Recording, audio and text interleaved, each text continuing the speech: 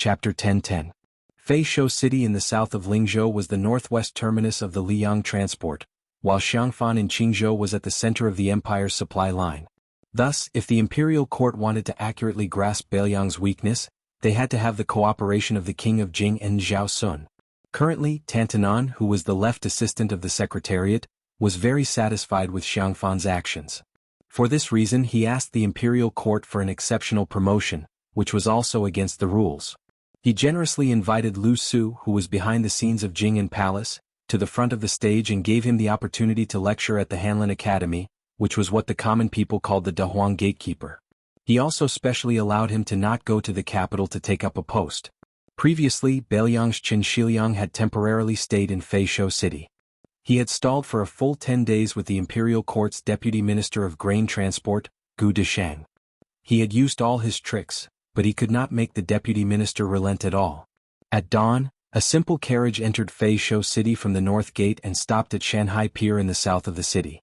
3 men of different ages walked down from the carriage. 2 of them were young men of similar age, and one of them was a thin old man in a green robe. The 3 of them stood on the deserted pier that did not have many grain ships in sight. The short young man had a cold blade at his waist. He kicked a wooden stake that was holding the ship and glanced at the temporary residence of the deputy minister of grain transport. He said unhappily to the gray-haired young man beside him, "Gu Deshang and his father, Gu Ling, are known as the great and small Gu Pixiu of the river." Back then, Gu Ling recognized the master of the ceremony directorate as his adoptive father. The father and son were able to hold the post of grain transport minister one after another. It is said that the money they earned was enough to fill a granary. However, Gu Deshang is greedy. Now that the imperial court has old man Huan personally watching his money bag, no matter how bold he is, he would not dare to take a single copper coin from Beiliang. In my opinion, this is a dead end. Why don't we just kill the one surnamed Gu? In the future, whenever a transport minister comes, we'll kill them all. We'll kill them until no one from Liang dares to provoke us. When the time comes, our Beiliang can strut around and privately sell our grain. The grain transport from Feishou City to Xiangfan City consists of 16 canals of various sizes and no less than 50 granaries. There are bound to be places that dare to do business with Beiliang. Even if we take a step back, if we really can't do it, we'll just rob them. Mount Qingliang has raised so many dogs of the Jianghu. Unfortunately, the incognito king of Beiliang and the master craftsman of the Mahist sect, Yang Guangdou, did not agree with him at all. They only strolled along the limestone floor of Shanhai Pier and walked towards the transport minister's residence not far away. The official residence had been built for quite some time and was rarely repaired. Compared to the prefectural governor's residence in the city, it appeared even more dilapidated. It was no wonder that the father and son of the Gu family did not put up a front. If they really overstepped their authority, they would be accused by the imperial censor of colluding with Beiliang to fill their own pockets. That would be a death sentence for them. Even if they had the support of a high-ranking eunuch in the capital, it would be useless. Whoever interceded in this matter would be courting death. The transport minister's residence was surrounded by a fence. The dozen or so armored soldiers felt a little jittery at the slightest sound and their gazes were fearful. A few naughty and mischievous children who were born locally continuously threw pebbles into the fence. None of the armored soldiers dared to make a sound. They were really bored and could only find joy in the midst of misery. Taking advantage of the absence of the officials, they used their iron spears to pick up the pebbles. This caused the group of playful children to be even more delighted. They went around looking for pebbles to throw. Su Fengyin stood a few feet away from the fence and said softly, "The imperial court is making things difficult for Beiliang on the matter of the transport of grain. It's not entirely to test my bottom line. In reality, West Chu's restoration of the country is imminent. When the time comes, although the troops sent to rescue the emperor from all over the country won't dare to demand an exorbitant price, they still have to ensure that they can fill their stomachs. When the time comes, the sound of a crossbow is equivalent to 10,000 taels of gold. In the end, war is still a competition of resources. Otherwise, without money and without food, even if Gu Jiantang has hundreds of thousands of soldiers, he won't be able to survive the new West Chu with Sun Shiji inside devising strategies and Chao Changqing leading the troops from the outside. Many people say that if West Chu had made up its mind earlier and allowed Chao Changqing to take away Yi Baikui's military power before the Western Wall, it would have taken at least 5 or 10 years for Liang to completely pacify the spring and autumn period. Yang Guangdou smiled and said, "I have made countless deductions about West Chu's restoration of the country. It will take some time." Chapter 10-11. Su Fengnian nodded and said, 60% of the world's taxes come from West Chu. Over the years, Liang has squeezed West Chu into a miserable state. No matter how rich a place is, it can't afford to kill the goose that lays the golden eggs. However, Yuan Binshi and Bai Yin have always wanted to force West Chu to rebel. Gu Jiantang and Gu Lu have also dreamed of fighting West Chu. In times of peace and prosperity, civil officials enjoy prosperity, while military generals can only live off their savings. Therefore, the emperor of the Zhao family quickly found something for important officials like Zhao Yuling and Yin Maochun to do, either to evaluate officials or to preside over imperial examinations so that when the time comes, they won't have too much energy and can only be used as a hindrance. Over the years, the imperial court has deliberately weakened the military defense around West Chu. On one hand, it wants to make West Chu feel that there is hope for the restoration of the state. On the other hand, it wants to be more sinister. Among the vassal kings, not to mention the prince of Jiaodong Zhao Sui, the prince of Huainan Zhao Ying and the king of Jing and Zhao Heng, they are all relatively weak vassal kings. However, they still have at least 4,000 to 5,000 elite soldiers in their hands. Sending them to quell the rebellion is an overt plot by the imperial court. They have no choice but to obediently go to West Chu's border and wipe out all the elite soldiers. This kind of sinister move to weaken the vassal kings is definitely Yuan Binshi's idea. When the West Chu matter is over, the prince of Guangling Zhao Yi will have a direct confrontation with West Chu. After this battle, most of the fat that he has painstakingly cultivated will be cut off. If he is unlucky, not a single soldier will be left behind. Even I feel pain for him. Liaodong's Zhao Sui has been suppressed by Gu Jiantang to the point that he can't breathe, so only Yanqi's Zhao Bing and I are still unrestrained. However, Beimeng is very considerate and has a tacit understanding with Liang. He will immediately fight to the death with Bailiang. You fight your West Chu, I fight my Bailiang. Everyone is doing their own thing. I even suspect that Yuan Binshi and the imperial decree of peace are in cahoots. In the end, only Zhao Zhu's father, the great vassal king, can still be free and unfettered. Yang Guangdou smiled gently and said, Nailan Yuxi's ability to avoid disaster is the second in the world, no one can claim to be the first. Su Fengnian muttered to himself, the battle between Liang and West Chu will definitely be fought before us and Beimeng. Even if the Zhao clan is fully aware that Beimeng has no time to take care of the Eastern Front, they will not let Gu Jiantang participate in it. With great difficulty they manage to get rid of Su Shao, they can't raise another Su Shao. It's not that civil officials can't be given titles or rewards, but military generals mostly need to have their own troops. If nothing goes wrong, it should be Liu Baijie and Liu Xingxiang. One of them will be in charge of the Ministry of War, while the other will go to the south. However, Liu Baijie is just the newly appointed Minister of War, so the possibility is small. As long as Liu Xingxiang can obtain military merits, he can return to the capital next year to contend with Liu Baijie, so that the Ministry of War will not become the only Ministry of War under Tangxi Sword Immortal. If Liu Xingxiang takes the lead, a few old bastards like Ngui's General Yang Xinxing will definitely take advantage of the opportunity to get a share of the action. However, whether it's Liu Xingxiang or Yang Xinxing, these old generals, they are all far inferior to Cao Changqing. Liu Xingxiang is still fine, he's not bad at commanding troops, but he is bound to be restrained in all aspects. In the early stages, the only ones who can fight to the death in a disadvantageous situation are probably the troops of Prince Guangling Zhao Yi. In my opinion, this battle is not likely to be fought. Perhaps Cao Changqing will be unstoppable all the way to Great and City. Yang Guangdou frowned. After West Chu takes the advantage, they will go up north?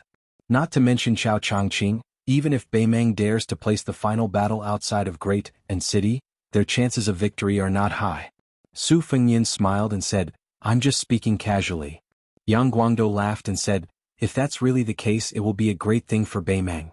Perhaps Beimeng will suddenly have an idea and decisively give up on the Western Front and turn to attack the Eastern Front. Together with West Chu, they will attack Great and City from the north and south. That will be wonderful. Didn't Gu Jiantang always feel that he lost to the general because of the timing? Now he has a chance to prove himself. For so many years he's been building the Eastern Front. He's got both manpower and money. He can get whatever he wants from the imperial court. If he still can't get what he wants, Gu Jiantang should hang himself with some noodles. Cao Wei interrupted and asked, is Cao Changqing really that powerful? Yang Guangdou sighed softly and said, during the spring and autumn period, the scholars of West Chu were the most prosperous. West Chu's Cao Longli was the most proud. Cao Tu is the best and he alone is the best in West Chu. This is not a boast. However, The world has been blinded by his magnificent feat of entering the palace. Most people feel that he is an expert in martial arts. When it comes to arranging troops, he and Qin Jibao are probably the best. Gu Jiantong's strength lies in the fact that in every battle, he wants to take advantage of the geographical advantage. He says that if he doesn't fight he will win. Overall, compared to Chao and Qin, he is still slightly inferior. However, the timing of the heavens is illusory and can only be encountered but not sought. Gu Jiantong's timing is the general trend of Liyang. Chao Changqing's timing is the length of West Chu's destiny. As for Qin Jibao, he is probably still waiting. Su Fengyin smiled faintly and said, Qin Jibao is waiting for Chao Changqing and West Chu to be destroyed together. He is waiting for Beimeng to fight Beiliang and Gu Jiantang until their vitality is greatly damaged. Then it will be his turn to take the stage. Su Shao only flattened the spring and autumn period. Qin Jibao's ambition is obviously greater. He wants to unify the world with his own hands and forge a vast empire that has never been seen in 1,000 years. As for whether he wants to be the emperor himself, only heaven knows. Yang Guangdou exhaled deeply and said, once the great general leaves, the world will be in chaos. Chao Wei clicked his tongue and said, in any case, I definitely won't fight Qin Jibao face to face. The short man counted on his fingers and said slowly, the land of refugees already has the Feng battalion stationed in Qingcang. Young Prince's Longxiang army has also infiltrated. In addition to Fatty Chu and Yuan Baixiong in the north of Liang and Yu provinces, Beiliang finally has its own eastern and western lines. In addition, there are 14 new captains guarding the important towns and passes within the borders. It is the second line of defense. As for me, I am further northwest of the land of refugees and can be considered the most important third line of defense. In fact, I don't care whether I am defending or not. In any case, I am only attacking and not defending. When you guys are fighting to the death, I will make the final decision. Hey, surnamed Su, let's make a deal first. If you give me 5,000 light cavalry and 10,000 high-quality warhorses, I can help you take advantage of the chaos and flatten the southern dynasty's nest. If you dare to give me 10,000 men and 20,000 horses, I will help you take over the northern dynasty's king's tent. Su Fengyin said helplessly, it's not that I can't give you, but do you really think that Beimeng is a bunch of blind and useless people? Chao Wei rolled his eyes and said, I have been calculating this great raid that is destined to go down in history for more than 10 years.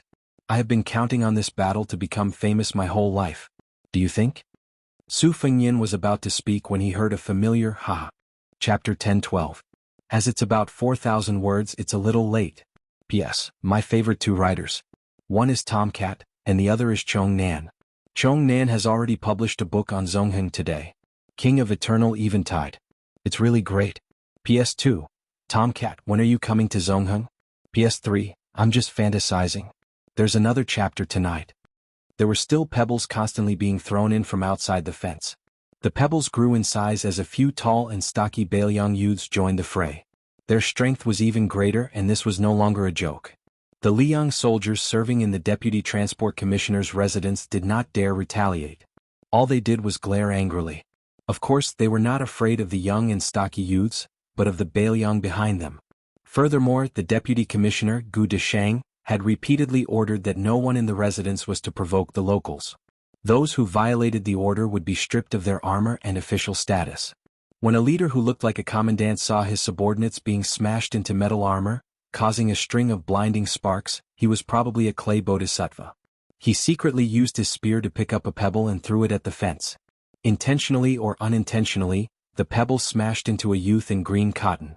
The youth failed to dodge in time and subconsciously closed his eyes. Just as his face was about to be smashed by the pebble, a handsome scion with two sabers hanging by his waist reached out to grab him. The youth opened his eyes and gave a bashful smile of gratitude.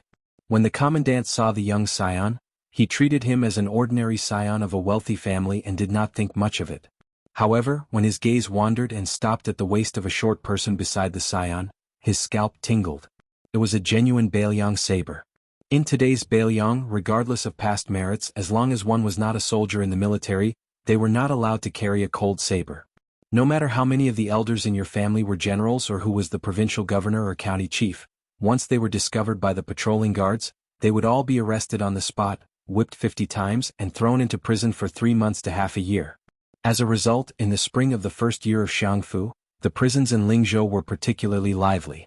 They were already packed with scions of various ranks, and each of them had their skin and flesh torn open.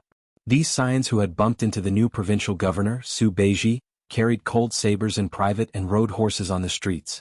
However, these fellow sufferers were able to gather together in prison without hindrance.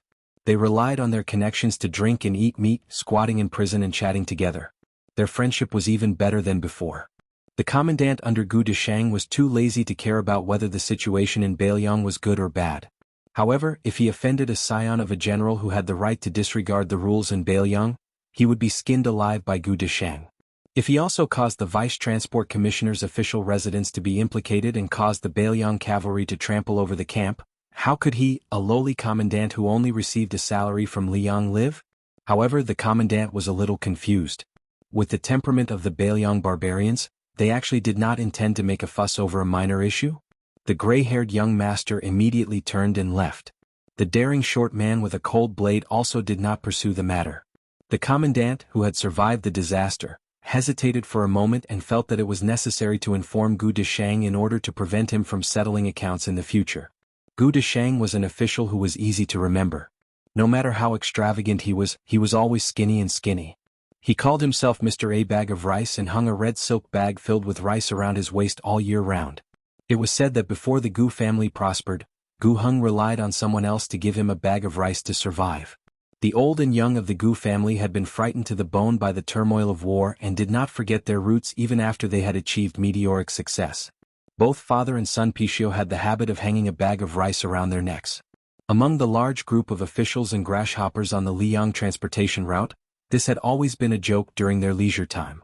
There was even a rumor that when Gu Heng entered the capital last year, he had specially paid a visit to Tantanan, who was already the head of the Hall of Governmental Affairs. Everyone thought that such a disreputable lower-class third-rank official would not be able to cross the threshold of old Master Huan. Unexpectedly, not only did Tantanan allow the great Pichio Gu to enter the door, he also left behind the bag of rice, saying that it was a coincidence that there was no rice at home to cook. From then on, the number of officials who made fun of Gu Heng, who was promoted to Assistant Minister of the Ministry of Revenue the next day, decreased significantly. The joke also gradually became an elegant conversation. When the commandant reported the situation outside the fence, Gu Deshang was sitting alone and sipping tea, listening to his trusted aide's detailed report.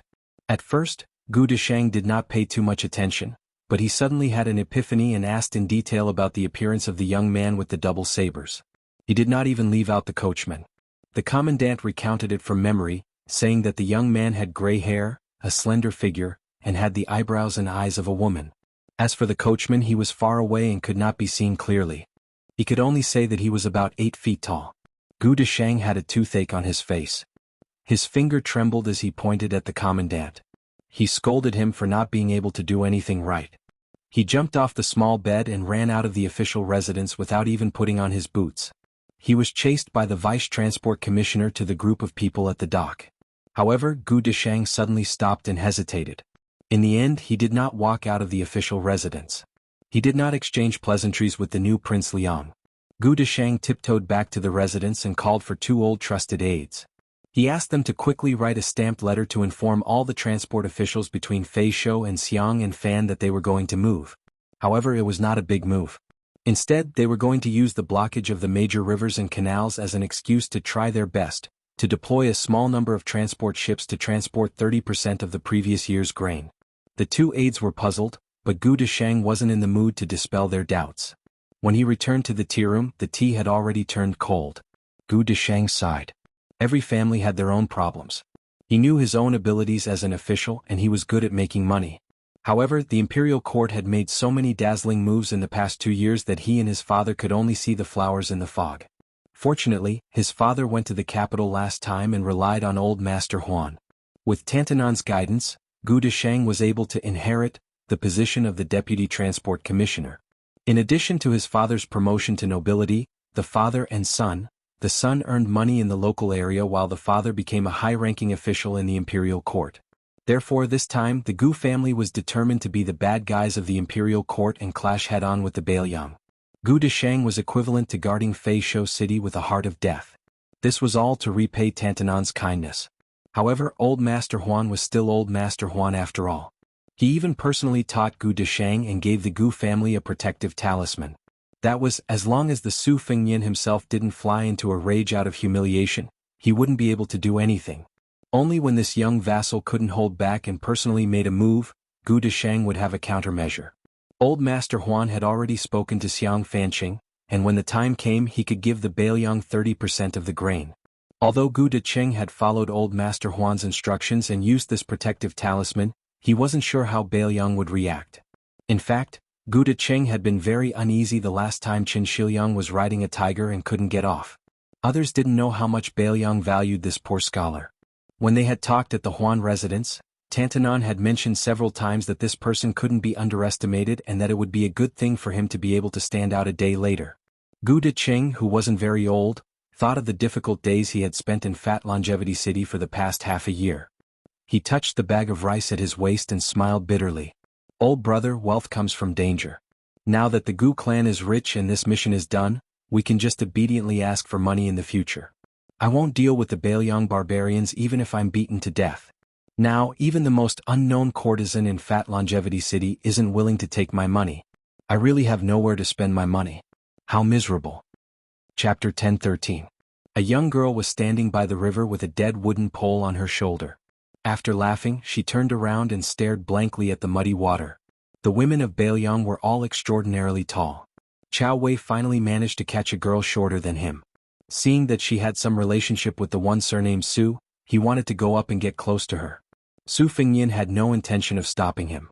Then Chao Wei, who was skilled in martial arts, was slapped into the river by the girl. Chao Wei didn't even have time to pull out his blade.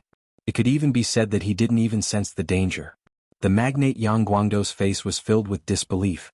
Su Fengnian explained softly, during the Battle of the Reed Marsh, Wang Yin, who was ranked 11th in the world, was killed by her in one blow.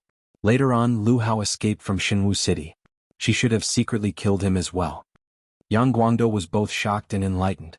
Chao Wei, who cultivated in a variety of martial arts, was defeated by her. It was only natural. Su Fengnian walked to her side and asked, "Why have you come to Beiliang now? If I remember correctly, it's not yet the time I promised to meet Huang Sanjia." The young girl was silent. Su Fengnian also didn't know how to chat. He smiled and said, "Then why don't you come with me? But right now there aren't any experts in Beiliang worth killing. If that wasn't the case I wouldn't have asked. In the end you'll be suspected of borrowing someone else's knife to kill someone. I just happened to want to walk around Beiliang. Before I met you I had already been strolling around Lingzhou for a month. In these 2 years I've really been thinking about your spiced beef." The young girl, who didn't know whether to call him Jia Jia or Jia Jia Jia, chuckled. Su Fengnian looked at the dried sunflower pole and then looked at her complexion. He reached out and held the young girl's arm to check the flow of qi. He said softly, "Whether it was by chance or Huang Sanjia's divine plan, I have to tell you a piece of good news. Back then you bore the calamity of old Zhao's luck for me. I already have a 60% chance of solving it for you. Of course, I have to admit that it's also greatly beneficial to me. Right now, other than slowly cultivating Han Xingxuan's remaining red threads, I also have dozens of purple thunders in my body that Master Lu Hao has carefully cultivated for half of his life. In addition, I also have a bun that I earned from Beimang's Grand Preceptor Yuan Qingshan. I'm still a step away from the combination of Confucianism and Taoism. If I also have the purple gold luck of Mount Longhu left behind by Zhao Xuansu and use it for my own use, then I'll be considered complete. Next, it'll depend on fate to see if I can absorb the essence of Buddhism. When the time comes for the combination of the three sects, as long as it forms a small kiliacosm, it'll be justifiable if I don't become an earth immortal. I might even be able to compete with the great demon Gao Shulu who was in the divine immortal realm 400 years ago, or Wang Xinji of the martial emperor city who proved his Tao through strength. However, to reach this step I don't know how long it'll take. Anyway, I won't hide anything from you. If you don't say anything I'll take it as you agree." Yang Guangdo was a little surprised. The king of Beiliang really didn't treat this assassin girl as an outsider. This was the first time he had heard of these secrets. If it was spread out, it would definitely cause a huge uproar in Jianghu. The three great demons of spring and autumn, Su Xiao the butcher had died of old age, and Han Diaoxi the cat man had suddenly died in the imperial palace. 2 out of the 3 had already passed away. Huang Longshi was rarely seen. He was most likely hiding behind the scenes and stirring up trouble. Could it be that the young king beside him wanted to become the king of Beiliang who held power in his hands? and also wanted to become the great demon who could single-handedly silence the entire Jianghu after Han Diaoxi? In the past, Beiliang relied on its cavalry and falcons to deter the Jianghu people from causing trouble. It seems that in the future, the new King Liang alone would be able to make the Jianghu people around Beiliang bow their heads and listen to him? The girl retracted her arm and pointed at her stomach. Su Fengyan smiled and said softly, "Okay, I'm hungry too. Let's go to the city to find some spiced beef. If it's not delicious, we won't pay." Chao Wei, who was dripping wet, jumped ashore from the river and angrily said, "Didn't we say that we wouldn't stay in Fat Longevity City? I want to go to Huangnam County where brothels are as numerous as the hairs on an ox. Surname Su, if you dare to forget your friends when you see a girl, believe it or not, I'll chop you to death." Su Fengyan raised his leg and pretended to kick Shorty Chow into the river again. Chao Wei, who was very good at finding a way out for himself, cursed and ran to the carriage. The carriage was not big and it was filled with geographical maps. With the addition of a little girl, it was even more cramped. Fortunately, Chao Wei was very tactful. He sat beside Su Yambing and was busy twisting his sleeves to squeeze water. Along the way, Su Fengyan and Yang Guangdou had been deducing the direction of the war in the carriage. Liangzhou and Gusai Prefecture were facing each other on the western front, and Gourd Mouth outside Tuma Pass in Yuzhou was also considered one. After getting out of the carriage, Su Fengyan walked and stopped in Lingzhou for the past month. Not all the high-ranking officials and dignitaries would be invited. According to Su Beiji's 19 levels of classification of officials, Su Fengyan had meticulously written an official evaluation of Beiliang that was still considered rough for the time being. It only focused on merit and did not pay attention to learning, reputation and family background. Su Fengyan only secretly met the officials who were honored with this evaluation. On this trip he met 7 or 8 people and half of them were hopeful and half were disappointed. The officialdom of different sizes was like a sieve that every household had. Whoever held it in his hands, this person's taste was destined to determine the specific selection method. The emperor of the Zhao family was selected under the management of Zhang Julu and Zhao Yuling. In the hands of Su Fengyan, it was the selection of Beiliang. Compared to the Liang imperial court, it was less calm and composed and more utilitarian. In the hands of Su Beiji, it was the selection of Lingzhou and so on and so forth. In the end, those who could stand out and sit on the fishing platform steadily would not be idiots. Once Su Fengyan finished visiting Lingzhou, he would go to Yuzhou. If Liangzhou was the eldest legitimate son of Beiliang and the rich Lingzhou was the son of a concubine raised by his stepmother, then Yuzhou, which had less military power than Liangzhou and was poorer than Lingzhou, would be in an awkward position. However, Yuzhou was the real focus of Su Fengyan's secret trip this time. In fact, Yuzhou had the biggest grudge against him, the king of Beiliang. Especially after Su Fengyan accepted the title of the pillar of the state, he did not reject the imperial edict like he did when he rejected Su Zhao's posthumous title. There were a lot of military officials in Yuzhou who tried their best to jump around. They vaguely resonated with the general families in Lingzhou who were imprisoned in Lingzhou. When Su Fengyan was a general in Lingzhou for the first time, he did not start a massacre. He was quite amiable with everyone. Many people felt that he had a woman's heart. This time, when he went to Yuzhou, which was controlled by Yan Wenluan, Su Fengyan felt that it was time to chop off some heads. If you want to play with him, you can, but you have to play with your life. The female assassin suddenly asked, "Do you know a person called Zhao Zhu?" Su Fengyan stilled. "Of course, I am very familiar with him. This guy is the heir of the king of Yen, and likes to use other people's heads to build statues. Not long ago, I met him on the Spring God Lake." The little girl holding the sunflower pole with both hands casually said, "There is also a person surnamed Nalan. I've seen them all." Yang Guangdou's hands uncontrollably trembled as he stared at Su Fengyan. Su Fengyan made a sound of acknowledgement and did not continue. She had seen them all. This naturally meant that Huang Sanjia had secretly met with Zhao Zhu and Nalan Yusi. Previously, Su Fengyan was still fighting with Yang Guangdou, and Chao Wei joked that Chao Changqing would go north to Great Peace City. That Nalan Yusi secretly hid in His Royal Highness, Zhao Zhu's thousands of light cavalry, and ran to secretly meet with Huang Longshe. Wasn't this also a more silent but more shocking move to the north? The girl's words were not going to stop until they shocked people to death.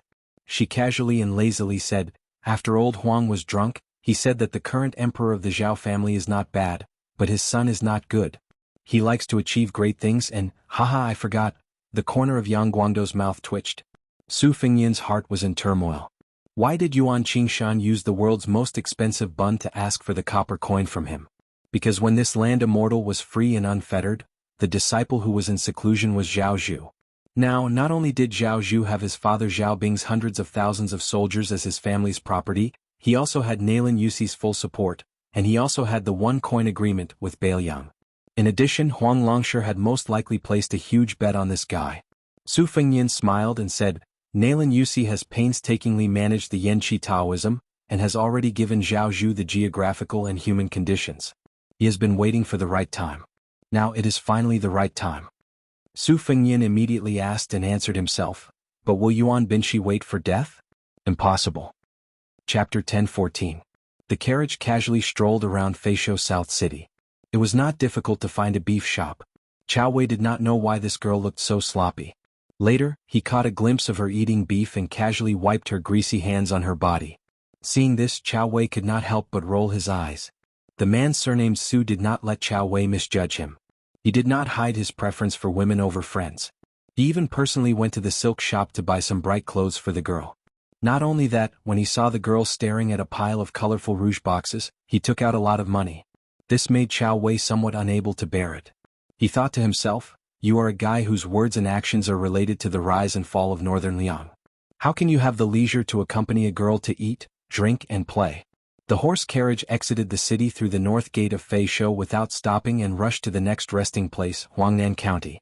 They arrived at the location of the Northern Liang granary in the dusk. The newly appointed county governor Cai Junshin had just moved into the mansion that Song Yan used to live in. Suddenly, he moved from a place of refugees to the flourishing Huangnan County city. Su Fengnian reckoned that this guy had yet to fully recover from his shock. Once he heard that the king of Northern Liang had graced him with his presence, there was a gust of wind under his feet and he looked as if he could not wait to use both his hands and legs. Naturally, Su Fengnian did not have to wait outside the door. Not long after he entered the mansion, he saw Cai Junshin and Yururu running over together. Cai Junshin's swordsmanship was average, but at least he had some foundation in martial arts.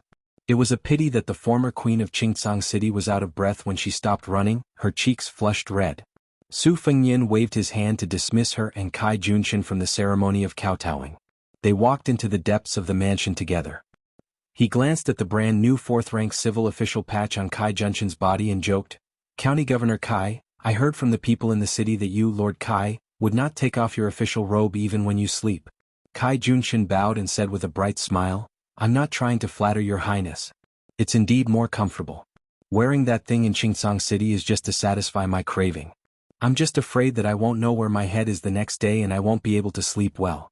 Now it's very different. The official Yunk official Mensi, this lowly servant's ancestors have gone back for more than 10 or 20 generations. There were some who were officials, but they were only the size of sesame seeds. This lowly servant can be considered to have brought honor to my ancestors. When this lowly servant returns to Huangnan County, this lowly servant will be thinking of revising the genealogy. When the time comes, this lowly servant would be so bold as to earnestly request Prince to not be stingy with his brush and ink and help this lowly servant write some desktop essays. Su Fengnian nodded and said, this is a small matter. As long as you can control the 4 Wang families in Huangnam County and don't make Huangnam County a mess, I'll definitely help with the genealogy. As for the title of Queen Yu, I'll also bestow upon you.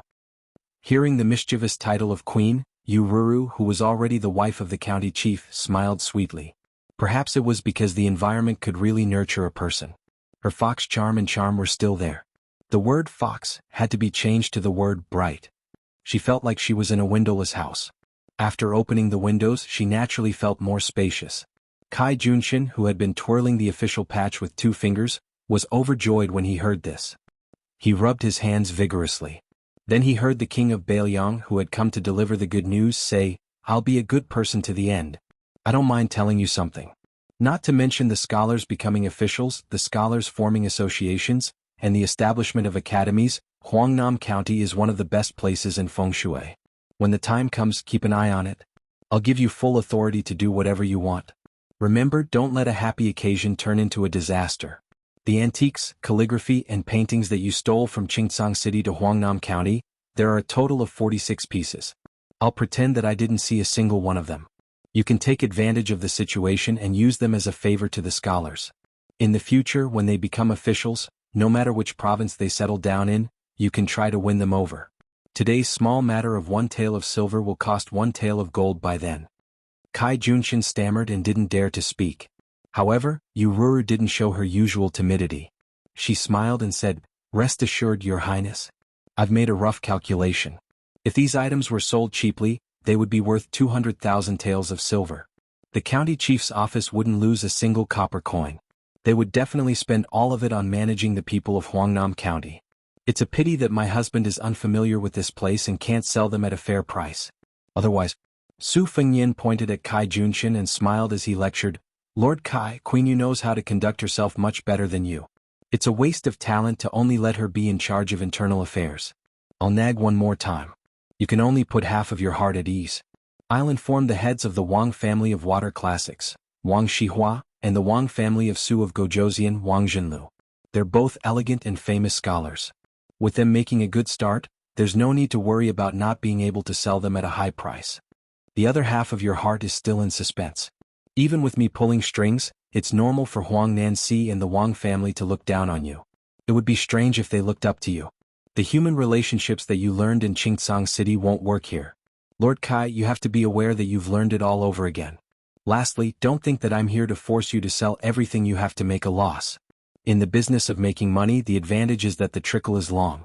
As long as you can secure the position of Huangnam County's county chief, 200,000 taels of silver? Huangnam County's county magistrate might not even look up to a county chief. In fact, I'm well aware that you, Kai Junshin, want to give the assets that you've worked so hard to move from Qingcang City to the administrator. As for how much to give, you can decide for yourselves. Don't worry about anything. The Li family and I aren't as bad as the outside world thinks. If you give Li Gongda money, he'll dare to accept it, but he won't dare to accept it and not do anything. With the help of this old Huang Nan, you'll be able to do things much more easily in Huangnam County." Surprisingly, Kai Junshin didn't have the face to express his gratitude. He just grunted heavily. Su Fengyin didn't stay long in the mansion. He left after eating. Kai Junshin walked him to the door and watched the young king of Bailiang board the carriage. Looking at the direction the horse was heading, it should be going to Wang Shihua's mansion. Zhou Junshin didn't directly enter the mansion. Instead, he sat down on the steps at the door. Yururu was a little surprised. After sitting down, she tugged at her skirt and asked in a low voice, "What's wrong?" "It's not like you." Kai Junshin rubbed his cheeks and sighed. He said softly, "Husband has spent his life in the land of refugees. After becoming the emperor, he wore the dragon robe. Actually, I'm just a layman in the real world of officialdom. But even if I haven't eaten dog meat, I've seen dog paddle. At the very least, I've heard dog bark, right? Tell me, where do you think an official should be? Aren't the people below trying their best to figure out the intentions of their superiors? Are they afraid that they'll go to the wrong temple and worship the wrong bodhisattva? Husband, you're the county chief of Lingzhou. It's the king of Bailiang's turn to teach me how to be an official. He's even paving the way for me? How much ability do I, Zhou Junshin, have to run the country and help the world? I, Zhou Junshin, don't believe it. I understand the king of Bailiang's thoughts. For example, he used me, an outsider, to clean up Huangnam County. However, it's not difficult for someone else to sit in the chair that you're sitting on right now. No matter how lacking Bailiang is, it won't be so shabby. The king of Bailiang didn't force us to sell everything for him. He's clearly forcing me, Zhou Junshin, to be willing to die for Bailiang." Yururu smiled. "Husband, you're not willing?" Kai Junshin slowly stood up and said calmly, "I've lived for half my life, and this is the first time I'm standing upright. It's not like I'm really asking you to die on the battlefield. What's there to be unwilling about?" Chapter 10:15. Yururu arched her eyebrows and asked charmingly, if that person takes a fancy to a withered woman like me, will you send me back this time?" Kai Junshin looked straight at her, his eyes firm. He said in a low voice, "In the past it was to survive. If there is still such a day in Bailiang, I will not send you back even if you beat me to death. As a person you can't always go back." Yururu smiled and wrinkled her nose playfully. She did not look like a mature woman, but more like an innocent girl. She said angrily, "You know he won't, so you purposely said nice things for me to hear, right?" Kai Junshin reached out and lifted a lock of her hair. His eyes were red as he said, "Wife, I'm sorry for all these years." Yururu suddenly turned around and walked up the steps. Her hands were clasped behind her back, her steps light and agile. In the carriage, Chao Wei was hiding in a corner furthest away from the young girl who was busy applying makeup. He sneered at Su Fengyin. "Oh, the one surnamed Su, I didn't see it before. You're really good at buying people's hearts." Su Fengyin squinted and said, You should have known when I bribed your martial brothers to beat you up, right? Chao Wei, whose scar had been exposed, held his knife in one hand. I really want to cut you? Su Fengyan added fuel to the fire. When we get to Longqing County, I'll have to give your knife away. Now hurry up and touch it a few more times. Chao Wei said angrily, Don't even think about it. Su Fengyan smiled and said, If you don't give it to me, can't I snatch it? Chao Wei was about to speak when Su Fengyan reached out with 2 hands and bent his fingers. Out of the 10,000 elite cavalry, only 9,000 are left. Chao Wei was like a hungry tiger pouncing on a sheep. He shamelessly grabbed Su Fengyan's hand that only had 4 fingers left. He smiled mischievously and said, Surname Su, Su Fengyan, Great Master Su, Ancestor Su. We gentlemen keep our promises. We can give you 20,000 for 10,000, but we can't give you only 9,000. How can we be short in business? We pay attention to honesty. You and I are heroes, we cherish heroes, we must be heroic. Su Fengyan put on a fake smile and said, If you want me to take back those 1,000 riders, that's fine too. Go away, don't be an eyesore. Chao Wei laughed dryly, The carriage is only this big. Su Fengyan pointed at the curtain of the carriage. Chao Wei immediately rolled out of the carriage and lifted the curtain to poke his head out. Don't forget it's 10,000, not 9,000. If you lose even one soldier or horse, I'll get mad at you. As a result, Shorty Chow forgot about the existence of the bad-tempered killer girl and was sent flying by a bronze mirror that appeared out of nowhere. Chao Wei didn't even dare to fart. He sat beside coachman Su Yanbing and grimaced. Bored to death, he played the same old tune and asked the world's top master with a smile, Master Su, do you think I'm more handsome than the one surnamed Su? Su Yanbing remained indifferent. Chao Wei refused to give up and asked, It doesn't matter if you don't admit it. I'm taller and more powerful than the one surnamed Su. You should at least nod your head, right? Su Yanbing still turned a deaf ear. Chao Wei crawled to Su Yanbing's side and put his arm around his shoulder impolitely. He said seriously, I know you're a powerful master, otherwise you wouldn't have been able to chase Hong Jingyan and Zhong Liang all the way to the border of Gusai Prefecture. But I'm not bad either.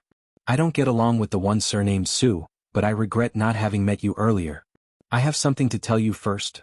Su Yanbing laughed in a low voice. Are you trying to say that I, Chao Wei, am uneducated and inexperienced?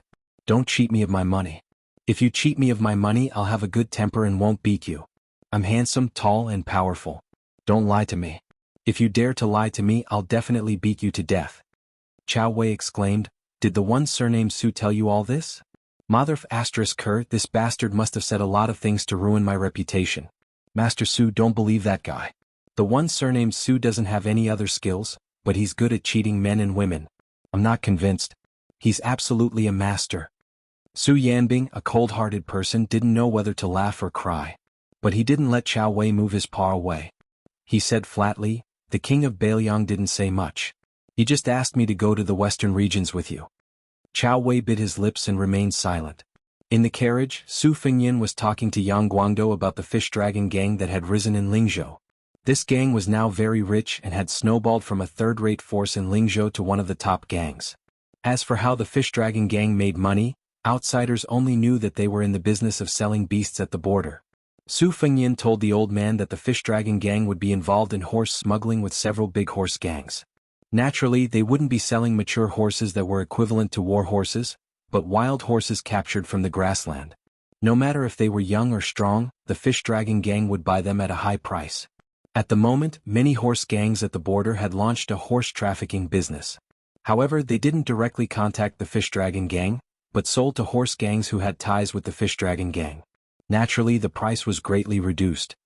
Hearing this, the old man said with a smile, Is it useless to use such a stupid method to increase the number of mature horses in Beiliang? Su Fengyan shook his head and said with a smile, Geographically, the gains and losses of Beiliang and Beimang should be counted as double. These ownerless wild horses are more or less the same. If the number is doubled, it can't be underestimated. Besides, Su Xiao told me a long time ago that running a household is nothing more than 3 years for the new and 3 years for the old, and 3 years for mending. Mending is the most important thing to test the skills of the head of the household. Now, Beiliang needs me to take care of a lot of things. I only have one goal. As long as I can turn money into the fighting power of Beiliang, I will do it even if it's just a copper coin. As long as it doesn't affect the important business, I will do it. Yang Guangdou sighed and said, It's Beiliang's fortune that your highness has this kind of heart. Su Fengyan suddenly saw that the chuckling girl had put on some makeup and put 2 hairpins on her head. After putting down the bronze mirror, she sat upright and still and gave him a smile that she probably thought was a woman's flirtatious. Yang Guangdo was shocked. He swallowed and couldn't bear to look at that face. He quickly turned his head and picked up a book. The old man thought that it was really difficult for this little girl. This must be more difficult than assassinating a celestial phenomenon master. Su Fengyan's willpower had been honed by the girl who put half a caddy of rouge on her face. He still had a smile on his face. He bent down and forced the girl's purposefully raised orchid fingers back. Then he used his fingers to gently scrape off some of the overly thick rouge. Chao Wei lifted the curtain at this time and saw the charming face that was always stiff. Chao Wei was scared out of his wits. He made a gesture of poking his eyes and whispered, "Damn it, each one is more ruthless than the other." Su Fengyan asked softly, "Where's the big cat that likes to eat bamboo?" The girl lowered her eyes and said, "It's dead." Su Fengyan helped her fix the 2 hairpins that were originally crooked. He rubbed her head and said, "Then I'll ask someone to find you another one from the western Shu bamboo forest." The girl who once pierced Wang Mingyin's chest with a hand knife and kicked Lu Haosher's head with her feet for fun, sniffled and shook her head. The old man tactfully left the carriage and sat beside Su Yambing with Chao Wei. Shorty Chao gloated and said, "Uncle Yang, you were also driven out?" Ah. He laughed 3 times. This time Chao Wei learned his lesson and jumped out of the carriage. As expected, a slender arm directly penetrated the wall of the carriage. If Chao Wei didn't escape, his heart would be cut. Chapter 10:16. Su Fengyan entered the Wang family's mansion in the middle of the night. It was an eye-opener for him. The Prince of Water Jing of the 4 major counties of Huangnan was overshadowed by Prince Longyi. However, the mansion's scholarly atmosphere was strong but not greasy. The carved railings and painted rafters were very exquisite. Even the servant girls in the mansion seemed to have a more scholarly air than other manners. They were delicate and pretty, and their light makeup was pleasant. Wang Shihua opened the E-gate and personally led the way. This family head was not only the lifelong enemy of the administrator, but also a close friend of the left chancellor of the Imperial College Yao Baifeng. Su Fengyan had always had a good impression of him. This was due to the Wudong sect leader Wang Zhongluo, who had once given Wang Shihua a fortune-telling prophecy. His evaluation of Wang Shihua was extremely high. Now Wang Gongsao's adopted son Jiao Wui had entered the Lingzhou general's mansion and entered the ranks of the 14 military officers with real power. This had greatly boosted the reputation of the Wang family, who was both civil and military. If it weren't for Li Gongda's outstanding son on the battlefield at the border, the Wang family might really have been overtaken by Longyi's Wang family. Wang Shihua had 4 wives and concubines, but his children were clearly too feminine. His only son Wang Yunshu wasn't at home tonight. He wasn't indulging in drunken stupor like he used to, but he was formally enlisting in the army. After spring this year, his good brother was almost nowhere to be found among his friends in Huangnam County. Because they didn't discuss any important military matters, the host and guest got along harmoniously. Although Wang Yunshu, the bootlicker, wasn't present, Wang Shihua's daughter had taken a quick look around. As for who was the one who got a feast for the eyes, it was hard to say. In any case, Chao Wei sat boldly beside Su Fengyan. He straightened his back and held the hilt of his saber.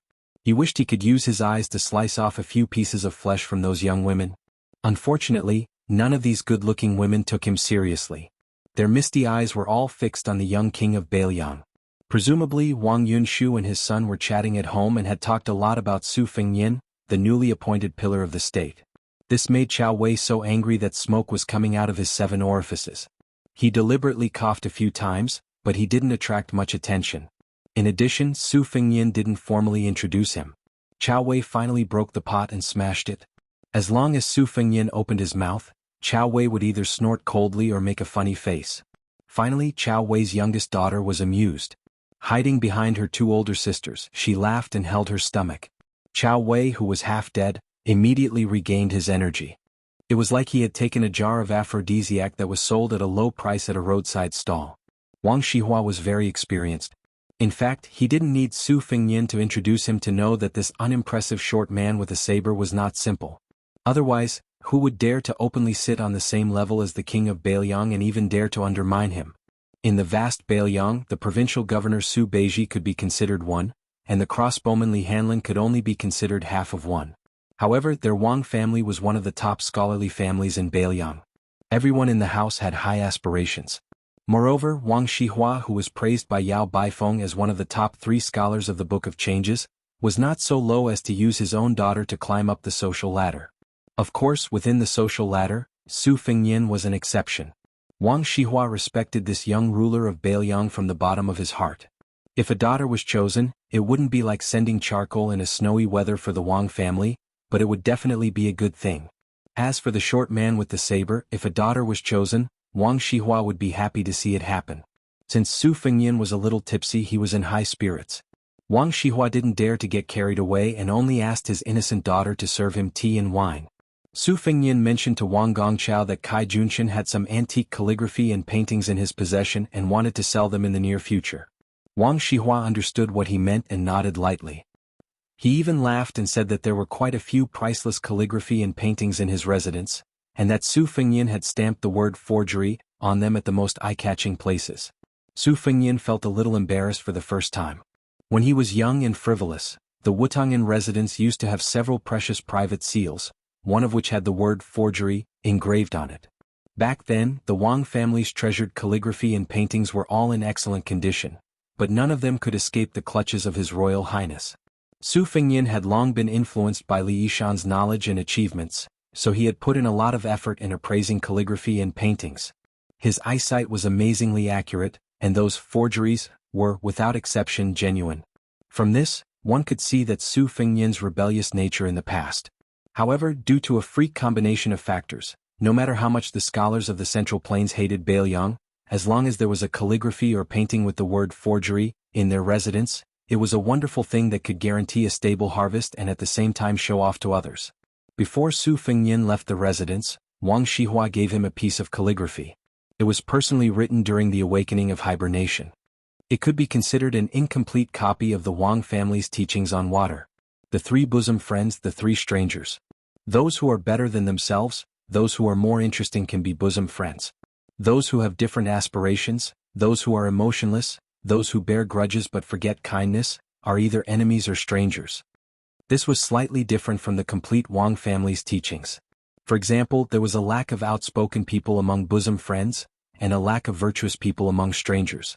This was probably the original insight that Wang Shihua had gained after devoting himself to studying for many years. In particular, Wang Shihua had previously chatted about the 3 stubborn diseases of the past dynasties: the separation of the feudal towns, the threat of eunuchs, and the encampment of cliques. Su Fengnian used to have a lot of prejudice against scholars, but after several trips, his prejudice had gradually improved. Tonight, he had an open conversation with Wang Shihua, which allowed Su Fengnian to reflect on himself a little. After leaving the residence, Chao Wei saw the young female killer strolling around the carriage in boredom. She did not follow them into the residence earlier, but now she was walking around with that funny dry pole. Chao Wei was now really afraid of this extremely eccentric girl. In Yang Guangdou's words, this was called, "Evil people will be dealt with by evil people." Sitting in the carriage, Su Fengnian asked, "Wang Shihua just mentioned that in Beiliang, it is better to make mistakes than to make achievements. What do you think, Elder Yang?" Yang Guangdou patted his sleeves and smiled. "If I had said this 3 months ago, it would have been easy to say. There are as many bailiffs and officials as there are hairs on an ox. Many of them do nothing and few of them can do real work. They are replaced by scholars, which is the general trend of Beiliang." Wang Gongxiao's original intention was just to worry that the situation in Beiliang would be unstable. But since the land of refugees is going to be a new Liuzhou, this idea makes sense. Could it be that Gongxiao has also found some clues? Trees die, people live. Since it was not easy to get rid of Song Yan, but he still could not become the governor of Huangnam County, then he might as well run to Liuzhou to find an opportunity. Besides, Wang Gongqiao is not a pedantic scholar. If he goes to Liuzhou, it will be a good thing for both himself and Beiliang. If the officials who make mistakes in Beiliang, Dao, and Old 3 provinces are all thrown to Liuzhou, there will be Wang Shihua, who is skilled in governance and has an excellent reputation to appease the people. Everyone will give him face. With the young prince's 30,000 Longxiang army holding the fort, perhaps Wang Shihua really can become the next governor of Liuzhou. Chapter 1017. Su Fengnian smiled and nodded. The candidate for the first provincial governor of Liuzhou had already been decided a long time ago. The distant horizon was right in front of his eyes, and it was Yang Guangdou who had returned from the mountains. Su Fengnian had originally favored Qin Shiliang, But this poor scholar who seemed to only want to hide behind layers of curtains had stubbornly refused. Su Fengnian could not force an ox to drink water. However, to be honest, Qin Shiliang was still suspected of having high standards but low ability. If it was not for the fact that the Great War with Liang Mang was imminent, there would be no harm in letting him stew Liuzhou slowly. However, since the border would be filled with smoke in 1 or 2 years, Su Fengnian really did not dare to completely entrust Liuzhou to Qin Shiliang. Yang Guangdou, who was in the carriage, was not only proficient in changing situations, but also experienced in dealing with people. When the time came, Su Fengnian would give him a camouflage of Su Zhao's posthumous edict. The old man's age and experience would be clearly displayed on the table. He would be far more convincing than the hairless Qin Shiliang. Haste makes waste. The more Su Fengnian valued Qin Shiliang, the more he was afraid of spoiling things with excessive enthusiasm.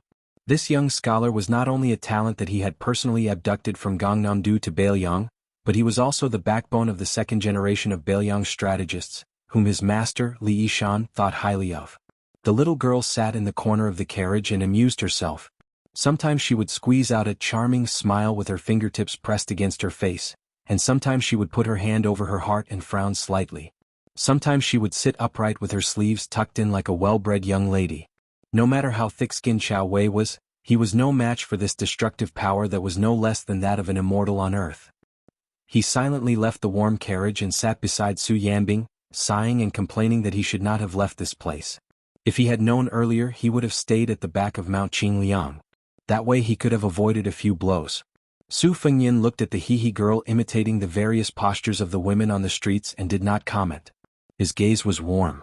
Even the old man Yang Guangdou could not fathom the interaction between this man and woman. Whether it was His Royal Highness in the past or the King of Bailiang now, no matter what the rumors outside of Mount Qingliang were, Yang Guangdou knew that as long as someone did not enter his eyes, he was actually very cold and heartless. However, he seemed to dote on the little girl in front of him. After Yang Guangdou met the young female killer, especially after he understood her relationship with Su Fengnian, he repeatedly hinted to Su Fengnian to get more secrets from her. This was because even if she casually said a few words or a name, it could affect the future of Bailiang. But Yang Guangdou could not do anything about it. Now, Su Fengnian had a deep and accumulated power. It was inherited from the general and the princess, and also from Li Yishan's painstaking cultivation, as well as the accumulation of many travels and dangerous killings. Yang Guangdou constantly warned himself not to treat Su Fengnian as the willful and reckless youth of the past. The matter of Zhong Hongwu was clear evidence. The mess that the old King Liang was unwilling to clean up, the new King Liang did not have any scruples about cleaning up. Even the general was not willing to fall out with the Zhao family in Liang. In the hands of the new King Liang, he had already created a vague impression that Bailiang could be independent and become self-dominating. This was probably the reason why the court was hesitant and finally relaxed a little on the grain. The new King Liang and the new Bailiang had already begun to make the court understand one thing. I will take on the burden that Su Xiao gave to me, Su Fengnian. Bailiang is also willing to guard the door for the court. This is the bottom line.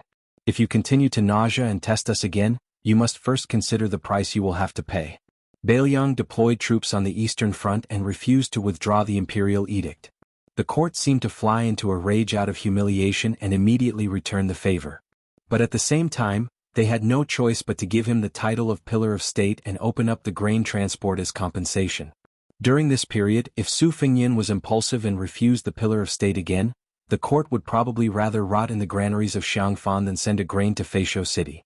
They might even use thunderous means to block the courier routes into Liang from the neighboring provinces. These were all schemes that required both sides to carefully weigh the pros and cons.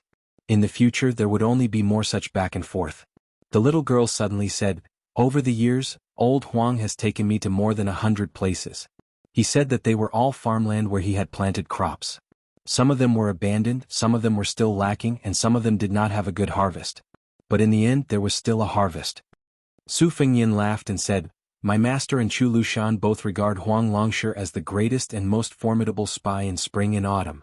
Whoever can take over his entire spy system will have the upper hand. But we don't know how he manages it. How he chooses the rice seedlings, how he draws water for irrigation, how he pays attention to the growth, how he harvests the autumn rice. No one knows how Huang Longshi does it." The little girl said very seriously, "Freeloading, drinking, chatting, cursing, lying and leaving, changing to another place and doing it again. Yang Guangdou sighed and held his forehead. It was an extremely difficult matter. The biggest secret in spring and autumn was so carelessly brushed aside by the little girl's 12 words of mantra. The little girl tilted her head and asked, "You didn't ask me where those 100 places were, and who were those people?"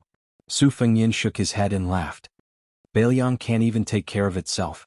It doesn't have the energy nor the ability to fight for supremacy in the world. The little girl snorted. Even if you ask me, I can't remember many. Yang Guangdou felt that it was really torturous to interact with these two. He somewhat understood Chao Wei's gloomy mood. Su Fengyin reached out with both hands and playfully stretched the little girl's slightly round face. The little girl was not angry and said indistinctly, "I don't understand what you're saying about Confucianism, Buddhism, and Taoism. But old Huang said that you have a medicinal primer on you." Su Fengyin thought and said, "I know. Huang Longshi should be talking about the bowl of blood that the dragon tree monk gave me to drink. But I couldn't feel it in these 2 years, so I didn't think much of it." The little girl tried to think and then said, "For 100 years ago there was a Gao Shulu, the one you mentioned a while ago. I just remembered. Old Huang mentioned him. He said that this person was half dead and half alive. He was in a certain place in Great Peace City and was a life-saving talisman of the Zhao family. Originally he was used to suppress Wang Shenji. Tiger Dragon Mountain seems to, I forgot about this matter." Su Fengyin took back his hand and then bent his finger to tap her forehead. "It's Dragon Tiger Mountain." The little girl made a sound of acknowledgement. Su Fengyin leaned shoulder to shoulder with her against the wall of the carriage and said softly, "Other people might not understand why Huang Longshi is overturning the rivers and seas, but I can understand a little. Cultivating one's body, managing one's family, governing the country, and ruling the world has always been the goal of the Confucian school. However, Huang Longshi is clearly a level higher because he doesn't have the emperor in his eyes. He is all alone in the world and doesn't need to cultivate his body and rule the family. He doesn't need to put the emperor in his eyes and doesn't need to help the emperor rule the world. That is why he is different from everyone else. He probably just wants a peaceful world that none of us can see or even think about." The little girl nodded and pointed at her knees. "Yes, that's the general idea. Also, old Huang said that this thing is not for kneeling." Su Fengyin sank into deep thought and said to himself, "This old farmer who overturned the entire spring and autumn fields." The little girl bent her knees and rested her chin on her knees. Old Huang said that he was also going to die. Chapter 10:18. Although a year's plan lies in spring, the spring of the first year of the auspicious talisman, once the Qingming festival passed, it was time to end it. After the Guangling Path's West Chu ancient capital was trampled by the Su family's armored cavalry, it had already changed its name from Divine Phoenix City to the humiliating Lost Tripod City. Deep in the mountains on the outskirts of the city, there was a brick temple. The temple's name originated from a famous Buddhist saying. This caused the increasingly heated topic of meditation during the spring and autumn period to cool down. Because the abbot of the brick temple said that grinding bricks could not become a mirror, how could meditation become a Buddha? At dawn the birds were singing. The three of them walked on a tree-lined path. The old man was very old, with white hair and snow-white eyebrows. He climbed the mountain with a bamboo cane. Stepping on the mountain path paved with cobblestones of different sizes, he staggered but didn't need anyone to support him. The green-robed monk was not young either. His hair was white, but his aura was especially elegant and otherworldly, forgetting the secular world at first sight. The woman was the youngest. Her appearance was stunning, not like a woman of the mortal world. Carrying a red sandalwood sword box, her steps were light. Probably because they were taking care of the old man, the three of them didn't speak when climbing the mountain. Entering the quiet ancient temple where there were no pilgrims, there was only the rustling of a young monk sweeping the floor with a broom. At the time of the Li dynasty's destruction of Buddhism, even the two Zen temples were sealed. Mabrik Temple, for the past 20 years, didn't have many pilgrims, so it escaped the disaster. There were still some monks left who continued to hide in the mountains to pray. Seeing the three pilgrims, the young monk hurriedly put the broom under his armpit and bowed with his palms together. Especially when he caught a glimpse of the woman from the corner of his eyes, his bald head drooped even more, afraid of breaking the precepts and losing the heart of Bodhi.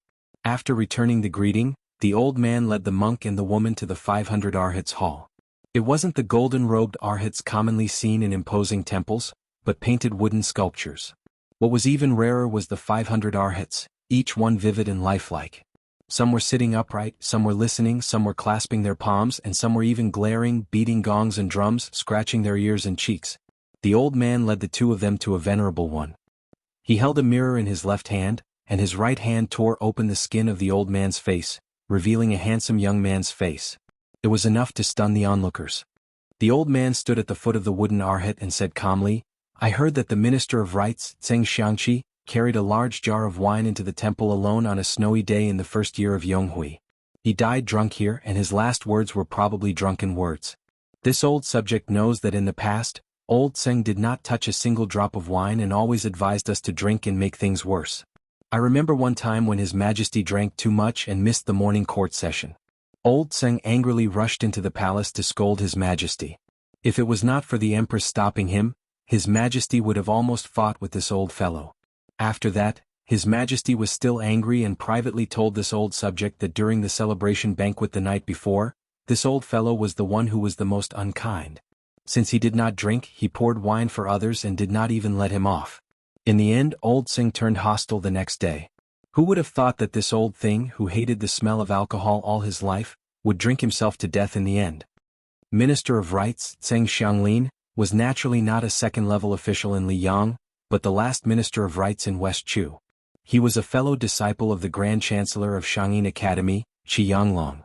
He was also the teacher of Wang Mingyang, who had guarded Xiangfan for 10 years. The old man reached out to stroke the slightly cool arhat pedestal and said softly, "Old Zheng must have come to find Minister Tang of the Ministry of Revenue." Tang Jiahe was the most knowledgeable in this group of people. Originally he looked down on Buddhism, a foreign religion, the most. Unexpectedly he fled to Moshio Temple. As for whether he truly devoted himself to Buddhism or was disheartened, only God knows. Old Zheng and Tang Jiahe did not have the same political views all our lives, but that was still considered a dispute between gentlemen. De Chu's party struggle was not a struggle between officials for power and influence, nor was it a struggle between gentlemen and villains. Looking at it now, it was more like a dispute between gentlemen. The hearts of the people were, after all, still on the side of the Jiang character, the common people. It was just that each of them took different paths, and it was inevitable that scholars would despise each other, which led to a disaster. However, Tang Jiahe said two things that were very insightful. He said that all living things in the world could die because of love.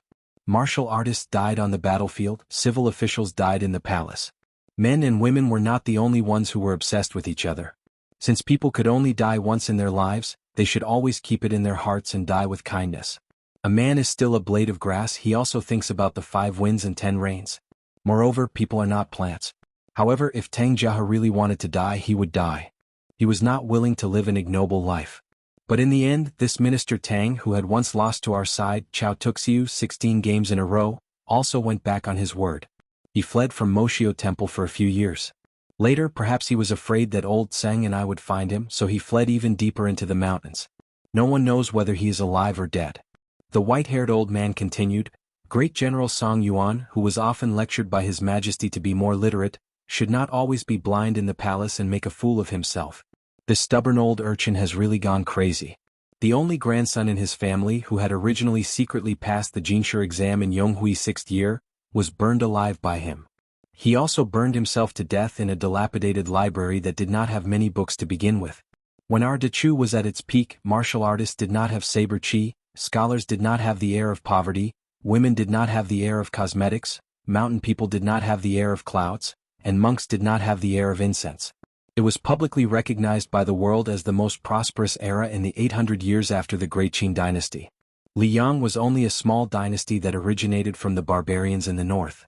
It had been independent for 50 years, and its eunuchs had been involved in politics for 50 years. The head eunuch Fan Gongliang had killed 1 emperor, 2 princes and 6 concubines in his lifetime, yet he was still able to live out his remaining years in peace. How could such a dynasty who did not understand etiquette, suddenly change after 50 years and inexplicably become the princess of the world? And our De Chu, how could it perish just like that? The monarch was wise, but the fault did not lie with the monarch. The civil and martial officials were loyal, but the fault did not lie with the officials. The common people worked hard, but the fault did not lie with the common people. Thus, this old official, Sun Shiji, wanted to know what had happened. Since dying with remaining grievances was an extravagant hope, he wanted to have peace of mind before he died and know an acceptable answer. This old official was not afraid of bearing the infamy of being a servant of 2 surnames. Just like that, I stood in the court of Great Peace City and coldly watched for a dozen years. But in the end I still could not understand why the Chu had lost and lost so miserably and so quickly. However, this old official recognized two people. One was the butcher Su Xiao, the other was the blue-eyed Zhang Julu. It was them who made this old official accept his fate. Su Xiao had done the right thing. A good saber, as long as it was in the right hands, the faster the saber, the less blood the common people would bleed. Zhang Julu had done very well. He had braved the risk of being called the emperor of the war with Han Xingxian in private and repaired the Zhao family's courtyard until it was airtight. This old official had already accepted his fate, but Changqing asked this old official to come see you, so this old official came. Not for anything else but for an old man like me to die in his homeland. That is better than anything else. The three people were West Chu's Grand Preceptor, Sun Shiji, Chao Changqing, who had reached the Confucian sage realm at the ruins of Shileibi, and the fallen princess Jiang Anai, whose original name was Jiang Si. Chapter 10:19. They drank a pot of tea at the Mabrik temple. The Grand Preceptor was probably tired of walking and talking, so he stopped talking. Then the three went down the mountain and returned to the city. The old man was still the Guangling Taoist administrator in name, and his official residence was on the old site of the 6 departments' official residences outside the imperial city of Lost Tripod City. The Guangling Palace was not in the city, but in Guanyu City, which was in the southeast of the vassal king's territory. The people who should leave Lost Tripod City had left. Most of the people who left after the spring and autumn period ended were the survivors of other fallen countries. Those who should stay were all survivors of West Chu. With Lost Tripod City as the center, there were 6 towns and 18 cities around it.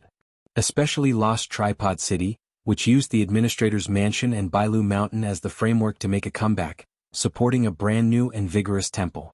If they won, it would be De Chu. If they lost, the West Chu in the history books of Liang would probably be replaced by Ho Chu. When the three went down the mountain, there were more than 100 elite halberd soldiers escorting them back to the city. The Grand Preceptor took the two to a restaurant in the east of the city, saying that he wanted to invite Her Highness to taste the reeds. After sitting down on the second floor, the old man laughed softly and said, "Your Highness, this reeds is a delicacy in the world. This old official has to show off a few words of knowledge to enjoy it to the fullest. The reeds are called reeds because they are like migratory birds. Every spring they come to the river outside the spring snow building in Guanyu City and flow upstream along the Guangling River.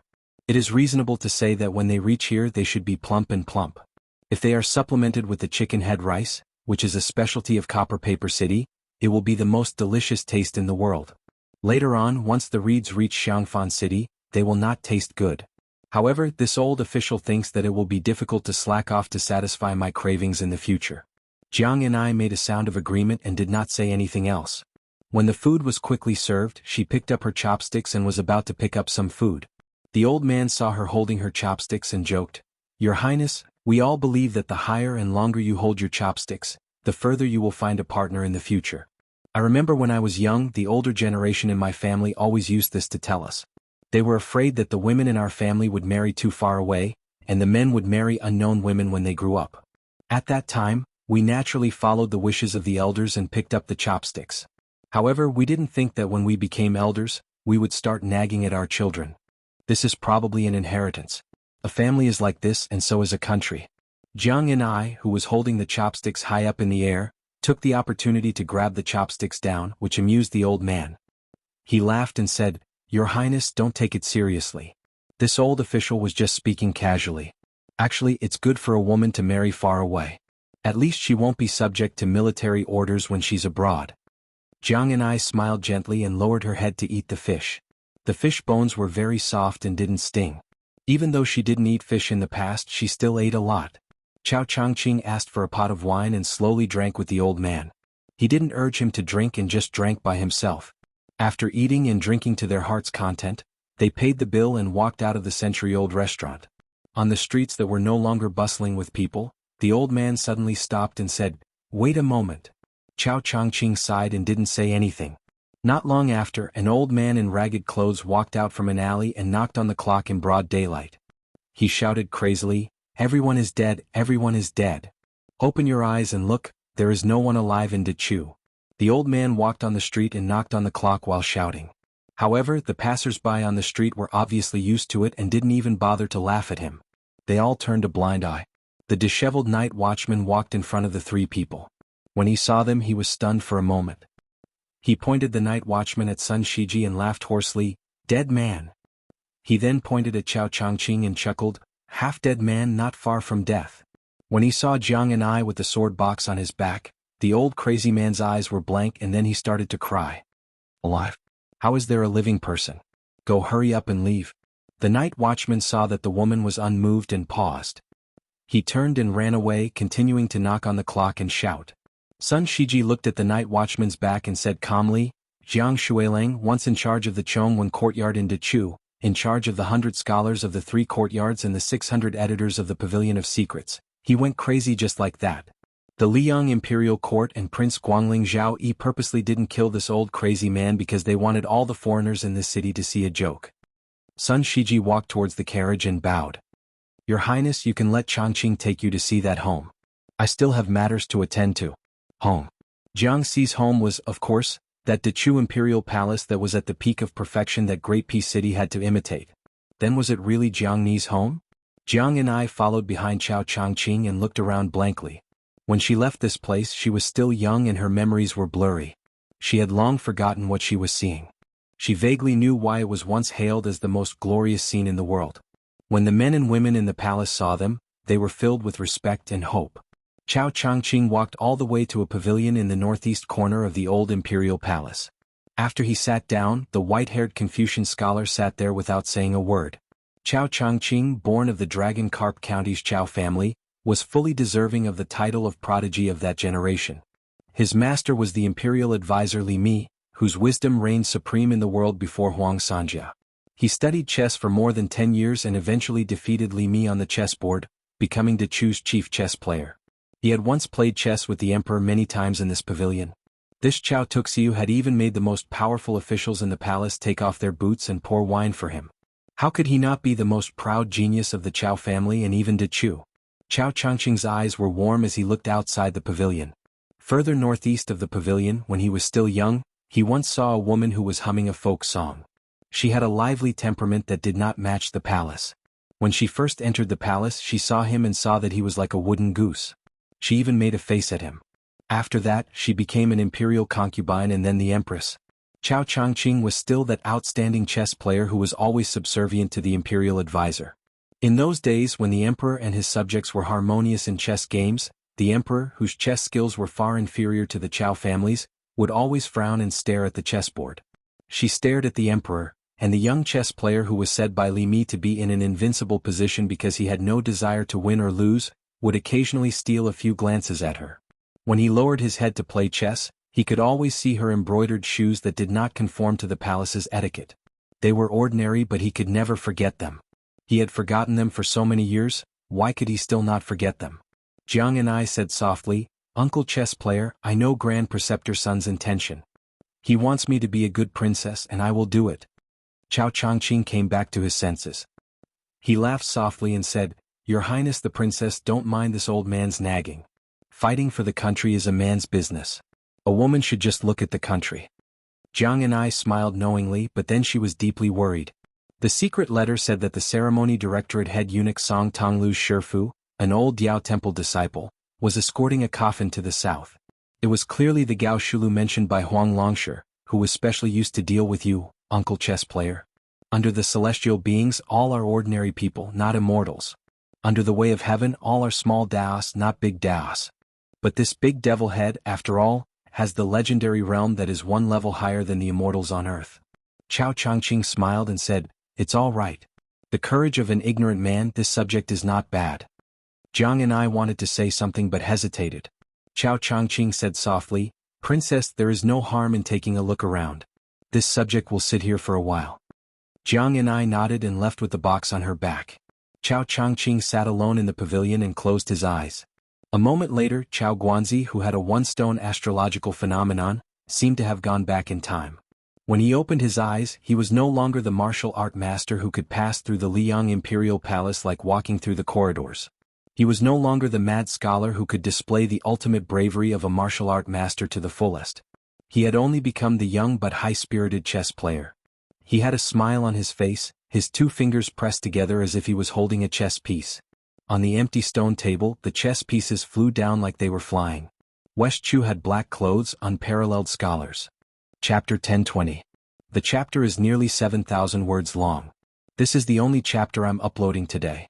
The next chapter will be the last chapter of the third volume, He Xinliang. The title of the fourth volume is still The Established, Together Vying for the Throne. There was no public declaration of war that stirred up the world, and no mobilization of troops by the monarch himself. The assistant minister of the Ministry of War, Lu Xingxiang's departure from the capital was strangely quiet. As he passed through the entire south of the capital, not a single local official saw Assistant Minister Lu's face. However, everyone was well aware that this did not mean that Lu Xingxiang's departure from the capital was a defeat in the court.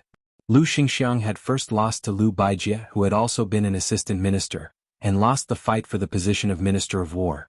However, immediately after, he received an imperial edict to control the 3 provinces and 16 military towns south of the capital. Even Ngua's great general Yang Xinxing, a group of veteran generals with meritorious service, had to be controlled by him. Lu Xingxiang's cavalry was no more than 300 riders. In this half-open, half-hidden expedition to the south, the court had temporarily not mobilized a single soldier of the capital's military strength. As for West Chu's eagerness to make a move, it seemed that they were still observing from the sidelines. Lu Xingxiang, dressed in civilian clothes, led his personal guards to rest at Yulu Pass, but did not enter the city. Instead, he temporarily set up a large military camp outside the pass. When the captains of Yulu Pass heard the news and hurried over, if nothing unexpected happened, the assistant minister, who was about to temporarily receive the rank of great general according to Liang's laws, received them in the rough and crude camp. There was no fine wine or fine food, no singing or dancing. Minister Lu used simple tea and plain food to send them off. However, this gave the captains a reassurance.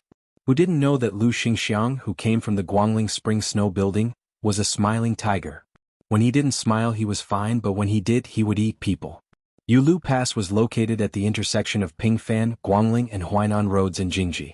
Although the captains of Yulu Pass had a higher rank and salary than ordinary Liang military officials, they used to be directly under the jurisdiction of Gulu of the Ministry of War. However, now that Gulu was in a precarious situation and only existed in name, Yulu Pass was like a guy who had lost his mother's milk. On the other hand, Lu Xingxiang had Guangling roads, his maternal family, to rely on. Secondly, he was a popular nobleman in the imperial court who no one dared to touch. Moreover, Lu Xingxiang did not rely on his family's meritorious service to enter the central government of the empire. More than that, he relied on his own outstanding military achievements during the spring and autumn period. Therefore, no matter how much courage Yulu Pass had, they would not dare to put on airs in front of Assistant Minister Lu. Lu Xingxiang personally saw the captains out of the military camp. Together with a young military general whom he regarded as his trusted aide, he stood in the empty space outside the camp. Together, they watched the dust stirred up by the horses' hooves being blown away by the wind. Lu Xingxiang crouched down and grabbed a handful of soil, which had the smell of soil mixed with the smell of spring grass. He sniffed it and looked toward the south, not making a sound. Many people did not know that the dignified assistant minister of the Ministry of War was once a lousy scout. One time he was convicted of making a mistake in reporting military intelligence and was almost beheaded by his superiors. Lu Xingxiang pinched the dirt in his palm and said softly, "Being a scout is like learning how to swim. Once you learn how to swim, no matter how long you stay in the water, it will be very difficult for you to drown again. Guodonghan, you should be very clear about the strength of the Guangling Dao." All day long, they claim that they want to compete with the Northern Liang and Yan imperial paths for the title of #1 in the world. In reality, other than the tens of thousands of soldiers under the Prince of Guangling, the rest are all useless. You can't blame the prince for embroidering a flowery pillow. It's just that the young ones haven't fought in 20 years. The old ones have retired from the army to enjoy life, while the young ones have squeezed into the army to enjoy life. How can they compete with the Northern Liang cavalry and Yan imperial infantry who are on standby every day? The Spring Snow House racked their brains to get the latest weapons and the best armor from the imperial court. They even dared to snatch the horses that Gu Jiantang wanted. What I'm worried about now is not what the so-called knowledgeable people in the imperial court think. They all think that the biggest hidden danger is that the old generals like Yang Xinxing and Yan Jinchuan are not willing to listen to orders and fight on their own. I'm afraid that the Western Chu that doesn't have enough soldiers at the beginning of the war will be able to fight with momentum as soon as they start fighting. Like a rolling snowball, they will be able to wipe out the elite soldiers of the Guangling Dao. They will have weapons, armor, and even the morale of the army. In a place like the Guangling Dao, the remnants of Western Chu have occupied all the land and resources. From the end of last year to the spring of this year, the Ministry of War and the Imperial Court kept sending news of the sudden deaths of military officers and lieutenants. Without exception, these people were the thorns that the Imperial Court planted in the Guangling Dao. In the end, they all died mysteriously. Some were strangled to death by their concubines in bed, some were poisoned to death by their maidservants when they were drinking, some were stabbed to death by their aides when they were discussing matters, some were hacked to death while patrolling the camp.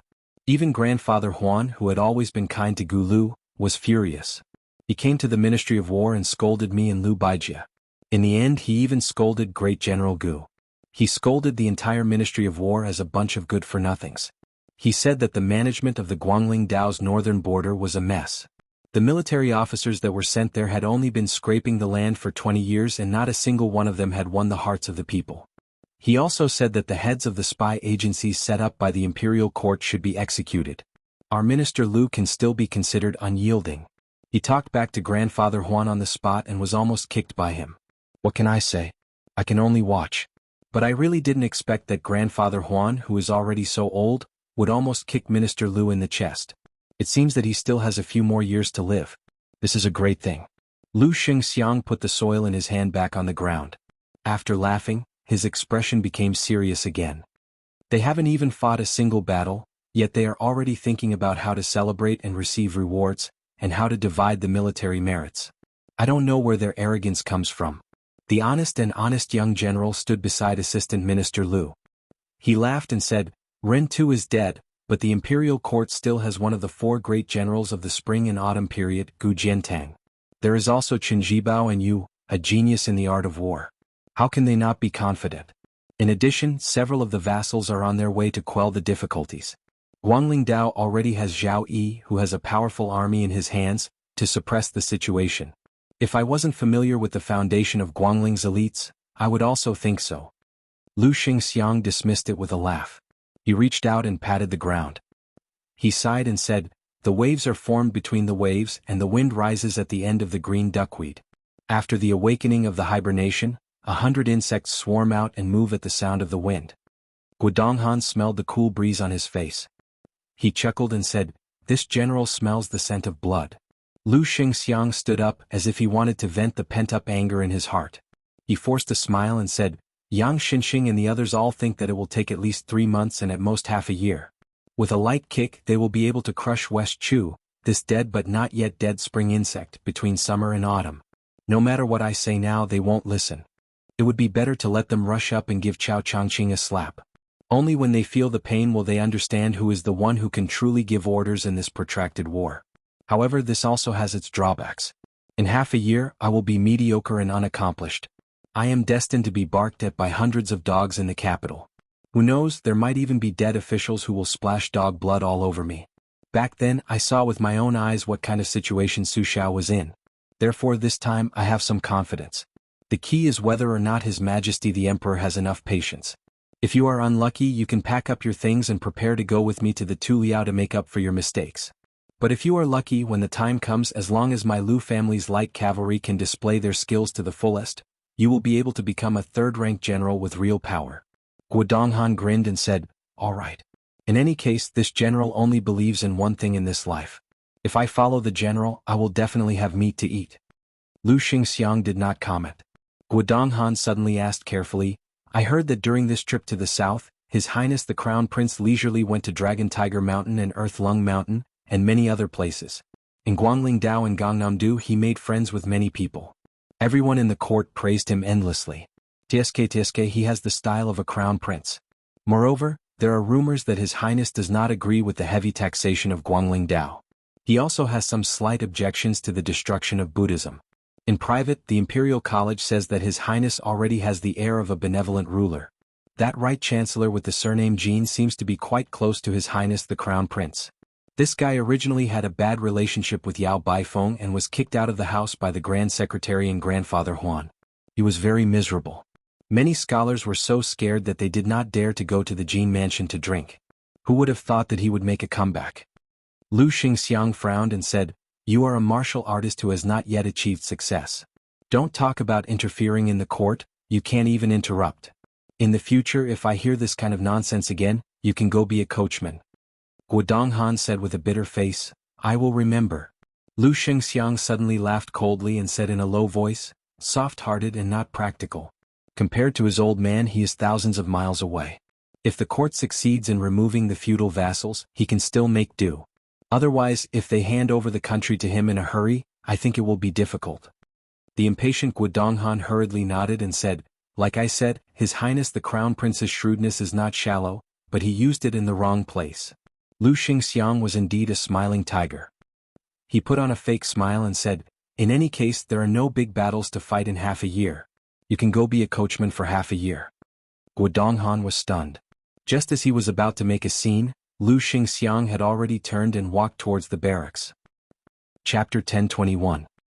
His Highness the Crown Prince had snuck out of the capital to travel in the south. Zhao Ji, the most powerful and dignified mother-in-law in the world, had made a few trips to the Eastern Palace. She didn't talk about anything important, just chatting with the most respected daughter-in-law in the world, Dongwu. Zhao Ji presided over the imperial harem, and the concubines vying for her favor left one by one. No matter how young, beautiful, or talented they were, no matter how illustrious their family backgrounds were, they couldn't beat this woman who didn't have outstanding looks. Moreover, the Empress Zhao Ji seemed to have received a great reputation in the eyes and mouths of all the officials. There were very few voices of dissent. Today in the Eastern Palace, other than the Empress, even the Zhao family's son took time out of his busy schedule to come to Dongwu with Zhao Ji. He even had Song Tonglu, the head of the ceremony directorate, bring a few jugs of very authentic Bailiang green ant wine. The family of three didn't have too many formalities. They just boiled the wine and tasted it to warm their hearts.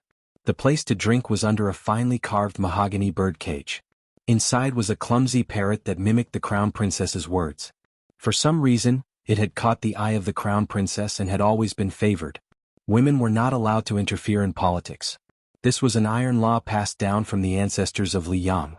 Therefore, before Liyang unified the spring and autumn period, no matter how the eunuchs in the border towns tried to harm the Zhao family, since the emperor couldn't have pillow talk, there was no fertile ground for the relatives to interfere in politics.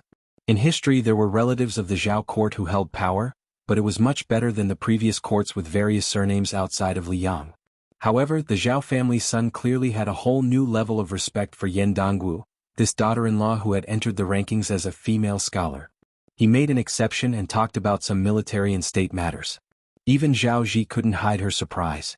This shock spread until the couple left the Eastern Palace. The emperor wasn't in a hurry to go back and deal with the memorials that had piled up over the years. He walked side by side with the empress under a vermilion-high wallpaper. With his hands behind his back, he kept looking silently at the blue sky. Song Tonglu of Great Martin Temple, who had inherited the power of Cat Han Xingxian, followed from a distance with his back bent. The world's leading eunuch, who didn't look like a eunuch, had a faint shadow between his brows. The Zhao clan's son suddenly stopped and said, establishing myself at 30 and establishing a family and career, I have accomplished both. Marrying you and ruling the world, I have no regrets in this life. Gu Guan and Zhang, and, the Emperor Gu and have. As a result, I offer sacrifices to my ancestors every year. My conscience is clear. From beginning to end. The Zhao family's son. Chapter 1022. The emperor of the Zhao family reached out and brushed his palm across the cold wall. He suddenly smiled and said, that year, under Yuan Binshi's persuasion, I led troops into the palace without permission. I walked this path. At the time I was very afraid. I only had one thought. If I succeeded, I would be the first to tell you the good news. If I failed, you would be the one to mourn for me. At the time I was just an imperial son. The reason I wanted to be emperor was to defeat Su Xiao so you would not have to envy that female sword immortal surnamed Wu. Men who doesn't want face. As for Su Xiao, I do not deny that personal grudges came first and national grudges came later. When this human butcher was young, he could sit with the previous emperor in the hall of martial heroes to drink and chat until dawn. As his son, I could only watch from afar and envy. How could I not want to go to the frontiers and attack Beimang? But in this matter, I did not do well. Without the great wars that Bailiang had participated in, the national treasury was depleted, and the people were angry. If Yuan Binshi had not scolded me awake, Not to mention Zhuan becoming the crown prince, I might not even have been emperor. Speaking of this, I know that female surnamed Wu is the same as you. In reality, you do not like her because you both have great ambitions. Zhuan is too smart. He knows everything but he does not say anything. Smart people like to go down a dead end. I was fine because I had Yuan Binshi, this clumsy strategist who seemed to be possessed by a god. It was like he had opened the heavenly eye and helped me keep an eye on Great Peace City and the entire world. But you know better than anyone how my body is. If I leave and Yuan Binshi also leaves, who will suppress Jiang and Gu? This time, the white-robed monk that I admired very much entered the capital. He said that his new calendar could guarantee that the Zhao family would have 80 more years, but the world would have 80 more years of peace. The Zhao family would have to pay a great price. I refused without hesitation. At the time, I did not even dare to look into Yuan Binshi's eyes. Because of this, I was not at ease with the two factions of officials led by Zhang and Gu, because behind them were people like Zhao Yuling and Yin Maochun. Most of them were poor scholars. Their gazes would involuntarily be placed outside the imperial court. Someone had to nip this in the bud. In the past, many of the famous officials who did not hesitate to fight to the death with the emperor were just using their deaths to show their sincerity. They wanted to step on the emperor's shoulders and leave their names in history. These scholars had been narrow-minded for thousands of years. I could tolerate them and even indulge their impudence. But Yin Maochun and the other officials were not the same. Probably because they had Zhang Julu as an example, they immediately became smarter and more tactful. They knew how to achieve their ambitions. Their methods were skillful, and they did not neglect their reputation and scholarly achievements. They did not want to be the emperor's performers, nor did they want to be foolishly loyal officials who would carry a coffin and bang their heads against it at every turn. In the imperial court of Liang, one or two of these pillars would not be a problem, but they were all like this. Each of them was old and cunning. How would Zhuan deal with them in the future? Zhuan was not like me, who had usurped the throne while covered in blood. Although the traces of the blood had long been washed away by the rain and snow in the imperial palace, Zhang Julu and the others still remembered it. However, when Zhuan was sensible, he already knew that he would wear the imperial robe and sit on the imperial throne. It's true that he can endure, but to be an emperor he still needs courage. Zhuan has now gone astray, thinking that if he were to go against me, he would welcome the famous monks in Gangnam-do when I destroy Buddhism. If I wanted to destroy West Chu with an iron fist, he would plead for the people of the world. He thinks that this is his courage as the crown prince. If my Zhao family did not have internal and external troubles without Beimeng, Beiliang and Zhang Julu, it would be fine. It's not bad for him to have such thoughts, but now is not the time. Zhao Ji's face was pale. The emperor of the Zhao family clenched his fist and gently slammed it against the wall. Zhuan can't see that the imperial court in the future will not be a struggle between factions, but a more complicated situation. It will be a struggle between the sons of the rich and poor, and will no longer revolve around the imperial throne. Yuan Binshi said that this is the trend of the times. I didn't believe it in the past, but now that I've seen it with my own eyes, I have no choice but to believe it. Yuan Binshi also said that the dragon climbing technique of the past was already at its peak in officialdom, but it was no longer useful. He was waiting for someone who knew how to use the dragon slaying technique to keep the emperor in check to surface. Once this person appeared, it would be more terrifying than the previous separatist regime in Liang.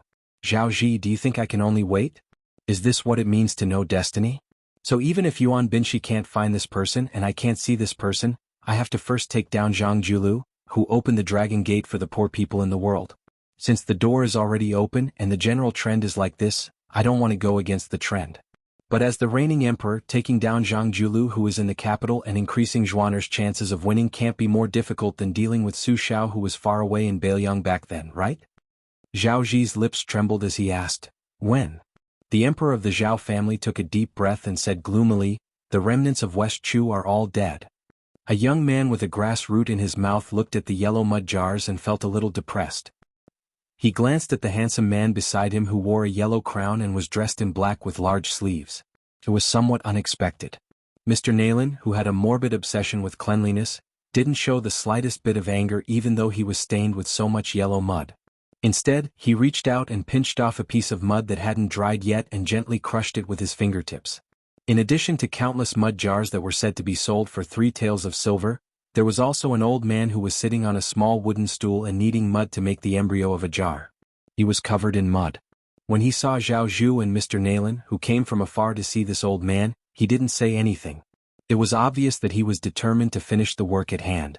The bored young man raised his gaze and looked at the old couple standing in the distance. Mr. Nayland said that one was a remnant of the southern Tang royal family, and the other was a local. They were indeed ordinary people who had been dealing with mud jars all their lives. Mr. Nayland also asked him to guess who was the spy and who was the ordinary person.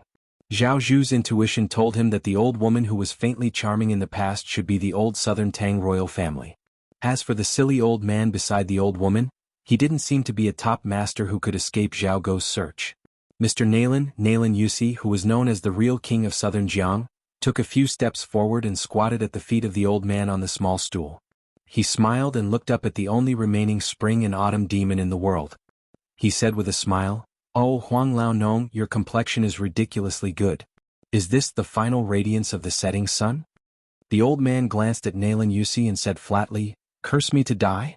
Is this the etiquette of asking for help?" Mr. Nayland, who was as gentle as a beauty, smiled and said, "I'm almost kneeling down. What else do you want? I, Nayland Yusi, have never knelt down to anyone in my life except for my parents." The old man sneered and said, "Do you want me to expose your background in front of Zhao Zhu, that little bastard?" Zhao Zhu rolled his eyes. Nayland Yusi hurriedly waved his hand and begged for mercy. "I'm afraid of you, the omniscient Huang Sanjia. Just take it that I'm bragging. I beg you to keep your mouth." It was Huang Longshi who occupied the top 3 of the spring and autumn 13 grades, and he sneered, "You guys came early. It's not the right time. Is it your idea or that little bastard's idea?" Nayland Yusi thought about it carefully. "Yes. We have to give face. It's not like we're here to fish in troubled waters. We're just here to witness Chao Zhangqing's final glory. If we miss this, how boring would it be to live?" Huang Longshi sneered and said, "Why don't you die if you're bored? You only know how to disgust people. No wonder you can't compare with Li Yishan in your life." Nayland Yusi shook his head and smiled. "It's hard to say who is stronger between Li Yishan and me. You don't have the final say." Huang Longshi had a strange and sarcastic look. "You have to go to the underworld and listen to him personally, right?" Nayland Yusi stretched out his hand and touched his eyebrows expressionlessly. Huang Longshi waved his hand and intentionally or unintentionally threw a few drops of yellow mud on Nayland Yusi's face. "Go away. I have a few words with the little bastard you like." Nayland Yusi gently wiped away the stains, stood up and beckoned to Zhao Zhu. This distinguished strategist who wore the spring and autumn double armor was actually only 1 armor less than Huang Longshi. Slowly walked away. Huang Longshi squinted at King Yanqi, who was standing in front of him, and His Royal Highness. "Zhao Zhu, who do you think you are? When I see your father, he has to obediently sweep the bed to greet me. Squat down." Zhao Zhu smiled mischievously and simply sat down. "I don't listen to you, but I have enough etiquette, right?" Huang Longshi's words were playful. "You're quite similar to someone's temperament."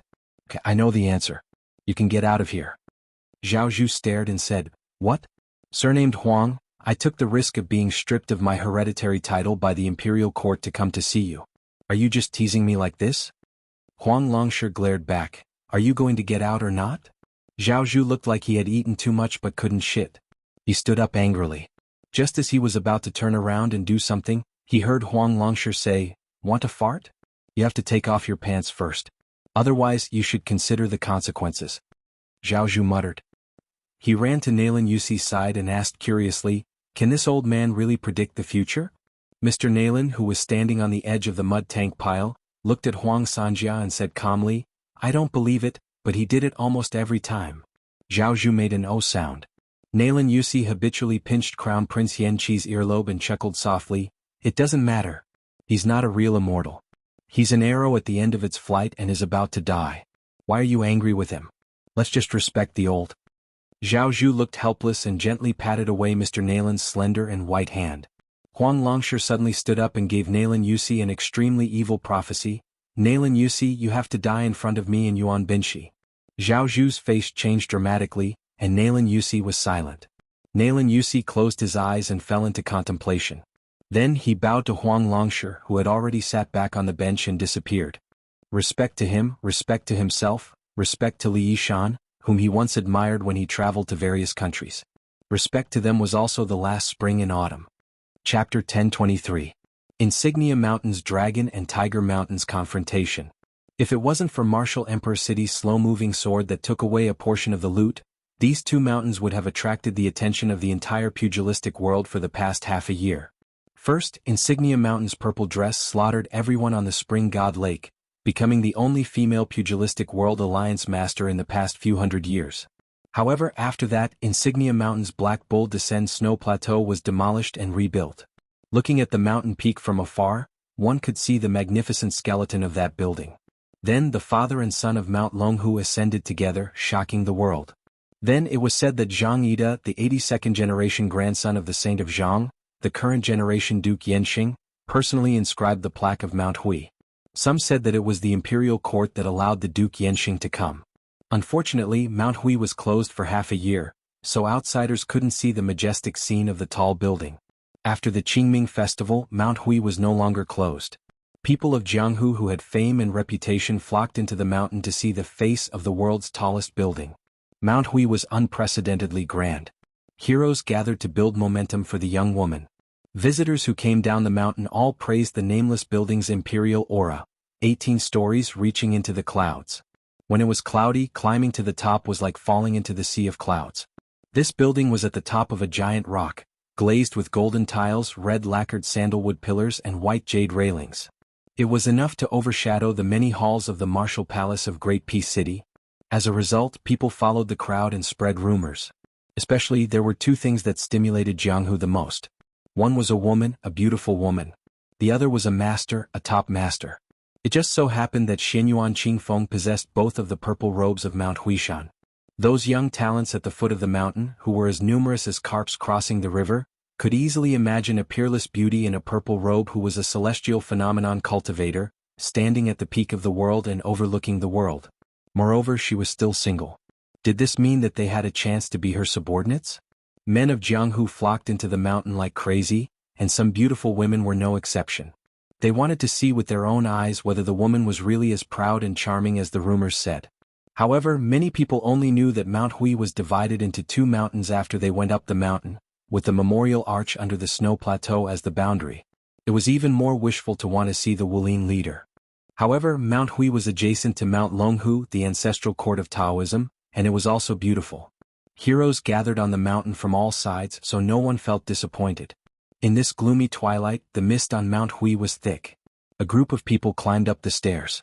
After the Xianyuan family of Mount Hui encountered the heavenly thunder tribulation on the snow plateau, Xianyuan Qingfeng turned the tide and single-handedly raised the prestige of Mount Hui to the peak. The Xianyuan descendants also put on airs.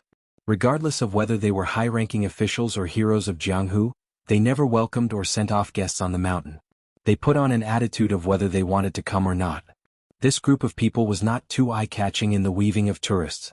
5 or 6 people were escorting a handsome young master in luxurious clothes and jade belt at the front. 2 of them were of slightly higher status, and they followed closely behind him on the left and right. One of them was a quiet scholar, and the other was an exquisite, old man. From the details of their clothing to their expressions, they all had a feminine air of nobility.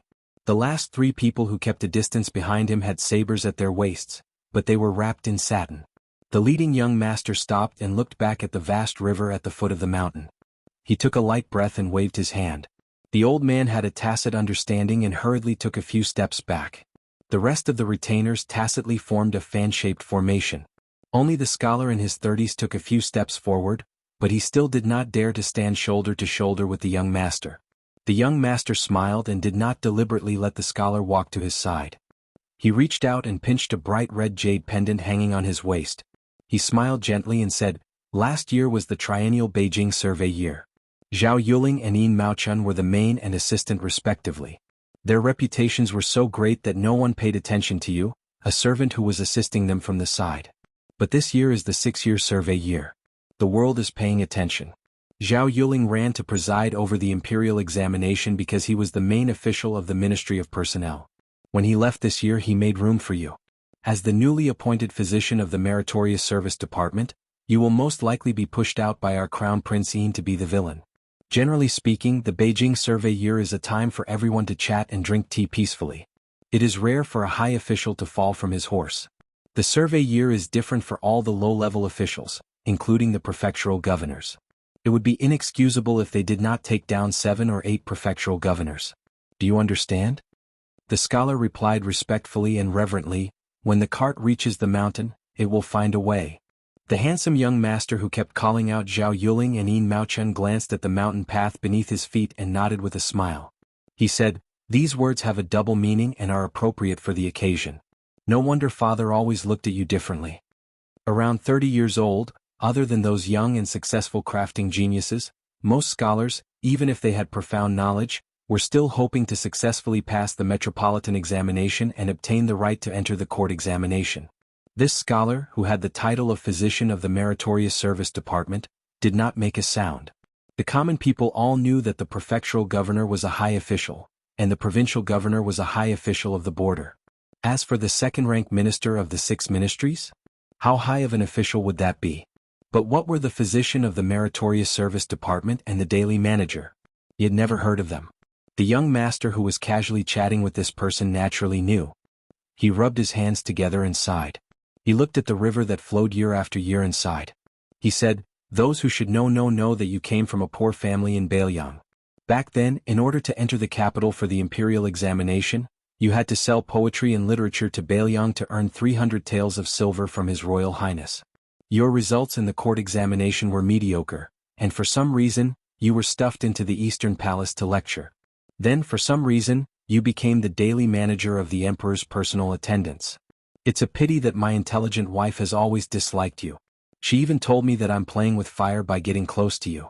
Actually, you and I both know that you are not a spy that Beiyang deliberately placed in the court.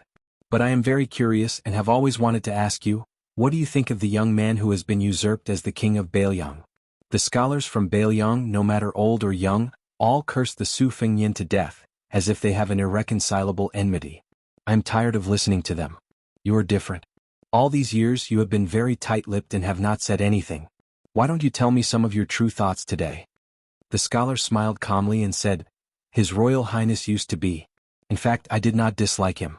At that time, this official was only a poor scholar and was embarrassed. 67 poems with a total of 1,226 words. I braced myself and offered him 60 taels of silver. When he heard this, he became angry and said that I was scolding him. He roughly looked over the pile of wasted poems and stretched out his hand to this official and said that it was worth the price. He then threw 500 taels of silver to this official, not 300 taels as the crown prince said. However, the silver was indeed 300 taels of silver. There were also 4 banknotes. This official has always kept them in a book. These years, whenever I feel tired from studying, I will flip through that book. If you want me to put in a good word for His Highness the Crown Prince, I won't go so far as to say that this lowly official was willing to do so. At that time, we were both willing parties, so we didn't owe each other anything. In fact, if Su Fengyin was just a local official, I wouldn't mind helping him out in this evaluation. I would even give him an A-grade evaluation. But since he is a vassal of Northern Liang and a pillar of the imperial court, it is not this lowly official's turn to curry favor. However, if you want this official to go against my conscience and make a fuss with someone, this official will be too difficult for this official. It is not easy to be an official. Although it is relatively easy to be a person, one cannot be too careless. The scholar referred to the young man as the crown prince. In Liang, other than Zhao Zhuan, there was no one else. There were many vassal kings and His Royal Highness, but there was only one crown prince. However, for some reason, Zhao Zhuan had returned from Gangnam-do after appreciating the Jinren's Ascension Assembly at Mount Longhu, which was close at hand. Crown Prince Zhao Zhuan pointed at this scholar who was unwilling to be careless and laughed heartily. "You are making oblique accusations. You are scolding both Jin Sanlang and me. However, honesty is more important than anything else.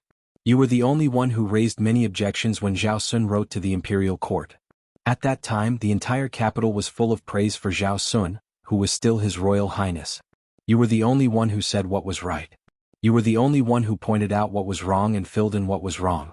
You were the only one who wantonly attacked what was wrong and did what was wrong." Later, the 2 masters of the Song family passed away one after another.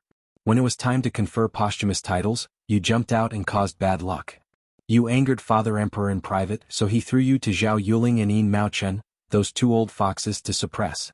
Otherwise, you would have long been in charge of half of the Hanlin Academy. The scholar said bitterly, "How could I not know your Highness' intentions? However, I have the intention of being a lonely official. After this trip to the south, I can forget about it." Zhao Zhuan smiled slyly. He pulled off the priceless jade pendant from his waist and stuffed it into the scholar's hand. "I just praised you for being honest, And you already revealed your foxtail, didn't you? Zhao Zhuan slightly restrained his smile and said in a low voice, I know what you really want. You want to lead troops on the battlefield and scholars to be conferred the title of Marquis. As long as you are willing to wait with me, I, Zhao Zhuan, will definitely not disappoint you. The scholar froze on the spot, not knowing what to do. Zhao Zhuan acted as if nothing had happened. He turned around and continued to climb the mountain. He smiled and said to himself, Last time I didn't see the woman in purple with the surname Shen Yuan. I was really worried. This time, I shamelessly helped her get a plaque with the inscription of Yanqing Duke. I also helped her block the crazy impeachment of the Jianghu imperial censor. You should give me some face, right? Chapter 1024. Outside the archway, Zhao Zhu and his entourage from the old Martin Temple were stopped without any suspense. Pretending to be a relative of the governor of Jianghu was completely useless. The great eunuch, who was well versed in martial arts, was furious and was about to kill him. Zhao Zhuan stopped him with a smile and said that he was the favorite student of Yan Jieshi, the Grand Secretary of the Palace Hall. He was still rolled his eyes, but Zhao Zhuan was still not angry. He shamelessly said that he was a descendant of the Zhao family in the capital and that he was good friends with the son of the northern Yue minister, the Prince of Qingqing and Jin Lanting. There were 4 Zhao families in the capital. The Zhao family of the emperor was naturally the first in the world. Next was the family of the Minister of Personnel, Zhao Yuling, and the great general, Zhao Cheng, who had the same qualifications as Yang Xinxing. The last Zhao family was relatively shabby. They only had an assistant minister of the capital and a provincial governor of the border. But in the local area, they were still a first-class family with great power. However, the steward guarding the archway scowled coldly and told Zhao Zhuan to scram, saying that Mount Hui had a grudge against Zhao Zhuan. He then pointed his nose to the sky and pointed at the neighboring Mount Longhu, asking if Zhao Zhuan understood. The old eunuch, who could make Jianzhou tremble with a sneeze, was completely expressionless. The crown prince, on the other hand, was as good-tempered as ever. He was amused and laughed uncontrollably, repeatedly saying that he understood. The steward with little authority at the archway was so rude and unreasonable. Fortunately, a guest from Mount Hui who happened to pass by knew the severity of the situation. He hurriedly apologized and quickly went to the tall building to pass on the message. Not long after, he returned to the archway with a stiff face. He wanted to say something but stopped. Zhao Zhuan asked considerately, So it was your mountain lord who told me to scram down the mountain? The guest smiled awkwardly and did not deny it. Zhao Zhuan smiled politely and said, It's fine, it's fine. I'll have to trouble you to go to the archway again and inform the mountain lord that Zhao Zhuan from the capital has come to visit. Please ask her to give you some food. The official, who was not familiar with the politics of Liang, did not think too much about it and ran back to report. As a result, Zhao Zhuan waited for a long time, but he did not even see the figure of that person. The old Martin Temple said gloomily, Your Highness, everyone in Mount Hui deserves to die. Zhao Zhuan waved his hand and said with a smile, It seems that we can only use the plan of breaking through the mountain. Otherwise we probably won't be able to see that woman. At this moment, Zhao Zhuan abruptly raised his head and gazed into the distance at the peak of the snowfield. On top of a tall building, he could vaguely make out a figure in purple robes. The figure was facing the torrential river with his hands behind his back.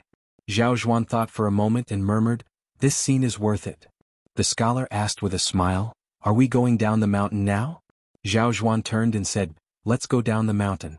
On the top floor of Shueping Mountain, the woman who had parted ways with Bailiang had become more and more powerful after successfully ascending to the celestial state. She stood until the last ray of afterglow in the west faded away. After sitting on the ground, she lowered her head and tied a knot on the hem of her dress. She probably felt that the knot did not look good, so she untied it and untied it again and again. She suddenly stopped what she was doing and turned her head to look towards the northwest. She felt like drinking. The land of refugees was indeed not easy to deal with. It did not give Bailiang any peace of mind. The large group of horse gang who had declared themselves king outside the 3 cities simply tore off the cloth of shame and rose up in revolt. Even though they knew that the 30,000 Longxiang army had formed an encirclement, they did not hesitate to fight like trapped beasts. They bypassed Linyao ancient military town and directly charged towards Qingcang. However, the dragon elephant cavalry had pulled the battle line too far apart. These 20,000 horse gang could not be considered to be throwing eggs at a rock in a short period of time. In fact, in terms of military strength, Qingcang, which had just been included in Bailiang's territory, had less than 8,000 people. Perhaps the only advantage they had was that city. Qin Shiliang stubbornly held on to his opinion and took command of Qing Tsang. The desperate actions of the horse gang were within Wu Tangyan's calculations. However, Qin Shiliang had given Su Fengnian a big problem. Originally, Qing Tsang was dispensable. Su Fengnian wanted the horse gang to break into the open from the dark. So what if he gave them a broken city that had nothing to do with being invulnerable? Moreover, Beiliang's soldiers were all experts in cavalry and infantry. Qin Shiliang's reckless actions did not follow common sense. Su Fengnian was annoyed and could only let Yang Guangdou and Chao Wei, who were supposed to finish in Yuzhou, rush to Beiliang's fourth prefecture, Liuzhou. In addition, Su Zhao's adopted son, Qi Dangua, who took charge of the 6,000 iron floating 2 cavalry. He was called the Protector Provincial Governor Yang Guangdou. Naturally, he went on a killing spree. Since they were determined to fight, they would not be polite to the refugees. Moreover, if the horse gang dared to rebel, there would definitely be Beimang's southern dynasty to take care of them. Perhaps a big battle was still to come. The 20,000 horse gang was most likely just the appetizer. Su Fengnian was also worried that the southern dynasty would suddenly have a real power general who wanted to go to the refugees' land. If he really made a hole in Beimang's front line in Liuzhou and created a perfect passage and supply line to the south, the wavering Linyao and Fengxiang might fall to the southern dynasty's side. In this way, the war of Liangmang would be forced to ignite in advance. Beiliang's territory was not too vast in the east and west, so it was not suitable for a battlefield to appear in each of the 3 prefectures. Su Fengnian was not afraid of Beimang's iron hooves coming south, but he did not want to hear the sounds of barbarians who liked to shout when charging so early. After Yang and Chao left, Su Fengnian was left with the coachman Su Yanbing. They had already entered the hinterland of Yuzhou. Su Fengnian bent down and walked out of the carriage to take a breath. Sitting beside Su Yanbing, he said self-mockingly, "It seems that the old men of the southern dynasty who want to return to their hometown to worship their ancestors can no longer sit still. They are probably stimulated by the West Chu's revival. While they still have strength, they want to cooperate with the West Chu. Now I am worried that Qingtsang City will not be peaceful. The horse gang is nothing to be afraid of. What I am afraid of is that once Qingtsang City is lost, the refugees will have a taste of the benefits and take advantage of the situation to rise up in rebellion. My trip to Qingtsang and my efforts to send Buddha to the west will all be in vain. This one-track-minded Qin Shiliang, if the next time I see him, it will still be his corpse. Even if he is lucky enough not to die, I will beat him half to death." Su Yanbing said calmly, "With the 800 Phoenix Battalion as the backbone of the city defense, Qingtsang City should be able to resist for a while. However, there will not be many who will survive. Now we have to see if there is a master from Beimang hiding among the horse gang." Su Fengnian's face was gloomy. He leaned against the wall of the carriage and said calmly, "Now I will still feel sorry for the losses of the Phoenix Battalion. When the battle really starts in the future, I will probably not even feel sorry for them. In the end, I will be completely numb. The number of people who died will only be a general number reported by the military intelligence." Su Yanbing said calmly, "Isn't it all like this in war? The old soldiers who followed the general to Beiliang have all seen the people around them die one by one. Don't feel sorry for them. I have raised them for 20 years. To put it bluntly, they are like dogs. When it is time to bite, they have to bite with all their strength." Su Fengnian shook his head and said, "After all, they are not dogs." Chapter 1025. Su Yanbing laughed and said, "Since you're a human, then there's a saying that you should die because you deserve to die, and you should die a worthy death. Right now, the Su family only has you 2 brothers. 2 men, one of you has already personally entered the battlefield, and the other one didn't hide. What else do you want? Don't tell me you want the second Junju to also go to the battlefield and fight? There's no reason for that. Whoever dares to talk to me about this kind of reasoning, I, Su Yanbing, don't care who they are, I'll talk to them about my Su Yanbing's reasoning. My reasoning is that I'll use an iron spear and you can use whatever you want. It's fine even if you bring out a large formation like a catapult." Su Yanbing, this old-fashioned man, said something very funny, but Su Fengnian, who was already in dire straits, couldn't bring himself to laugh. Once there was an unforeseen event in the land of refugees, Beiliang's plans would be completely disrupted. Although it seemed like he still had the initiative in his hands, his intuition told him that a certain fat man with a big appetite in Beimang would very likely interfere. The key point was that this kick didn't need to be too forceful, because even Beiliang would feel very uncomfortable. This kind of innate restriction wasn't something that could be resisted by human strength. They could only take one step at a time. Adding fuel to the fire was the fact that misfortune didn't come singly in Mount Qingliang. For example, after Guangling's spring snow building's Wutangen lost the green ants and white wine, 2 second-class maids took the initiative to resign from Wutangen. Whether they were disheartened or grieved over the loss of their own kind, they resolutely left Wutangen and became ordinary maids in other courtyards. Fortunately, Lu Qingyan, who had experienced hardships during her trip to Mount Qingliang, resolutely entered Wutangen to fill in the gap. Only then did the operation of Wutangen not be interrupted. As for the elders of the Lu family behind her and the children of the Lu family around her, they were obviously not acclimatized to the new environment. They were unable to quickly integrate into Bailiang's officialdom with their status as relatives. One of Lu Qingyan's cousins, who had only been ridiculed by a child of Liangzhou, dragged the elders of the family to the brink of death and almost ran to Mount Qingliang to complain. In Mount Qingzhou, the new head of the Lu family, Lu Dongjiang, who had received the bamboo lantern from Lu Feiqi of Shangzhou State, couldn't make a prompt decision either. He could only stir up confusion and act as a mediator. In the eyes of Su Fengnian, this was undoubtedly the worst decision. Even if he didn't hesitate to support the Lu family, Su Fengnian would still think highly of him. However, at that time Lu Qingyan, who was still dressed in white, went down the mountain in the middle of the night and found the famous sword that her ancestor, Lu Feiqi, carried when he was studying abroad. In front of her father, she forced her younger brother to kneel outside the ancestral hall. Although the sword was not out of its scabbard, it still beat the mouth of the young man who was said to be a top scorer in Mount Qingzhou, until it was badly mutilated and several teeth fell out. The woman also sternly scolded him and asked him if he dared to talk nonsense again. The old and young of the Lu family might have mistakenly thought that this was Su Fengnian's order, so they all kept quiet out of fear and could only hide their resentment in their stomachs. In the eyes of the clansmen, Lu Qingyan also became the water that a married woman splashed out. Su Fengnian could treat these trivial quarrels as a joke, but he dared not take the situation in Yuzhou lightly. There was no doubt that there were more advantages than disadvantages in promoting Huang Fujin to be the general of Yuzhou. However, after the disadvantages surfaced, it was no different from adding fuel to the fire. That was, under the influence of some people who wanted to add fuel to the fire, the border army that had formed its own system was still fine, but there were hidden dangers in all levels of the army in Yuzhou. According to the current spy report, Zhong Hongwu, who was unwilling to retire in Longqing County until his death, must have done something. Su Fengnian wanted to know whether Yan Wenwan, the king of Yuzhou, played a dishonorable role. Whether Yan Wenwan was involved directly determined whether Su Fengnian would change the sky of the Bailiang infantry. The problem was that even if the Yan family army was successfully changed back to the Su family army, the loss of the veteran Yan Wenwan, who was good at fighting, was still a huge loss that Bailiang could hardly bear. Even if great ancestor Gu, the first famous general of the old southern Tang, could replace Yan Wenwan, it was undeniable that Bailiang needed Yan Wenwan to stabilize the morale of the border army, and more importantly, they needed this old man's loyalty and loyalty to defend Yuzhou. But was this possible?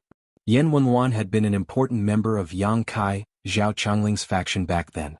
He had hoped that Su Shao would establish himself as the emperor, so that they could take advantage of the situation and become the country's founding heroes. Su Fengnian knew better than anyone else about Yuzhou. A large group of Bailiang elites, including Yan Wenwan, had been thrown into the cold palace by Su Shao. For example, Yan Wenwan had been transferred from his familiar cavalry army to an unfamiliar infantry army. There was also the uncle that Su Fengnian had gone to Beimang to find back then. That turmoil was a watershed. From then on, Zhao Chongling and Yin Kai Liishan, who had been on good terms with each other, started to become strangers. The cavalry and infantry armies in the Bailiang army became more and more distinct as time passed. However, Zhao Chongling had died 30 miles from the imperial city of Shishu. Without this Yang Kai presiding over the situation, Bailiang did not devolve into the worst situation where the infantry and cavalry were like fire and water. Mountains were hard to rule. This had been the case since ancient times. Especially those military leaders who had blades in their hands. If you beat them lightly, they would be thick-skinned. If you scolded them too heavily, they would not be afraid. If you scolded them too harshly, they would rebel. Bailiang without Su Shao was like the difference between heaven and earth. Even if Su Shao was so old that he could only lie on his sickbed, as long as the butcher did not close his eyes, the scene under Bailiang's table was chaotic. But a rebellion on the table? No one was willing and no one dared. If killing a few people could solve the problem, how easy would that be? Su Fengnian leaned against the wall of the carriage. He closed his eyes and gritted his teeth.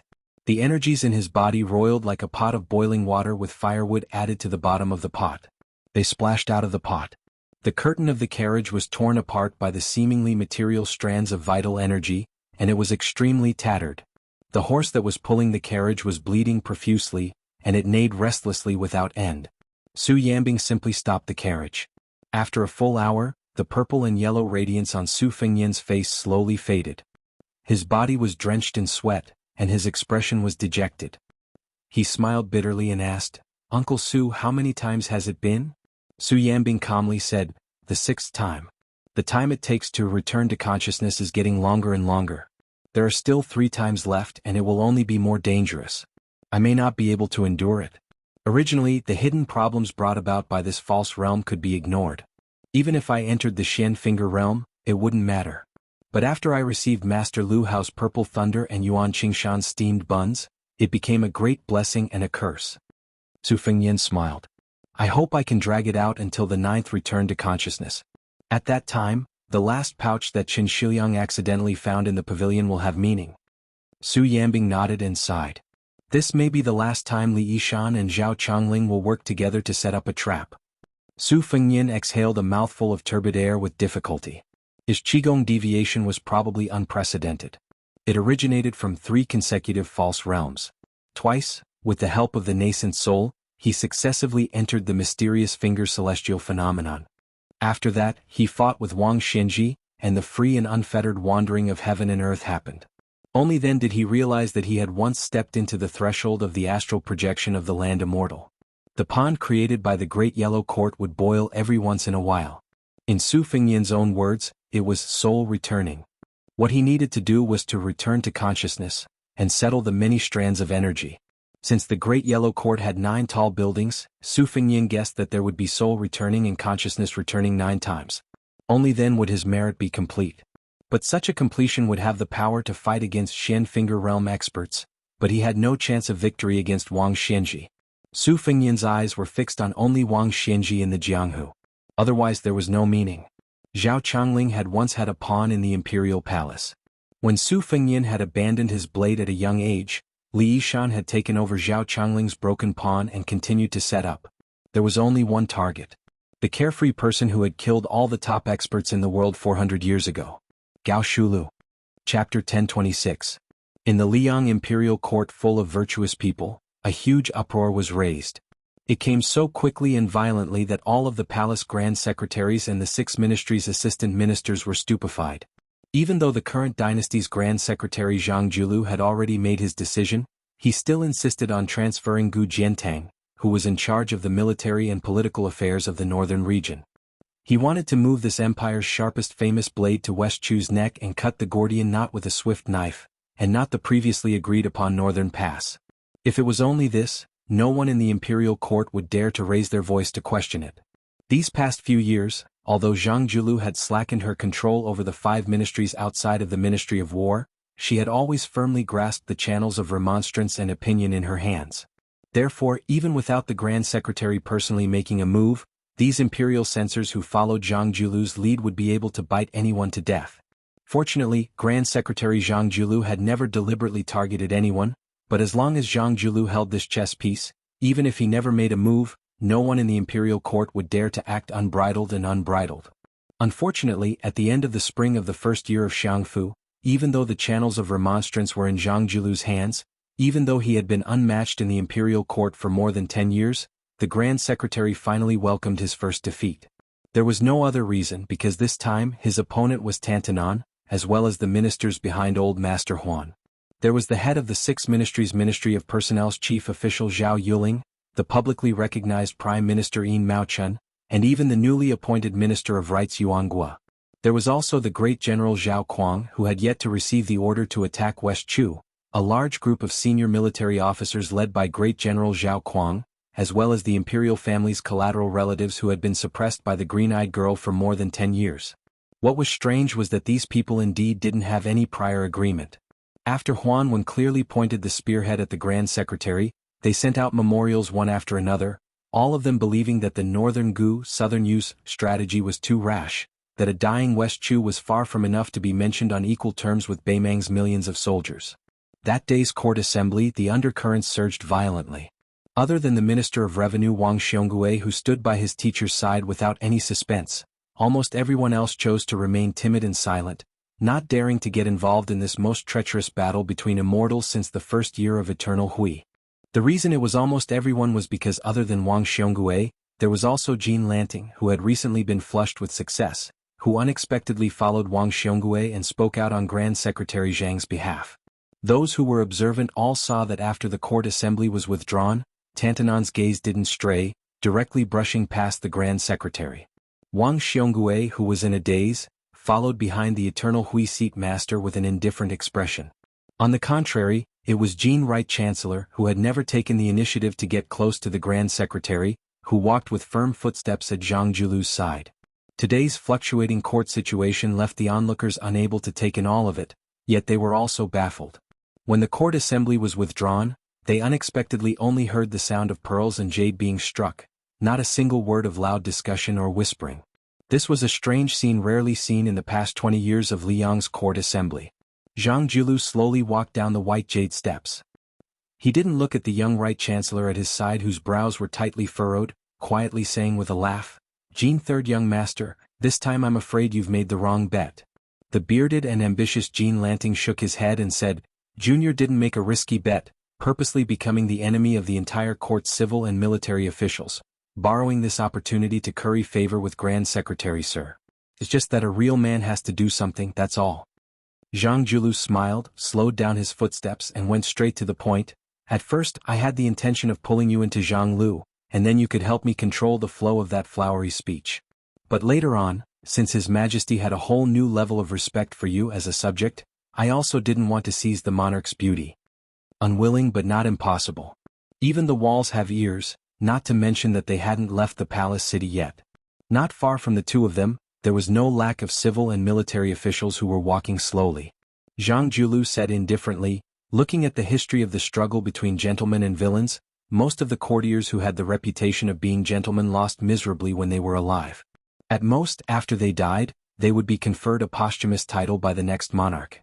To the country and the people they didn't benefit at all. This kind of empty reputation left in the annals of history, it's fine if we don't want it. Regarding the struggle between parties, there's no secret that can't be revealed. The more one cares about the common people, the more one needs to have a gentleman's party, and even more so, there needs to be a clever evil dog among the colleagues who can bark and bite. It's not like the whole group of people are there with their sleeves clean and only know how to act impulsively like scholars.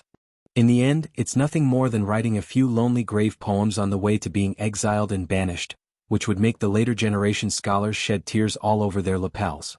It's quite boring." Jean Lanting smacked his lips and said self-mockingly, "Junior also can't escape from the same old pattern." Zhang Julu turned around and patted Wang Xionggui's shoulder. "I'm not on duty today. You go sit at Zhang Lu's place. If a colleague asks, just say you don't know." Wang Xiongui nodded and left with quick steps.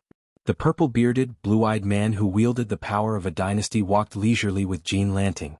Together they crossed the threshold of the palace. Zhang Julu suddenly smiled and said, "The first time I saw you, it reminded me of my own situation back then. I was also as flustered and helpless as you, feeling wronged in every way.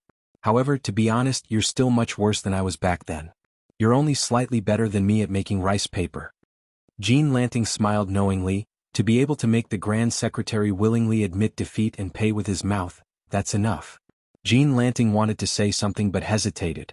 Zhang Julu said indifferently, "Are you wondering why that old fellow fought with his own family?" Even though Jean Lanting was a favored official of the Son of Heaven and a favorite by the Crown Prince's side, his future was destined to be bright. This Right Chancellor didn't dare to say half a word. He didn't even dare to make wild guesses. Zhang Julu said, "Huan and I both have a scale in our hearts. Neither of us has ever looked down on the restoration of West Chu. It's just that the weight of both ends of the scale has always been different these past few years. I value West Chu more than Beimang, while he values Beimang more than West Chu. He has his own plans and foresight. He insists on using Beiliang to exhaust Beimang's national strength. He's afraid that once Gu Jiantang goes south, Beimang, who has already decided to first swallow Beiliang and then attack Liang, will change course and mistakenly believe that there's an opportunity to exploit. When the time comes, from Northern Pass all the way to this great peace city beneath our feet, smoke will be everywhere." Zhang Julu pointed to the south. "Not only does the old fellow see the north, Other than the stubborn Bailiang, Tantanon also sees the seemingly indecisive Yen Imperial Dao, as well as those fallen spring and autumn kingdoms that can't withstand the spring wind. His apprehensions are naturally understandable. I'm afraid that West Chu will become a quagmire and lead to the revival of the fallen spring and autumn kingdoms. He's afraid that Beimeng will go south from the east and cause the entire world to become a quagmire. Between him and I, it was a real gamble. Even if you stand at the center of the dynasty, you won't be able to see these things. This is because in the imperial court, everyone has their own plans. Martial artists want to be conferred the title of Marquis and General, while scholars want to be worshipped at St. Zhang's temple after death. The reason I'm telling you these complaints is because you, Jean Lanting, are rarely muddle-headed and interesting. After all, it's not strange to be scolded by old man Huan, but it's rare to be beaten. Jean Lanting subconsciously touched the cheek that Tantanon had slapped. As if it was scalding, he quickly withdrew his hand. Zhang Julu said softly, "Let's stop here." Jean Lanting tactfully stopped in his tracks, only to hear the Grand Secretary say, "In the future, associate more with the new minister." Jean Lanting was stunned. New minister? Was it Yuan Guo from the Ministry of Rights or Liu Baijie from the Ministry of War? Or was it both? Liu Baijie was Gangnam-do's sword immortal Tang Shi. Yuan Guo was a famous figure who could get along well with anyone and call them brothers. Neither of them cared much about winning or losing. They looked down on many things that others considered precious. In the imperial court, both of them had excellent reputations. They didn't make any enemies and didn't belong to any obvious factions. They were both once honored guests of Tantanon and had also been scolded by Tantanon. They'd met the emperor, entered the two huts, and endured Huan when scolding. If one wanted to become a powerful official in Liang imperial court, they had to go through 3 big steps. These 2 ministers had obviously gone through them. The 2 returned to the Zhao family's hero's urn, outside the palace. Liu Baijie didn't immediately return to the unusually busy Ministry of War. Instead, she followed Yuan Guo to the Ministry of Rights, which had a very different atmosphere from the Ministry of War. In the yamen of the Ministry of Rights, where scholars and celebrities gathered, she even dared to tease her superior, the minister. This was because when Yuan Guo, this old wine bug, took the initiative to bring a large chest, not containing books, but more than 20 bottles of Jianan spring wine that the emperor had bestowed upon him. As a result, the emperor, who had graced the Ministry of Rights official residence with his presence, bumped into him. Afterwards, the emperor took the initiative and began to share the wine with the officials. The emperor and the officials sat casually, slightly drunk and enjoying themselves. They didn't forget to rub salt into the wounds of the grief-stricken minister Yuan. The emperor laughed and said, "I took the initiative to help you build a relationship with the officials, so don't thank me. Remember to go back and get your salary, buy a few bottles of good wine and send it to the palace."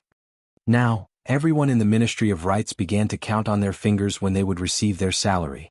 They even jokingly asked the minister if he needed them to help gather some money. Today, when they saw the Minister of War, if it was General Gu Jiantang, they would naturally feel their scalps go numb. If it was Chen Zhibao, they would retreat. However, since it was the elegant Tang Shi sword immortal, they all smiled and invited Minister Yuan to sit for a while. In any case, as long as the Ministry of Rights didn't have important festivals or ceremonies, it was the yamen that passed the most leisurely and carefree of the 6 ministries. Besides, to have a minister like Yuan Guo, who treated himself and others with generosity, it was truly everyone's blessing. It was precisely because Yuan Guo had entered the Ministry of Rights that in the past, many officials of the 5 ministries who looked askance at the Ministry of Rights, whether they came to visit or went to the Ministry of Rights to ask for help, were more polite to the other party. In any case, for the famous people of the Ministry of Rights, this small amount of face was enough. Chapter 1027. The Ministry of Rights yamen that cared so much about face took up a lot of space, so Yuan Guo naturally had his own private room. When he got close to the door, Minister Yuan chuckled and rushed into the room. He bent down to pick up a book and only then did he clear a path. He placed it on a chair that was already on the verge of falling over. It swayed but didn't fall over. It was clear that practice made perfect. The study in Yuan Guo's mansion was probably as messy as this. Yuan Guo moved the books on the chair with great difficulty. Liu Baijie waved his hand and smiled. "I'm not sitting. There's only one chair. If I sit here, wouldn't it be like a dove taking over a magpie's nest? Minister Yuan, you're not afraid of being laughed at, but I'm afraid people will say that the Ministry of War is suppressing the Ministry of Rights." Yuan Guo laughed. "It's not like the Ministry of War has been suppressing the Ministry of Rights for just a day or two. Sir Liu, don't take advantage of it." Lu Baijie said straightforwardly, "Don't give me that." In the past, the Ministry of War treated the other 5 ministries equally and bullied them all. In any case, they didn't worry about scarcity but about inequality. So we still don't know who's the one taking advantage. Yuangue touched his slightly red nose. I didn't care in the past, but in the future, if the Ministry of War dares to come to the Ministry of Rights to scare people, I'll go to the Ministry of War and curse people in the streets. Lu Baijie didn't comment. He looked around and sighed. Lu Baijie was born in the Lu family of Jianghu, which had the reputation of a dazzling lineup. His brother, Lu Daolin, had resigned from the Imperial College and profited from the misfortune.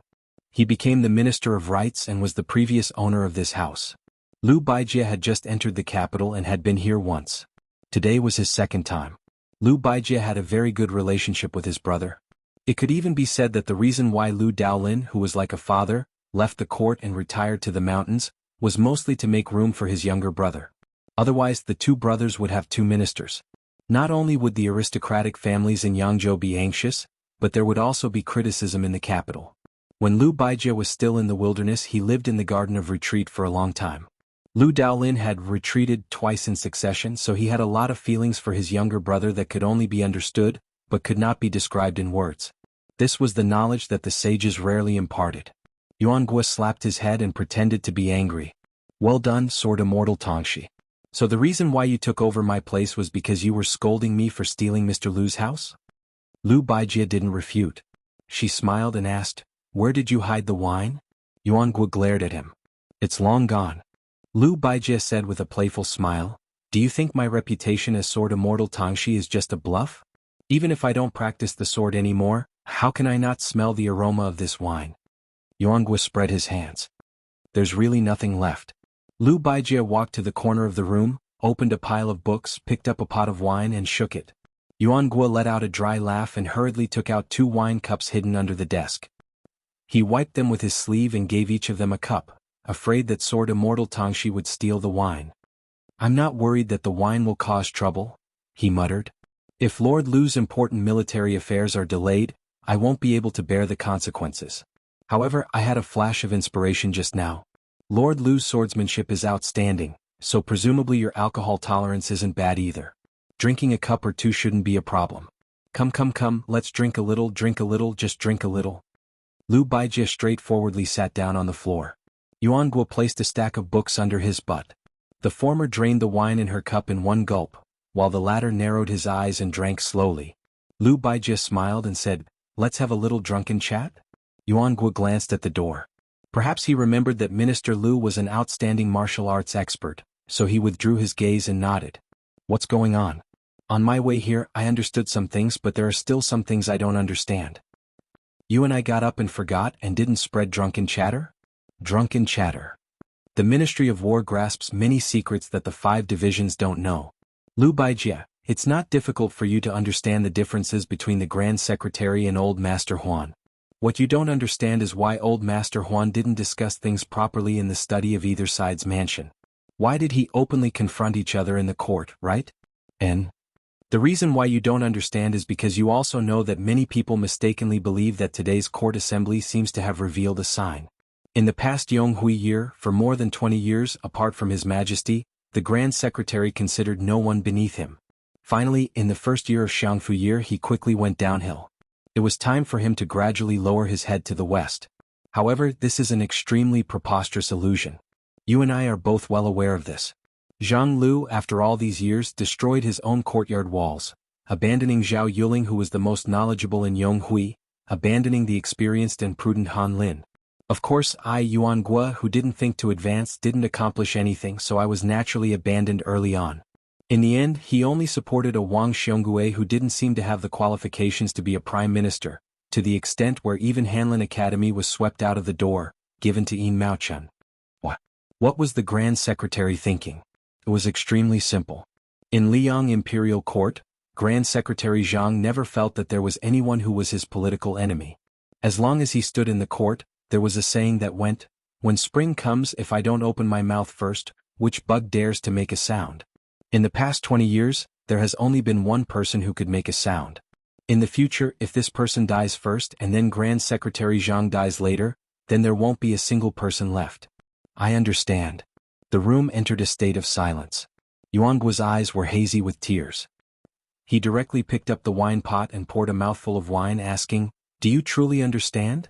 Yuanguo answered his own question. "You don't understand." Lu Baijie released a sigh. Without saying anything, she got up and left, helping close the door. Sitting alone in the room, Yuanguo cried and laughed.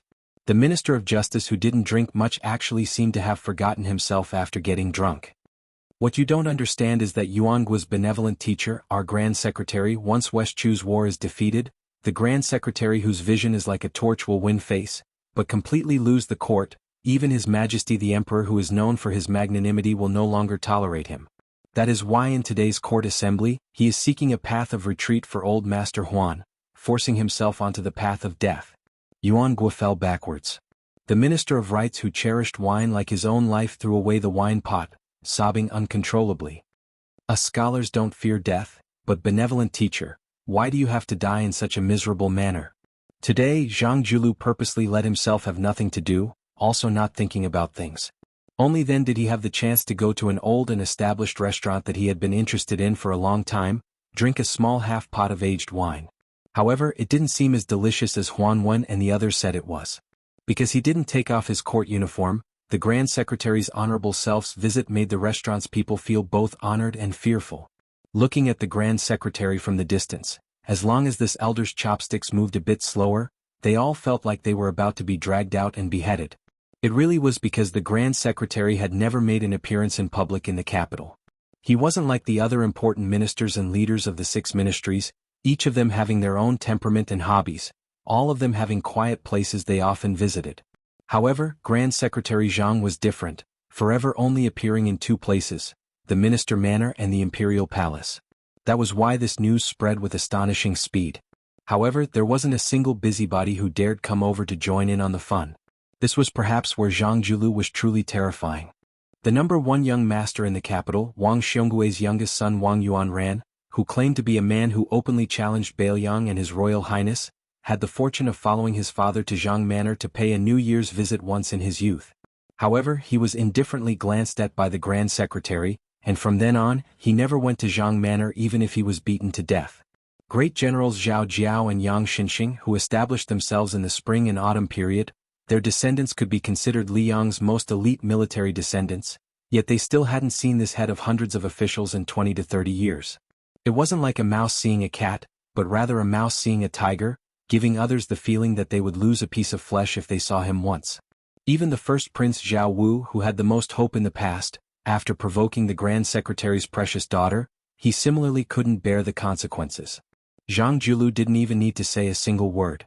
Even a pure prince was like this, let alone the imperial relatives who were estranged from the current emperor's bloodline, those pitiful people who were originally suppressed to death by Zhang Julu when he first came to power, who had always felt indignant, but didn't dare speak up. This old man who was very easily and indeed gradually aging, but who always made others forget his age, wasn't greedy for money, wasn't fond of beauties, didn't like delicacies, didn't like clear conversations, didn't worship Buddhism, didn't pass down poems. Everyone with intentions was waiting for him to make a mistake, yet he didn't. Just like that, day after day, year after year, he went back and forth between the mansion and the imperial palace. It was dull and tedious but also impeccable. For an entire 20 years, there was no one who could be called below 1 person and above 10,000 people. Zhang Julu raised his head and put down his chopsticks. He saw a familiar, clear and beautiful face. She sat across from him at the table, propping up her cheeks. She had the same charming smile as her mother when she was young. The Grand Secretary laughed softly and said, "My drinking has even startled the great heroine Zhang?" Zhang Gaoxia still propped up her cheeks with both hands, blinking her eyes. Zhang Julu smiled and said, "Speak, other than looking at father, what else do you want from father? This time I'll make an exception and agree to it first."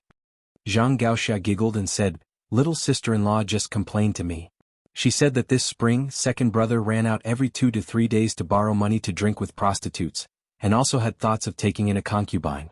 Taking in a concubine is one thing, but that woman was from a brothel. Little sister-in-law couldn't persuade the stubborn third brother, so she could only pull me into her camp. I secretly went to see that woman.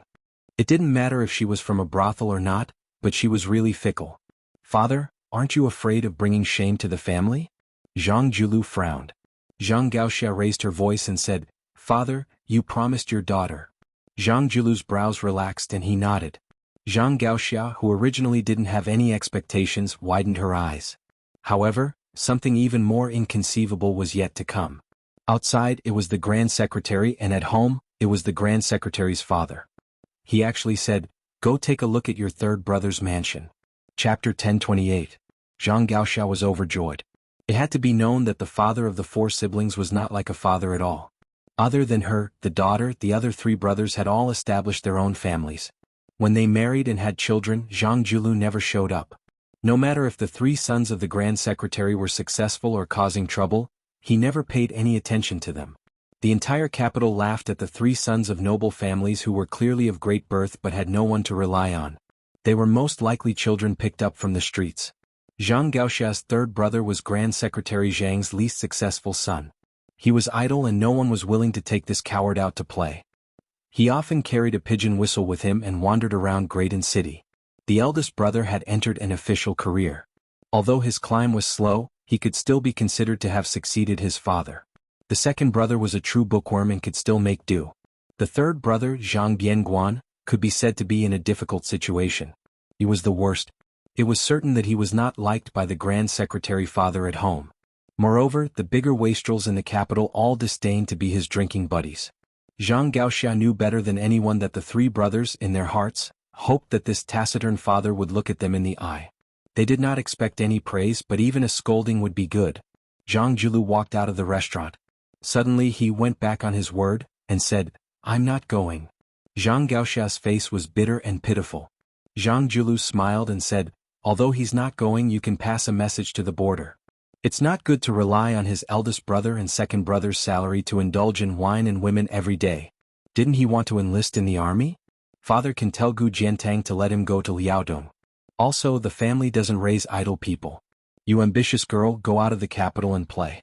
As for where you go, you can go wherever you want. Just don't write a letter to father asking for money." Zhang Gaoxia's eyes lit up. She said excitedly, "Really?" Zhang Julu nodded lightly. Zhang Gaoxia suddenly said, ruining the mood, "Father, you're not sick, are you? Did Uncle Juan make you so angry today? Daughter will help you get back at him. See if I don't eat and drink until the Juan manor is poor." The Grand Secretary laughed softly and said, "Promising." Then he added, "Let me say this first. You can go anywhere in Liang, but you can't go to Beiliang Circuit, you can't go to Yanxi Circuit, and you can't go to Guangling Circuit." Zhang Gaoxia replied with an "oh," then counted with his fingers and said, "Gangnam-do is the fourth and the Liao is the fifth." She finished listing all the Taoists in Liang in one breath and said with a smile, "Then I'd better stay at home and not get married for the rest of my life. I can't go anywhere anyway." Zhang Julu angrily took the reins from the restaurant's manager, who was treading on thin ice, and handed it to his daughter. He smiled and said, "Don't be so glib with your father. Quickly go and tell your sister-in-law the good news." Zhang Gaoxia made a face and mounted his horse, galloping away in a cloud of dust. Zhang Julu stood in the same place. How could the manager dare to argue with the Grand Secretary for forgetting to pay the bill? Besides, when the Grand Secretary was here, no one dared to court death. However, the manager dared to guarantee that there wouldn't even be a place to stand in the restaurant tomorrow, let alone a place to sit. The manager had already quietly turned around but was stopped by the Grand Secretary. The manager's face stiffened as he turned around, not knowing what to do. Zhang Julu smiled and said, "Manager, I ate and drank your wine for free. Please don't mind." The manager shook his head vigorously and refused to say a word even if he was beaten to death. Zhang Julu walked towards the heavily guarded carriage and muttered to himself in a voice that only he could hear, "Eating from the monarch and being loyal to the monarch, we don't owe each other anything. In the end, I, Zhang Julu, only asked for a jug of wine to drink from the common people. It's not too much, right?" From top to bottom, all levels of society stared hard at the vassal King Jingnan. Who was the first to send out troops, who sent out the most troops, who had the strongest troops, who had the weakest troops, and who had the weakest troops? These were all enthusiastically discussed in the marketplace. Among the vassal kings, the king of Jiaodong, Zhao Sui, was ordered by the imperial court to hold back his troops and obediently stare at the border. This was nothing worth the common people to chew on. The king of Guangling, Zhao Yi, was a person in the game. The restoration of West Chu happened in his territory, so there was not much room for imagination. The king of Huainan, Zhao Ying, who had always been the weakest and rumored to be crazy, sent out 6,000 troops in full force. This made people look at him in a new light. Yan Qidao was the first to send out troops. However, this vassal King Zhao Bing, who was only second to the king of Liang, actually only sent his Royal Highness, Zhao Zhu, to Guangling Road with 1,000 cavalry. Moreover, they went all the way north and crossed provinces. It was chaotic and chaotic. The only thing they could talk about was on the streets of Liang. The young king of Jing and Zhao Sun was the last to send out troops. For now, the number of troops was unknown. As for the previous Minister of War, Chen Zhibao, who had been conferred the title of King of West Chu, there was no movement at all. Was it because the imperial court was afraid that if he went to West Chu, there would be no one else to do anything? Or was it because the white-clothed immortal soldier did not deign to lead troops there? Other than the great peace city's Minister of War, perhaps no one knew. Beiliang? No one in Liang felt that the new king of Liang, who was younger than Zhao Sun, would be so kind. They all guessed that Beiliang was taking pleasure in their misfortune. It was fortunate that Liang did not hit them when they were down. The horses' hooves moved, the bowstring rang, and 10,000 taels of gold. On the border of Qingzhou, a large group of soldiers and horses slowly advanced to the northeast. A conspicuous rider stopped by the horse river and stood there leading his horse. This young rider wore a bright yellow python robe. In terms of python robes, he was half a rank higher than King of Guangling Zhao Yi. He smiled at a young and elegant scholar beside him and said, "Mr. Lu helped me save up that little bit of wealth." After this commotion, it came and went in a hurry. "My heart aches." The scholar with his eyes closed smiled and said, "As a guest with weak power, when visiting, you have to be polite and eat well. If you eat well, you can eat more. Otherwise, the powerful host will not even let you eat at the table next time." It was this generation's king of Jing and Zhao Sun. He nodded and said, "It's a very simple principle. But even if I understand, I can't help but feel depressed." Blind Lu Su smiled and did not speak.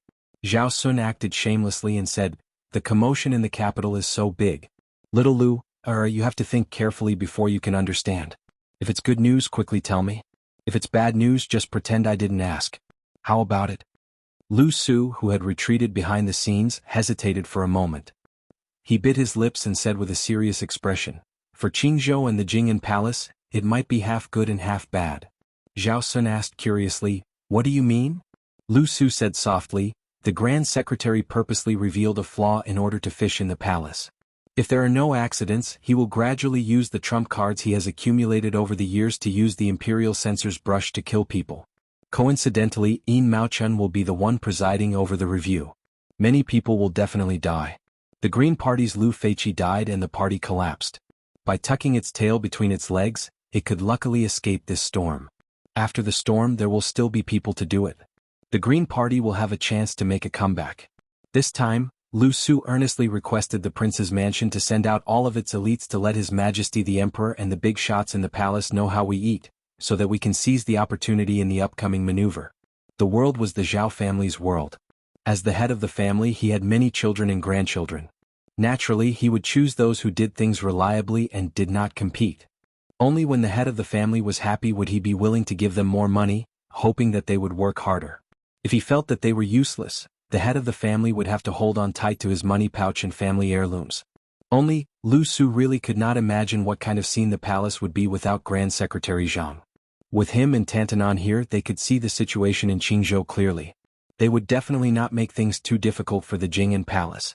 If a family changed the head steward in charge of money, or even if they changed the head of the family, if no one in the Green Party could step forward and speak up for them at the crucial moment, it would always be a hidden danger. Therefore, the good was in front of them while the bad was in the distance. Overall, it was still bad news. Of course, everything in the world can change in an instant.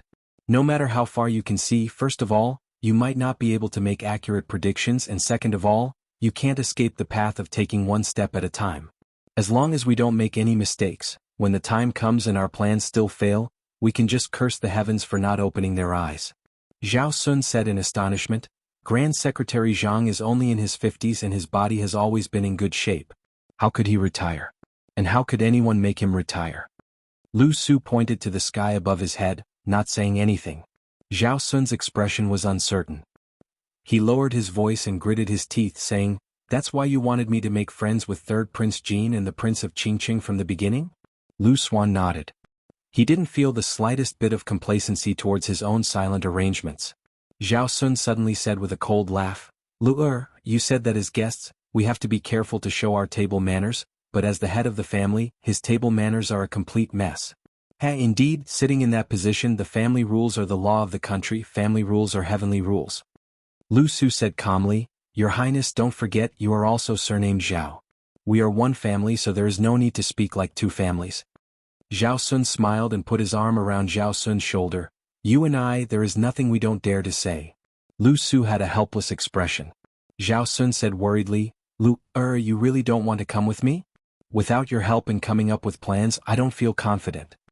Lu Su said calmly, I only know how to come up with ideas. I am an outsider when it comes to military formations. Moreover, Your Highness' trip this time isn't for military achievements. Of course, even if you want to, you won't be able to. Once you defeat these 6,000 people in one go, you will meet with that crown prince in ragged clothes in secret. Then it will be considered a great success. Zhao Sun couldn't bear it. Can't you just leave 2,000 or 3,000 soldiers behind? Can't you just leave 1,000 behind secretly? Lu Xuan's face was expressionless. He turned his head and looked at this king of Jing'an who he had always called his highness. Zhao Sun hurriedly raised his hands. I will listen to you, okay? Seeing that this Mr. Lu didn't move, Zhao Sun reluctantly whispered, I am really leaving? Lu Su stretched out a hand and signaled him to get on the horse. Zhao Sun got on the horse. Lu Su hesitated for a moment, then looked up and said, Remember, there are only two things for this trip. First, try to win more trust from Zhao Zhuan. Second, use the 6,000 lives to win the hearts of the people. Zhao Sun lowered his head to look at this blind strategist who was doing his best for the Prince of Jing'an's estate. He gave a heavy in, and urged his horse to leave. The young king had a heroic spirit in his heart that said, I also have Yuan Binshi by my side. Chapter 1029. A large and imposing caravan slowly headed south. The size of the caravan far exceeded that of the newly appointed Ding Great General Lu Xingxiang. Among the 200 or so people, 80 of them wore fine golden sabers. The remaining 100 or so cavalrymen wore black robes and carried different weapons. However, without exception, each of them had an eye-catching copper-embroidered fish pouch hanging from their waists. The number of carp tails embroidered on the copper pouch also varied. Some had 7 tails while some had 4 or 5 tails. This meant that they were Jianghu warriors who had performed meritorious deeds for the imperial court of Liyang. They were no longer considered to be in the wilderness, but had the official status of an official. With this bag they could enter the passes and cities without the need for an identity card. The Jianghu martial artists of Liyang were all proud to have a copper-embroidered fish pouch. Lu Hao's pouch was embroidered with 8 golden fish. It was just that the celestial state master didn't carry it with him. In this trip, there were 3 people with 7 carp pouches that symbolized level 1 masters. There were 14 people with 6 carp pouches that symbolized level 2 masters. Dragon Tiger Mountain, Wu Family Sword Tomb, Dongyue Sword Pool, and all the top sects had sent their trusted subordinates. Most of them were Jianghu martial artists who had been working hard for the Ministry of Justice. They helped the imperial court to gather information and hunt down bandits. The imperial court gave them a talisman to help them in Jianghu. 200 cavalrymen escorted only one carriage. This luxurious carriage, which showed the grandeur of the imperial family, was pulled by 4 Fergana horses. Around the carriage there were more than 20 eunuchs. First-class experts with 6 or 7 tails embroidered on their copper-yellow fish bags were mixed in. Each of them performed their own duties in an orderly manner. They went all the way south and didn't stop after passing through the city. They only camped in the wild. Along the way they had to send 1,000 to 3,000 light cavalry to escort them for hundreds of miles. The distance between them was always 1 mile. During this period there were some soldiers who broke the rules and came closer half a mile. They probably wanted to curry favor, but they made a fool of themselves and the commanding officer was stripped of his armor on the same day. For more than half a year, even the Jianghu elite cavalry and those copper and yellow fish bag experts had not seen the curtain of the carriage completely pulled up even once. There was a special eunuch in charge of the delivery of food and drink. Every time, he would kneel in front of the curtain and speak in a low voice. Afterwards, a hand would lift up a corner of the curtain and take the food box. Next time the new box would be replaced with the old box and so on. At first, some people guessed that the person sitting inside was Lu Hao, who was said to be separated from the immortals on Earth. But later they found out that there were eunuchs who needed to clean the toilet. Most of them were told that they had to go to the capital at the last minute. They didn't know what to do and after meeting with Zhao's spy, they had to leave immediately. They didn't even have time to inform their elders, parents, their families and their children. And so they took of it.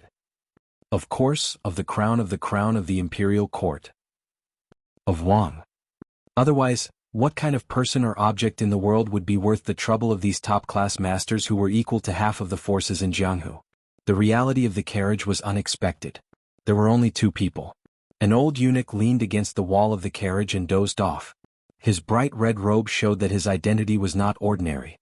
His real name had long been lost in the passage of time. He was a remnant of Dongyue. When he entered the Dongyue palace he was like most eunuchs. He took a senior eunuch as his adoptive father, and was given a name by his master, who had a higher status than his biological father. Only then did he truly enter the door. It must be known that in the chaotic times of the spring and autumn period, there were countless pitiful people who cut off their descendants' roots. They never thought that they wouldn't be able to become eunuchs. This old eunuch who was now worthy of the title of Diao Temple was called Zhao Saiku. He was already in his 40s when he arrived in Graydon City. His second master worked in the Imperial Horse Directorate in Graydon City's Imperial Palace, but he also didn't become a eunuch. Zhao Saiku, on the other hand, was the most inconspicuous of his disciples. He slowly climbed up the ranks. He had been in charge of the Treasures Directorate and the Directorate of Ribbon Insignia, and served 2 emperors of Liang. He was watertight. After so many years he didn't make a single mistake. Even Han Xingxian was not stingy with his smile when he saw this colleague. Zhao Saiku was indeed one of the few eunuchs who didn't need to avoid the Diao Temple. Zhao Saiku and the master of the current Directorate of Ceremony, Song Tonglu, were best friends. The 2 old eunuchs were rivals and coincidentally died on the same day, month, and year. After Song Tonglu became the head eunuch, he didn't care about old friendships with anyone, including his master. He only treated Zhao Saiku like a junior. 2 successive emperors of Liang had a whole new level of respect for the same person. It was clear that Zhao Saiku's skills were profound. The old eunuch with a frail body sat cross-legged, unable to hide his tiredness as he dozed off. His movements were too big and he woke up with a start. His face was drowsy as if he had dreamed of something. The old man sighed softly. Liang had taken over the spring and autumn period, the territory, the gold and silver, the armory and even the concubines. These things were either reasonable or flawed, but they were not criticized by others. However, there was one action that the late emperor of Liang had taken that was criticized both internally and externally. He had taken in almost all of the eunuchs from the 8 fallen countries of the spring and autumn period. This had led to the imperial palace of Great, and to become overcrowded and bloated. There were no less than 12 supervisors, 4 departments and 8 bureaus and 24 yamens. At the time, both the military and civil officials of Liang didn't quite understand this. The new dynasty was about to take advantage of the situation to fight a decisive battle with the Beimeng barbarians. How could they care about these eunuchs who only knew how to gossip? However, the late emperor of Liang turned a deaf ear to this. The old grand secretary, who was Zhang Julu's master, sent a series of memorials, but all of them disappeared without a trace. As the war gradually came to a halt, the eunuchs knew their place and were surprisingly loyal to their new masters. In the past 20 years they had been cautious and conscientious. They had only heard of the old eunuchs dying of old age in the imperial palace. They had never heard of anyone causing trouble in the imperial palace. Although the human cat Han Xingxuan's contributions were inseparable, it was clear that these eunuchs were grateful for the late emperor's mercy. They didn't have to be homeless after the fall of their country. Other people who had lost their country could still rely on their skills to survive, but it was easier said than done for them. Chapter 1030. The old Martin Temple glanced at the corner of the carriage from the corner of his eyes and lowered his eyelids. He was used to it. A middle-aged man was sleeping peacefully in the corner. He was handsome and had a vertical scarlet mark between his eyebrows, as if there was another eye in addition to his eyes. 8 years ago, the old Martin Temple was in charge of the Directorate of Ceremonies and was in charge of the imperial edicts and talismans. In just 2 years he was transferred to the Directorate of Treasures. After the sudden death of man and cat, the old eunuch who was ready to enjoy his old age was not promoted to the Directorate of Ceremonies, nor was he free. Instead, he was led by 2 chi cultivators who were independent of the Imperial College to see an object. Zhao Siku went from incredulous to calm and finally to numb. In less than half a year, no matter how rare an object was, it could not withstand staring at it from day to night. From that day onwards, Zhao Siku came in contact with secrets that ordinary people would not know in a few lifetimes. For example, hundreds and thousands of Qi cultivators from the supporting dragon sect were distributed to various places to collect heavenly thunder in the blessed cave to create an unprecedented thunder pool. Also, the Taoist masters of the Dragon Mountain would come to Great Peace City to inscribe a talisman for an object when they thought that they had achieved great success. This talisman usually took several months or even half a year, exhausting their spirit. So far, since the founding of Liyang, there had been a total of 11 generations of Taoist masters who had drawn talismans and made talismans just to suppress the person in the carriage. The one who forgot worries was the only person who walked the Jianghu in the true sense of a celestial being. The so-called first-class four realms in the contemporary Jianghu were born from the martial arts experience of this person 400 years ago. It was also this person who put the Vajra realm into the category of masters and intentionally or unintentionally put foreign Buddhism, which was originally suppressed by Confucianism, on the table. However, during the catastrophe 400 years ago, Gao Shulu traveled all over the Yangtze River in 10 years and killed people whenever he felt like it, causing a reign of terror in the Jianghu. No one dared to call themselves a master. There were 2 sword immortals who died in Gao Shulu's hands. The Taoist sects in the world gathered 81 Taoist masters and formed a demon suppression formation together, but they were all killed by Gao Shulu on the peak of the Earth Lung Mountain. He left behind a sentence, "I am an immortal in the human world, why should I suppress demons?" In the end, Gao Shulu met an unknown young Taoist on a narrow path. That battle was so powerful that no one else could match it. Until now, there were still people who believed that only Qi Xuanzhen of the demon-slaying platform or Hong Shixiang of Wudong could match Wang Xianji in battle. Zhao Siku of the Old Martin Temple was facing such a person who should not be said to be a living or dead person. At that moment, Gao Shulu did not drink, eat, breathe or inhale. Like a hibernating worm that had hibernated for 400 years, his body did not shrink at all and was still as smooth as jade. Before this, there were still 18 talismans that were set up by the previous famous Taoist masters. Among them, the first 9 were from the original Taoist ancestral court, Wudong Mountain. The first one was called the Mountain Opening Talisman, by the Taoist masters of the later generations. It was the work of the unknown young Taoist who put Gao Shulu into a deep sleep. Just one talisman was enough to support more than 10 famous Taoist mountains and Qi cultivator sects in the future. Zhao Siku tugged at the expensive thick furry marten hat. The old man was not a master and had never practiced martial arts. Even if there were 10,000 Zhao Siku, he would not be a match for Han Xingxian. He was old, so he could not stand the cold spring. Zhao Siku also thought about why Zhao Shi was willing to let him be the person in charge. Was it because he did not know martial arts? Was it because he had been walking on thin ice for 20 years and did not overstep the rules? Or was it because Han Xingxian had some last words for the emperor before he left the palace? The corners of Zhao Siku's mouth twitched. He looked at the celestial who looked like a clay bodhisattva. He wanted to speak but stopped. After so many years of caution, the old man finally stopped talking to himself. Zhao Siku? The old Martin Temple snickered. What was he most afraid of all these years? He was most afraid of talking in his sleep. What was so difficult about talking to people and ghosts? The difficult part was speaking the truth. Zhao Siku had thought that he would die of old age in this life and close his eyes with a belly full of secrets. He had not expected that in the end, the Bailiang that the young master was loyal to would silently send him a message. It was a message from an inconspicuous palace maid. Zhao Siku did not doubt it. The message was divided into 2 parts. The first part was what the young master had said before he left. Only Zhao Chongling knew and Zhao Siku knew. The second part was probably the young talent Zhao Chongling had entrusted to the Yin talent Li Yishan and the like. Zhao Siku sank into deep thought. He came from the Green Pavilion Zhao clan. That had once been one of the 10 great clans of the spring and autumn period. But he did not know why Zhao Chongling, as the eldest grandson of the first wife, did not inherit the family business and instead joined the Su family. It could be said that without the support of Zhao Chongling's family, the butcher Su Xiao would not have been able to stand out so quickly among the generals in Liyang. Zhao Siku did not have any loyalty to the Green Pavilion Zhao clan.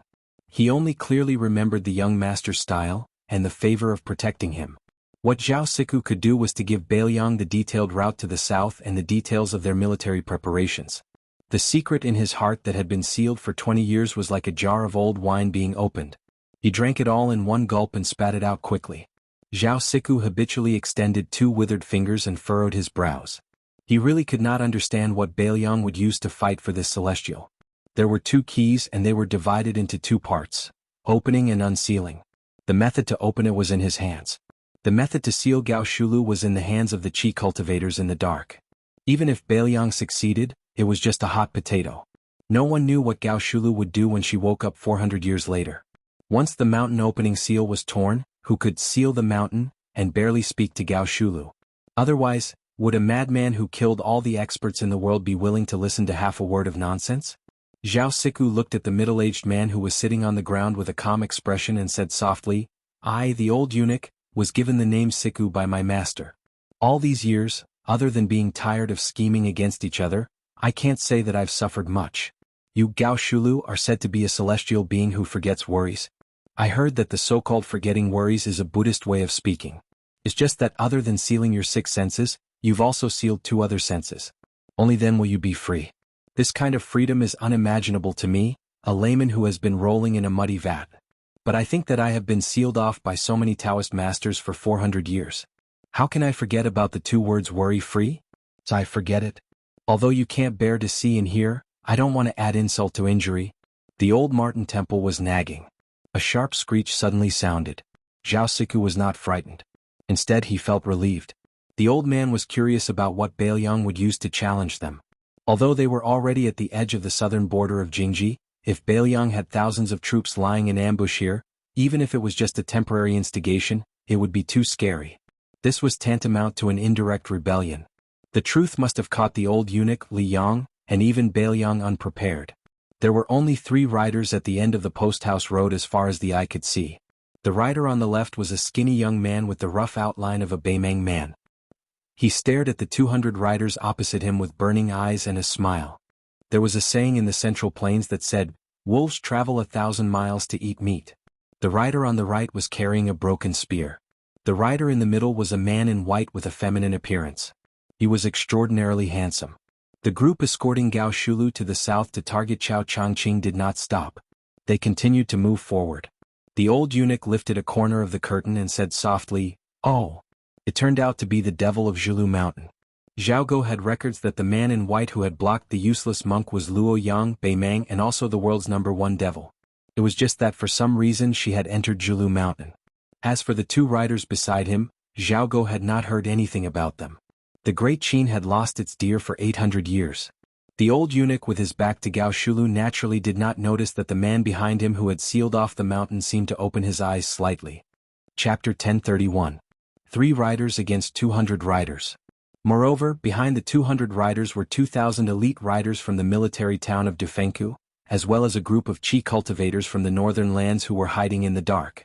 Therefore, in the eyes of Zhong Guqing who was near the carriage, this was called courting death. To put it bluntly, this was throwing an egg at a rock. Zhong Guqing had always been a nameless Jianghu expert. Even though he was a first-grade finger shen expert, he did not have much reputation in the Jianghu world. He did not even have a thunderous nickname. When his acquaintances saw him, they would only call him Old Zhong, and the officials would only respectfully call him Lord Zhong. However, he did not care about the weight of his face, but his inner strength was very sufficient. Zhong Guqing, who had a 7-tailed golden carp and copper-yellow fish pouch around his waist, was a first-class guest in the capital's Ministry of Justice. He was also close friends with the #1 swordsman of Great City, Qi Jiajia. He had solved many major cases in his hands, and could be considered a familiar face with the Zhao family's Son of Heaven. Zhong Guqing was the person in charge of this mission on the surface. Everything big or small depended on whether he nodded or shook his head. Zhong Guqing's Qi observation skill was not weak. He looked at the 3 riders at the end of the road without any contempt. However, he was wary, but this did not mean that Zhong Guqing had a guilty conscience. In his view, in the entire Liang Jianghu, as long as it was not old Monster Wang of Martial Emperor City, Dong Tai of the Peach Blossom Sword God, or Chao Changqing in front of him, other than these 3 people, if it was anyone else, even if it was one of the top 10 people in the new martial arts evaluation, they would not be able to stop his horse's hooves heading south. This was not arrogance but great confidence. It was the confidence that Great Peace City and Zhao Shi had given Zhong Guqing. However, Zhong Guqing never imagined that the 3 riders he was about to confront at this moment would have such a shocking background. Because these 3 people were indeed not any of the Liang masters in the top 10 of the Wushu evaluation, not old Monster Wang who was in charge of the East Sea, not Dong Tai who was searching for immortals, not Chao Changqing who was busy reviving West Chu, not General Gu Jiantang who was the #1 saber user in the world, and definitely not the dead cat Han Diaoxi. But last year, 3 Beimang guests came to Mount Zhulu, which was close to Shangyin Academy. Coincidentally, 2 of them were in the top 10 of the Wushu evaluation: white dress Luo Yang and broken spear Deng Mao. If Zhong Guqing had known of this terrifying truth earlier, he probably would not have been so condescending. In the Great Battle of Jianghu, when had he ever heard of any of the 10 men of the world joining hands with another to kill the enemy? But today he just happened to run into it. Looking at the 200 riders charging straight at him, the short Yelu Dongchuang, who was both a member of the royal family of Beimang and a rising military official, widened his eyes. His face was a little dull and melancholic. He slowly turned his head to the woman in white who was walking slowly by his side and asked, "What's going on? These people don't take the 3 of us seriously at all. Could it be that Mount Zhulu is not famous and popular in Liang? Luo Yang, you tricked me. What did you tell me at that time? You said that the devil cult on Mount Zhulu was the target of public criticism, and that as long as I went up the mountain, there would be endless masters to kill. But in the end there wasn't even a fart. That's fine. After all, Mount Zhulu is not easy to find, but why is it still so useless in Jianghu? You can't scare people. Luo Yang, you're not being honest. After this killing trip, I won't accompany you to play in Liang anymore. Isn't there a war in Gusai State and Longyao State? I have to go to the South Court to earn military merits. Otherwise that fatty dong will definitely leave me far behind." Luo Yang ignored the short man who was grumbling like a woman. She said calmly, "Deng Mao, I'll leave the 2,000 riders at the back to you to delay. How much you kill depends on your mood. As for the Qi cultivators in the hiding place Yelu Dongchuang, you kill them. You don't have to deal with those on the road." Deng Mao nodded and had no objection. Yelu Dongchuang immediately said anxiously, "Surnamed Luo, you're bullying me because I'm not one of the 10 men of the martial arts world, right? Are you looking down on me? I'm still young. Let's see who's more powerful 10 years later." Luo Yang turned her head calmly and looked at this proud son of heaven from the grassland of Beimang. Yelu Dongchuang shrank his neck and immediately shut his mouth. Back then on the grassland he was ordered by the Empress to lead the troops to intercept and kill the white-robed devil. In the end she almost took the head of the general in the army. Since then he had been traumatized. He was only afraid of 3 women in the world. The Empress whom he could privately address as aunt, that damned fat chick Murong Longshui who liked to bully him since young, and Luo Yang who had never smiled at him. Yelu Dongchuang hesitated for a moment. In the end he still did not have the guts to challenge Luo Yang. He obediently turned his horse around and dashed out of the road to find trouble with those sneaky Qi cultivators. Deng Mao glanced at the carriage and asked softly, "Both you and I have sensed the strange phenomenon just now. Is it really all right?" The corners of Luo Yang's mouth curled up, and he said something that Deng Mao could not understand. "It's fine. The worst outcome is nothing more than an old friend meeting. Besides, this person might not really get involved. I guess if Wang Xinji doesn't come, even I may not be able to make him come back to his senses." Deng Mao had always been a man who did not like to get to the bottom of things. Seeing that she did not care, he could not be bothered to worry unnecessarily. Moreover, Deng Mao did not treat the white-robed devil who ranked higher than him in the martial arts assessment as a woman. A devil who could kill Beimang twice and a woman who was almost on par with the top 3 in the martial arts assessment. Which man had the right to love and dote on her condescendingly? Deng Mao took another look at the carriage and then went out of the road without hesitation to intercept the 2,000 cavalrymen and not let them create trouble. Luo Yang waited for the 2 of them to leave. She had some unknown regrets in her heart. If she was at the peak of martial arts, so what if Gao Shulu was in the carriage with her? At that time, she had returned the cultivation that she had painstakingly accumulated for 800 years to that person. Although he had returned it to her after the battle with Wang Xinji, in the process, he had lost 20% of his cultivation. At this time, not to mention Wang Xinji and Tuoba Bodhisattva, who originally had a gap between them, she was afraid that even Dong Tai, who had turned his cultivation into cultivation, might not have much chance of winning. Luo Yang was somewhat self-deprecating. After all, she was still a woman. In the world 800 years later, even if a woman could become an emperor, the pugilistic world still did not allow a woman to be the most powerful person in the world. 800 years ago and 800 years later, it was still the same in the pugilistic world. Chapter 1032. When Zhong Guqing saw the 2 riders leave the post house, he did not lower his guard. Instead, for the first time he felt suffocated as if he was facing a great enemy. The 200 riders moved forward steadily. The distance between the 2 sides was less than 100 paces. Even the master with the worst eyesight, who had 3 or 4 copper yellow fish pouches, recognized that the white rider was actually a woman with a feminine silhouette but a vigorous heroic spirit. Wasn't there only the purple dress of Mount Huishan in the limelight in Liang Jianghu? Who was this divine being? The 6 riders at the front rode fast, ready to take the first prize for the imperial court. Among the 6 riders there was a famous swordsman, a machete man and a renowned boxing master. The 6 riders were outstanding. At the same time they covered each other and cooperated skillfully. This was the realm that masters who had reached a certain level should have. The machete man was the first to attack. He used his family's unique skill, the knife-throwing technique, which could be considered an unpopular martial art evolved from the flying sword technique. The knife split the air and went straight for the white-clothed woman's head. Luo Yang did not look at the curved knife that spun into a circle and fell from the sky.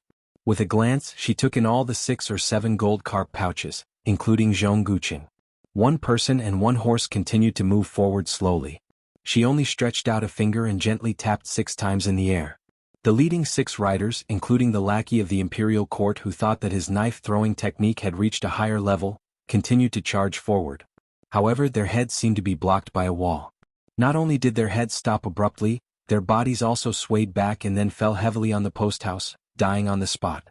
Finally, the belated, throwing knife came.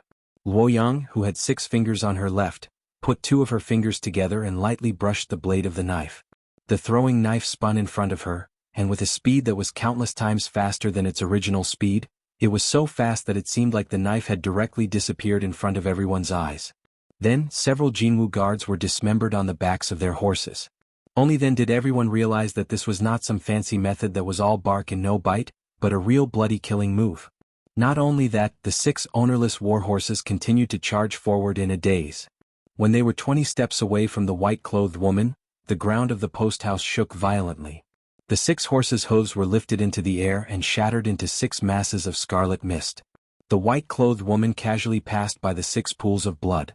That knife was finally stopped by a 6-fish copper pouch expert. Luo Yang was expressionless. Her 2 fingers swiped forward on her shoulder like she was pushing out a 3-foot sword. Then she formed a 3-foot purple sword energy that flashed. That Master Realm expert did not have time to dodge at all. A hole appeared on his forehead. When he fell off the horse he died with his eyes wide open. Luo Yang suddenly stopped her horse. She had a calm and arrogant attitude. This made Zhongguqing, who was caught off guard, feel a chill down his spine. How could this extremely young woman be so arrogant and rude? She did not mind them making a countermeasure at all? Zhongguqing didn't care about his face. He signaled the other 2 experts of the 7 carps with his eyes. There was no need for words to communicate and they already had a plan. They could clearly see that this woman was at least a peak expert who had immersed herself in the Finger Profound realm for many years. Zhongguqing, who was originally in the Finger Profound realm, even faintly sensed that this woman wanted him to experience what the Finger Profound realm was.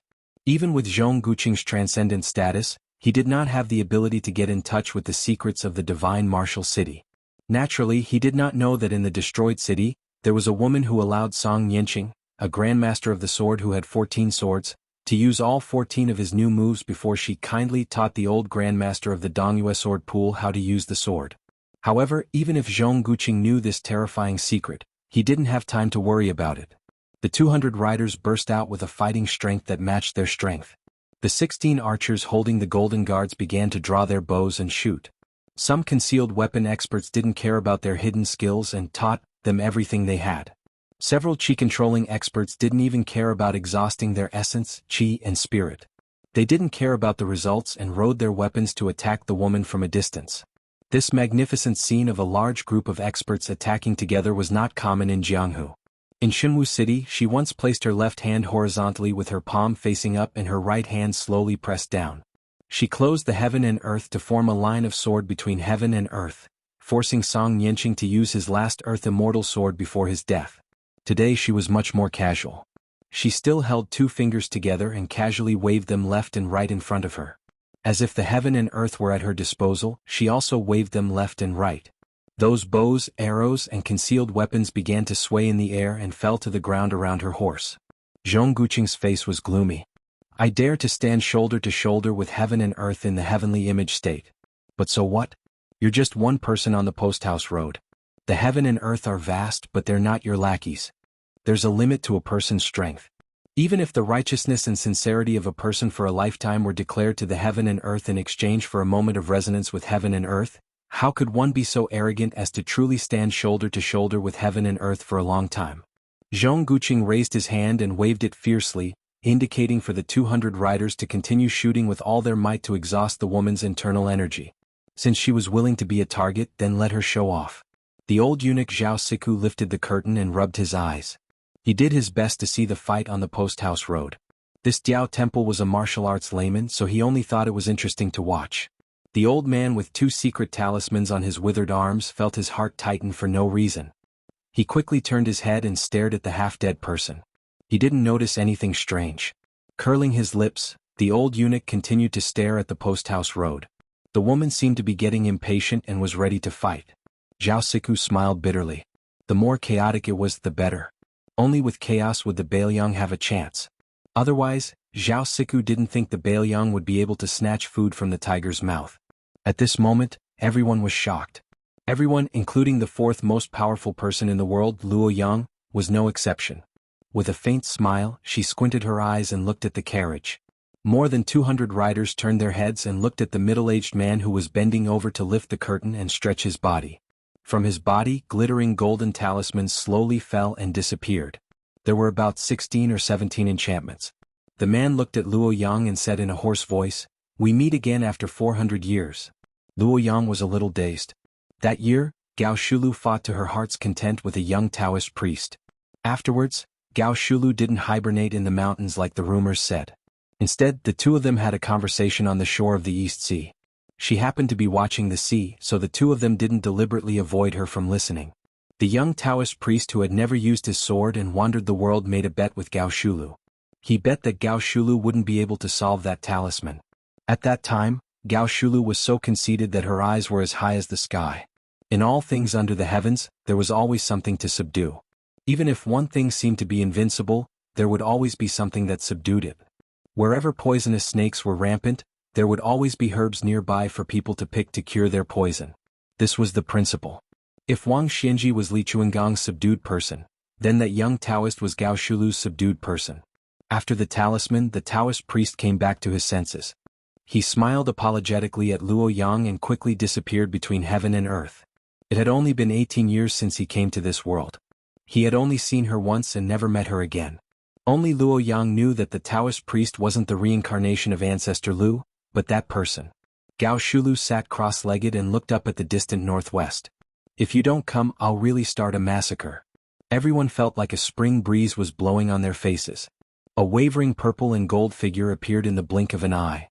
It was like the legendary immortal who had gone out of his body. Then the 200 riders were frightened and retreated one after another. That blurry figure and that face, if it wasn't Su Fengyin of Bailiang, who else could it be? This Su Fengyin pretended to lead the horse for the woman in white and looked at Gao Shulu with a smile. "The 9th time I was in a trance. I was originally sitting on the top of Kunlun and watching the East Sea." Chapter 1033. Su Fengyin and Gao Shulu, one in a trance and the other back to reality, were talking about the heavenly secrets that no one knew except for Luo Yang. Zhong Guqing and the other masters were so helpless that they didn't have the courage to fight to the death. A woman in white was almost invincible, and now there was an out-of-body celestial being? Gao Shulu, who only had 2 talisman restrictions left on her body, looked around and took a deep breath. With an intoxicated expression, she said to Su Fengyin, whose figure was drifting, "You go back to Kunlun first and then take a look at Donghai. Then I'll go to Bailiang." Su Fengyin smiled and nodded, but he did not immediately return from his mental journey of several thousand li. Instead, he turned the horse around for Luoyang and slowly walked on the post-house road, gradually going further and further away, leaving Gao Shulu and a large group of copper and yellow fishbag experts behind. Su Fengyin said softly, "I know who you love and I won't force you. If it were me and the woman I love lost her memory, she wouldn't be her anymore. Although I'm a little different, it's not that I've lost my memory, but that I've gained some. Probably in your eyes, I'm more Su Fengyin than that person. In the final analysis, you can only blame yourself for this muddled account that you've been calculating for 800 years. Back then, the alchemists of the Great Qin went out to sea to search for the elixir of immortality and found 2 elixirs of immortality in Donghai. You thought that I was going to share them with her behind your back. Therefore, you deliberately told me that you only had one and destroyed it in front of me. But you secretly hid the other elixir in Long Pearl, so that you could obtain immortality and killed her. Actually, you're wrong. Luo Yang sneered and said, so what if I'm wrong? Even if I could go back in time 800 years ago, I would still kill that woman, deny you immortality, and destroy your great Qin's everlasting dream with my own hands. Su Fengyin turned his head to the carriage and said something to the old eunuch before returning to Bailiang with him. Then he turned to look into the distance and said with a smile, you're still you. Luo Yang sat high up on the horse and let him lead the horse with a clear conscience. She did not forget to say sarcastically, unfortunately she is no longer her.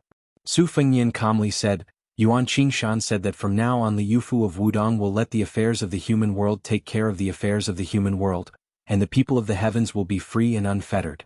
I think it's not bad. After my battle with Wang Xianji, there should be an end between us.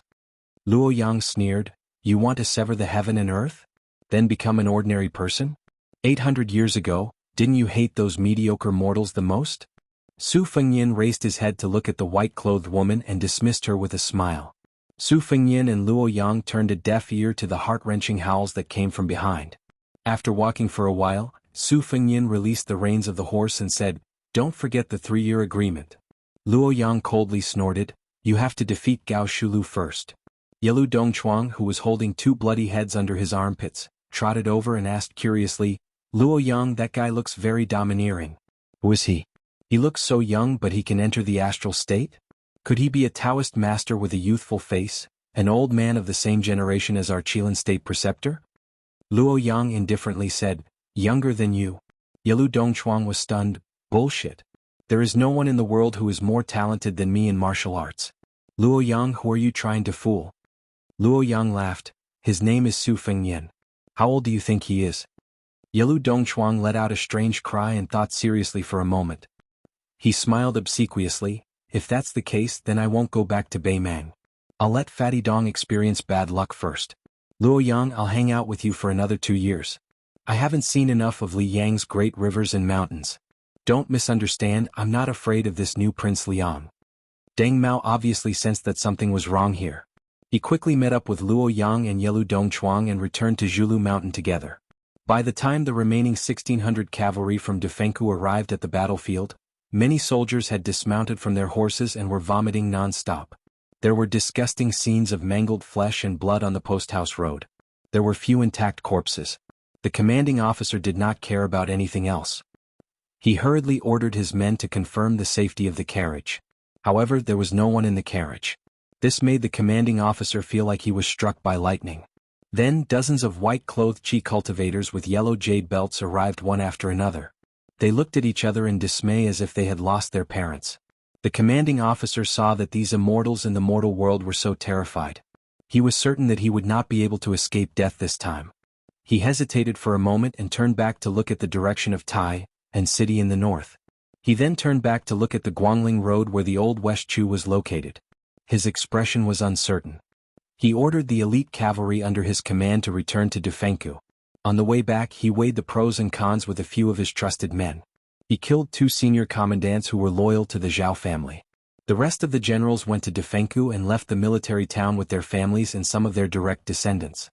When Gao Shulu brought the old eunuch Zhao Saiku to Bailiang leisurely, a middle-aged scholar in green frowned on a mountain a few miles south of the courier road where the tragedy occurred. An old man beside him who had personally stirred up a pool of spring and autumn water sneered, under this old man's control, the fate of the world flowed from the dynasty into Jianghu. However, it could not support the number of immortals in the mortal world. Therefore 8 to 9 latrines were already the limit. Whoever wants to poop would have to leave one. When Li Chungang left, it was because Dong Tai had ascended to the realm of Sword Immortal. When the Dragon Tree monk of the 2 Zen temples left, it was because Qin Jibao took advantage of the loophole. Hong Shixiang was entrusted to the current chief of Wudong, Li Yufu. He would pass it on to that child in the future. This is also the most admirable aspect of Wudong. They had truly succeeded in passing down the incense from generation to generation. As for Zhao Xuansu, who exchanged one seal for another with Zhao Huangchao in the past at Mount Longhu, he could not ascend and his soul was scattered. This allowed the little girl you were protecting to have the aura of a master of all the famous swords in the world. Now that Gao Shulu has brazenly appeared, it should have been Chao Changqing, the Confucian sage, to get lost. Chao Changqing shook his head and said, I have my own way to compete with Gao Shulu. Chapter 1034. The old man who had the qualifications to speak arrogantly beside Chao Zhangqing's ear was naturally Huang Sanjia. The old man thought for a moment and said, "This old man can roughly guess your plan. However, this old man can't understand why you smart people can't see through the word love. The word love doesn't have many strokes and isn't difficult to write. Why is Wang Xinji able to look down on you, Chao Changqing? Isn't it because you idiots aren't any less talented than her? You and that Li Chungang whom this old man truly envies, and that Mount Hui Shenyuan Jingqing, have all spent your entire lives in prison for a woman? Is it worth it?" Chao Changqing's expression was calm. He smiled and said, "If we're talking about whether it's worth it or not, then it's not love. The word love is easy to write but hard to let go. You Huang Longsher haven't encountered it yet. You laughed at us for being stupid, but we also laughed at you for being smart all your life. It's not worth it. It's good to have no attachments, but it's also not bad to have attachments." Huang Longsher gritted his teeth and said, "Once a smart person is terminally ill, then even the immortals can't cure him." Chao Changqing turned his head and asked, "You Huang Longsher claim to be one of the top 3 in the world. Other than pulling up seedlings to help them grow and adding fuel to the fire, what else can you do?" Huang Longsher made a sound of surprise. "You've guessed it?" Chao Changqing smiled and said, "It's a pity that you and I don't have much time left. Otherwise I would have a good chat with you." Huang Longshan chuckled and changed the topic. "That Gao Shulu is really ruthless. She killed more than 200 people in one go. Moreover, in this way, although the Zhao clan's vitality cannot be said to be greatly damaged, they will have a flaw that can be exploited. This will be greatly beneficial to your West Chu." Chao Changqing shook his head and said, "The martial artists of Jianghu are trapped in the battlefield, but that's all there is to it. They have never been able to influence the outcome of a battle. Since the War of the Spring and Autumn period, the army has long been skilled in how to stop and kill masters who charge into battle alone. Of the 200 masters, only about half of them are willing to give their lives to the Zhao family and go to West Chu to fight. Throwing 100 people into the battlefield that will easily have tens of thousands of people is like trying to put out a burning cart with a cup of water. What's more, Zhulu Mountain would also be participating. With just a small group of experts, it would be hard to say who would emerge victorious. Oh Huang Sanjia, what you really want to talk about is the desertion of the Defenku commandant. This was a good thing. Pulling one hair would affect the whole situation. After nearly 20 years without the smell of gunpowder, the thousands of miles of territory south of the capital was filled with women. It far exceeded the imagination of the Zhao clan's son and the civil and military officials of the court. Recognizing this point, the head of the civil officials, Zhang Julu, opened his mouth to speak. Unfortunately, no one believed him. The most powerful of the military officials, Chen Zhibao and Gu Jiantang, were not willing to speak nonsense. Lu Xingxiang knew that it was useless to say anything. This is where the opportunity lies. Huang Longsher also shook his head. It seemed that he was not optimistic about the final outcome of West Chu. Chao Changqing did not mind. He laughed softly and said, "You plan to hand over the country to the crown prince of Yanqi, Zhao Zhu. Then who will you hand over Jianghu to? Could it be that woman in purple, Shenyuan Qingfeng?" The old man neither admitted nor denied. He said softly, "You said that I, Huang Longsher, can only speed up the growth of the crops and that the harvest can only be the one that has been set. You are wrong." Chao Changqing raised his head and looked at the figure hovering in the sea of clouds on his sword. Huang Longsher smiled and said, "There is thunder, there is rain, and there are going to be countless deaths." Chao Changqing sighed, "It is impossible to exchange decades of chaos for centuries of peace." The old man put his hands together and exhaled a breath of mist. "The ancients did not dare to take Mount Tai and surpass the North Sea. The future generations cannot do it. I will do it." Chao Changqing was silent. After a long time he said slowly, "Madman?" Huang Longsher smiled freely. "I'm very happy to meet you." Chao Dai, one of the top playboys in the world, suddenly asked. Chao Changqing has always been very curious. "What is your idea of a world of peace?" The old man grunted and said vaguely, "In a world of peace and Tao, it is not a matter of the ruler and the people, but of the country and the people. The two seem to forget each other, but each has their own true temperament." Chao Changqing closed his eyes and fell into deep thought. Huang Longsher smiled and said, "Don't think too much about it. Be careful not to fall into it and not be able to get out. At that time, even if you are the scholarly sage Chao Qingyi, you will only be worrying about nothing. I have a stomach full of untimely and unworldly thoughts. It is enough for me to drink alone to relieve my boredom." Chao Changqing opened his eyes and rubbed his white hair. He asked, Can we really pass Gao Shulu and Wang Xinji? Huang Longsher said calmly, actually as long as we pass Gao Shulu, it is more or less the same. Because in the end it is just a test. Wang Xinji is slightly better than Gao Shulu, but this is the difference in strength and not the difference in realms. Chao Changqing said bitterly, it is just a test, but it is no different from fighting with Wang Xinji in advance. Isn't it still a narrow escape? Huang Longsher rolled his eyes and said, that kid asked for it. What does it have to do with this old man? Chao Changqing asked with a smile, you really didn't leave anything behind? The old man raised his head and said firmly, no.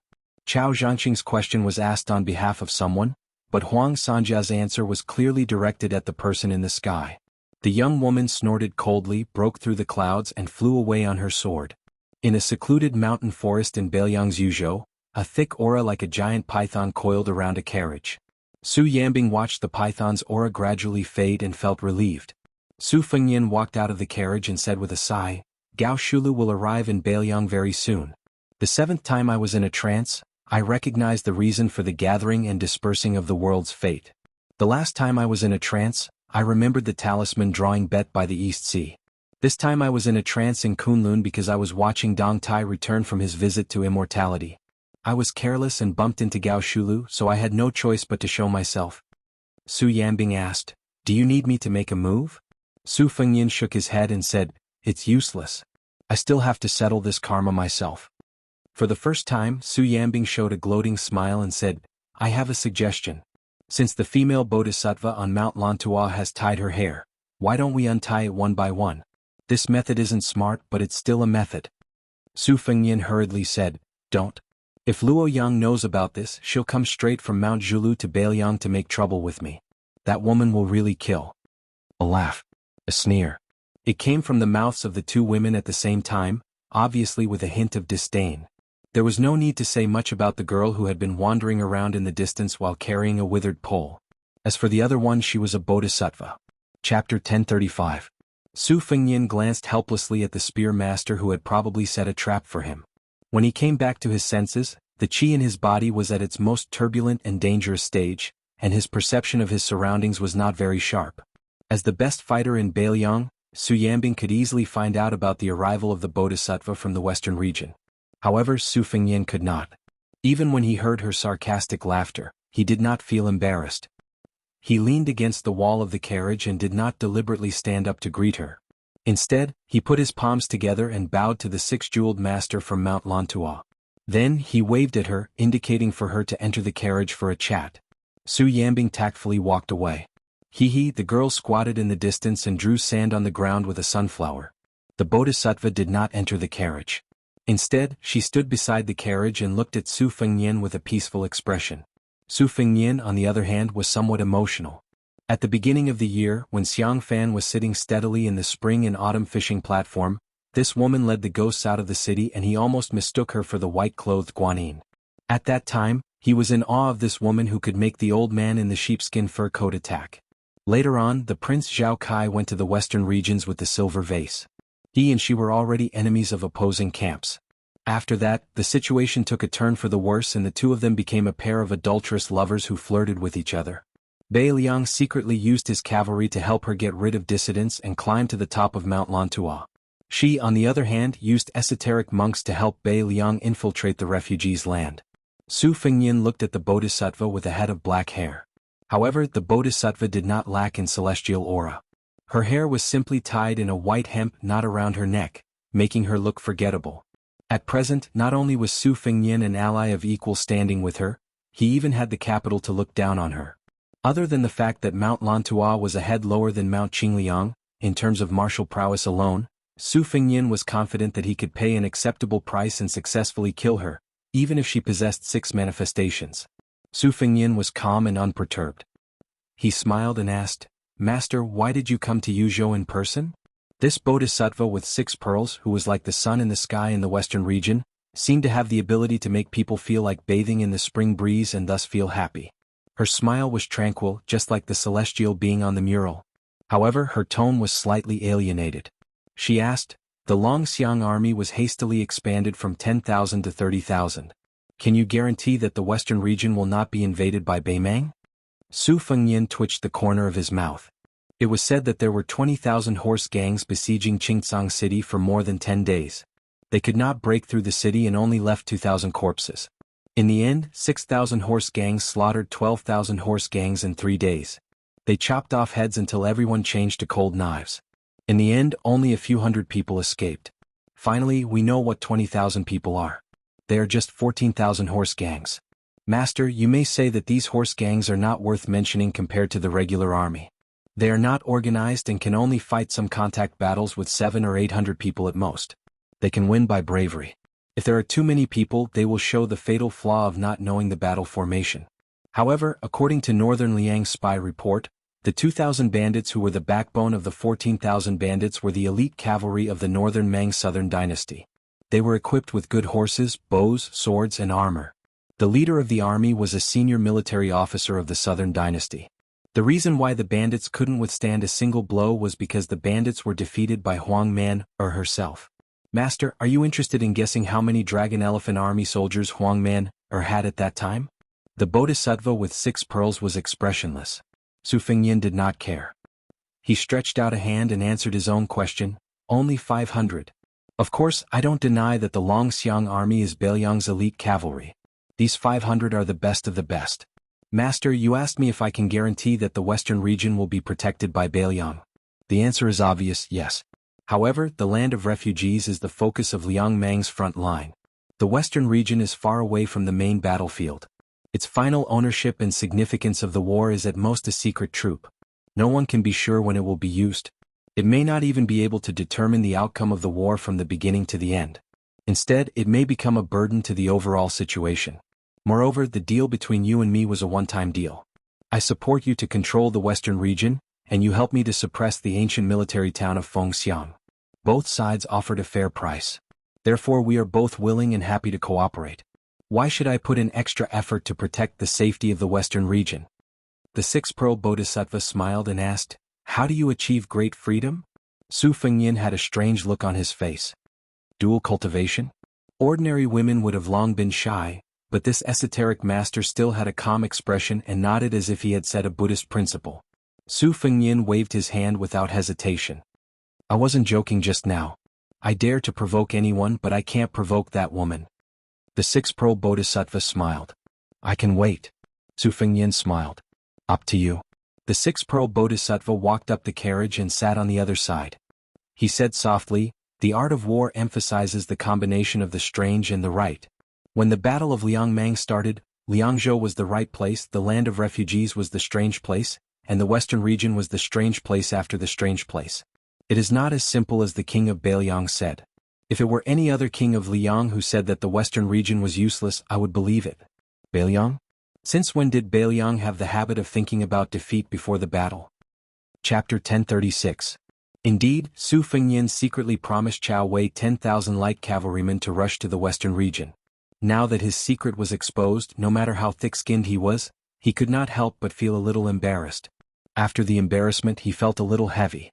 She could see that there were many masters in Beimang's southern dynasty. Would they have taken countermeasures early? Su Fengyin looked up at the sky. Although it was said that a man without foresight would have immediate worries, a man with foresight would have even more immediate worries. Now, the general trend of the world, from the height of the imperial court to the distance of Jianghu, was surging with undercurrents everywhere. Su Fengyin and Beiliang were undoubtedly the ones at the forefront when the real storm surged in the future. The girl jumped onto the carriage and sat between Su Fengyin and the Bodhisattva of 6 pearls. She had unknowingly caught a yellow 4-legged snake in her hand. People in Beiliang called it the stone dragon. The girl held the poor little tail and kept spinning it, not tired at all. The girl suddenly stopped and hung the stone dragon in front of the Bodhisattva of 6 pearls. She laughed and asked, Auntie, do you want to play? Murderous intent was everywhere. Su Yanbing, who was driving the horse, coughed softly. Su Fengyin looked down, hoping to be indifferent.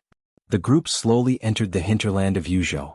Because Su Fengyin's 9 absent-mindedness came without any warning, he could only concentrate on it. As a result, he could not pay too much attention to the military and political affairs of Yuzhou, which delayed a lot of serious business.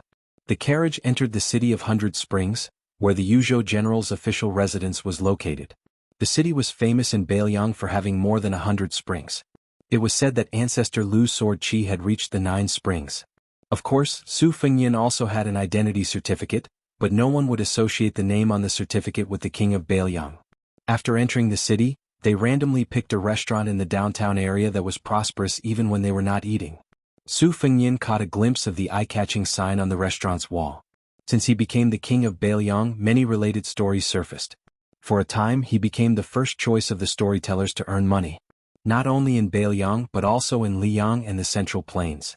As for whether it would be good or bad, it depended on the preferences of the local officials and diners. They had to cater to their liking in order to get people to give tips. The restaurant's business was surprisingly good. Su Fengyin had no choice but to pay a few more taels of silver before he managed to get a seat that was barely passable. Other than listening to the stories and enjoying the atmosphere, it was more to let Miss Hehe fill her stomach. There was still some time before the storyteller went on stage. Miss Hehe had always been wolfing down her food. Su Fengyin had been thinking about how to deal with the tyrannical forces in the territory with the Yuzhou general Huang Fujin. He did not pay much attention to the whispers around him and the covetous gazes of the six-jewel bodhisattva. Since Miss Hehe was full, he paid the bill and left. Soon, several groups of people were fighting over the table he vacated. Su Fengyin passed through the crowd and was already near the door. Suddenly he heard a familiar sound of a pipa. He turned around and looked carefully. He was stunned on the spot. One lantern festival in the city of Liangzhou, there was a pair of grandfather and granddaughter. The blind old man was drinking wine and telling stories. He was talking about His Royal Highness's first trip to Jianghu. The emaciated young girl was holding a poor-quality pipa made of white wood. Later, in Beimang, he saw the young girl handing out thin notes. At that time, she was playing the pipa to accompany her grandfather's storytelling. The first string was about to break. At that time, Su Fengyin was accompanied by Tao Manwu, who was a burden. In the end, he invited the old man and his granddaughter to drink wine. He even taught the young girl Chao Jiaowu's pipa skills, which had almost become a peerless skill in the world. They parted ways happily. Su Fengyin also heard the blind old man talk about many things in Bailiang. He saw the knife wound on the back of the old soldier's hand. He also saw the young girl whom the old man called Ariu, and her sincerity in treating the cheap pipa as her life. The young girl entered the stage with the pipa in her arms. However, this time the blind old man was not with her. When she sat down, she picked up the pot of wine on the small stool in front of her and drank it all in one gulp. Su Fengyin could only hear the crazy jeers and boos from all around. They were all cursing and mocking the young girl, saying that she was a broken shoe used by a Beimang barbarian and that she had lost face for Bailiang. They said that she should have died outside the pass. What was she doing back in Yuzhou? She was a woman who only cared about money. The young girl was indifferent. She gently stroked the almost broken string of the withered pipa. A few armored soldiers who deliberately occupied the closest seats sat with their legs crossed. Every time the girl told a story or played the pipa, they would throw a string of copper coins at her. Obviously, they were already familiar with this and treated this matter as a form of entertainment. Then, everyone saw a young man walk onto the stage and squat in front of the young girl. For a moment, the copper coins fell like rain. Su Fengyin asked softly, "Ariu?" The young girl with indifferent eyes ignored him and continued to play the pipa. Su Fengyin squeezed out a smile. Word by word, he gritted his teeth and repeated what he had said in the past. As far as the whitewood pipa is concerned, the sound quality can be considered good. If the money allows, you can add a little glue. The old man said that the content of the book was especially critical of the pipa's brittleness and explosiveness. Also, the first string is not far from breaking. However, in my opinion, since you are playing the pipa for the spectators to enjoy, breaking the string is also something that everyone would be happy to see. There is no need to rush to change the first string. I'll also tell you some of the Chao family's pipa techniques. You can remember as much as you can. The young girl still did not raise her head. The sound of the pipa continued. It seemed that she did not dare to look at this man who she had met by chance in Beimang and who had once kindly taught her the pipa. Su Fengyin squatted by her feet and said with red eyes, "I'm sorry. I forgot to tell your grandfather last time. Not only am I from Bailiang, but I am also the person your grandfather always talked about. My name is Su Fengyin. I am now the king of Bailiang." The young girl who was sitting on the small bamboo chair and only as tall as the man in front of her suddenly raised her head. Su Fengyin reached out and gently pulled her head to his shoulder. He had never said the word sorry to anyone before. Once again he choked and repeated, "I'm sorry." The first time it was Su Fengyin who said sorry. The second time it was Bailiang who said sorry. The young girl suppressed her sobs and said in a low voice, "It's okay." Su Fengyin stood up slowly with his back to the crowd. Su Yanbing and the six-pearl bodhisattva took a step forward at the same time. Their eyes were unusually solemn. It was as if that figure had turned into Wang Xianji or the newcomer Gao Shulu. There was a tall building above the 9th floor. Only then could one call himself a worry-free celestial being. Su Yanbing shouted angrily, "Su Fengyin, do not force yourself to enter a trance for the 10th time. Go far away to Beimang." The six-pearl bodhisattva put his palms together. In the sky outside the restaurant, 6 Dharma forms appeared one after another to suppress the restaurant. He said in a low voice, "All are happy." Chapter 1037. In Beimang's Dragon Waste province, there was the number 1 town in the southern dynasty, Tiazhuang. Following closely behind were the 3 towns of Gentleman's Pavilion, Ligu, Maolong and Long. They formed a complete defensive line that could attack or retreat. Beimang had invested countless manpower, resources, energy and financial resources into these military towns, but they were still crushed into a broken sieve by the combined forces of the 10,000 Longxiang army and the Great Snow Dragon cavalry. The 50 to 60,000 soldiers from the Impregnable Pass either died in battle or died in surrender. There were even some who were killed in the most tragic manner in the world. Most of the relay and fencing systems were destroyed. Most of the civil officials in the southern dynasty kept quiet out of fear, and the generals were no longer as conceited as they were in the past. The astonishing combat strength of the Bailiang cavalry created 2 situations, one good and one bad.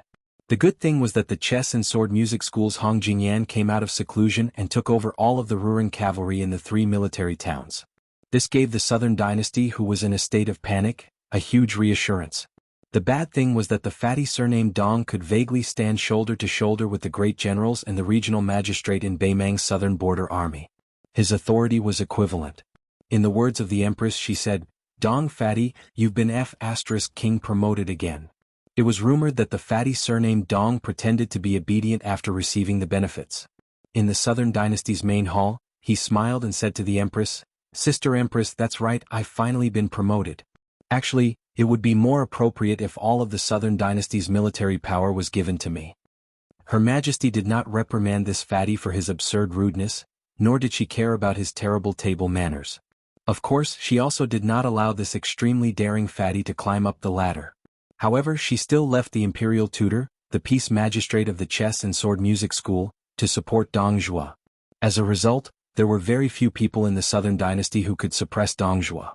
For example, the king of the southern courtyard, Huang Songpu, the 2 great generals Lu Gu and Yang Yuanzan, as well as the regional magistrate of the Dragon Waste province, all tactfully avoided him. Today, on the broken relay road between the tiled building and the Gentleman's Pavilion, a fat man wearing light armor with a standard second-rank military officer's uniform was squatting. He held a handful of gravel in his hand. The relay road under his feet was still not repaired. The 2 towns closer to Shijing, Ligu and Maolong had taken advantage of the Empress's secret inspection of the southern dynasty to mobilize more than 200,000 people to repair it at an astonishing speed. This fat man was very large, but he didn't look bloated. Instead, he looked especially sturdy and majestic. This was the southern dynasty Dong Zhuo of Bailiang's southern dynasty. He was a fat man who was as famous as Beimang's Chu Lushan. He was Dong Zhuo, who was newly promoted to the 13th great general of Beimang. The fat man didn't have any bodyguards by his side. He only had a large flock of elite crows that roamed around in an extremely orderly manner. After Dong Zhuo gained power, the first thing he did wasn't to wantonly spend money to recruit soldiers and buy horses to occupy the mountains. Instead, he expanded the only crow flock in Beimang that could contend against the White Horse Scouts of Bailiang. According to the conservative estimates of some people, the original 1,000 crows had doubled in number without losing much of their combat strength. Dong Zhuo habitually talked to himself. When Dong Zhuo was still a little fatty, he was often mocked and ridiculed by others. This youth did not have any friends and no one thought that he would have a bright future. Thus, Dong Zhuo could only talk to himself. Over time he liked to talk to himself. After joining the army, his behavior became more and more intense. Every time a battle ended, he would go and talk to the dead. It was hard to imagine that such an unreasonable freak could rise so quickly in the imperial court of the southern dynasty. Fatty Dong was talking to himself, mumbling something about how the old man was unwilling to resign from the title of king of the south courtyard. What? He was paving the way for Hong Jingyan. "You stubborn old man, are you really unwilling to hand it over to me even if you were beaten to death? I'm not someone who holds grudges." Besides, we're not at the point where we can't live under the same sky. What are you Huang Songpu afraid of? Don't tell me you want to sell the chess and sword music school a big favor in exchange for a peaceful old age? Dong Zhuo tilted his palm, allowing the gravel to slide down. He sighed. He really did miss his eldest daughter-in-law and his youngest daughter-in-law. However, his eldest daughter-in-law, who was a princess, was currently in a state of chaos. She had to go and stabilize the situation. His youngest daughter-in-law was always thinking about revenge against the new Prince Liang. She was not as cheerful and lively as before. Fortunately, he had a servant girl by his side, which made the haze in this fatty's heart dissipate.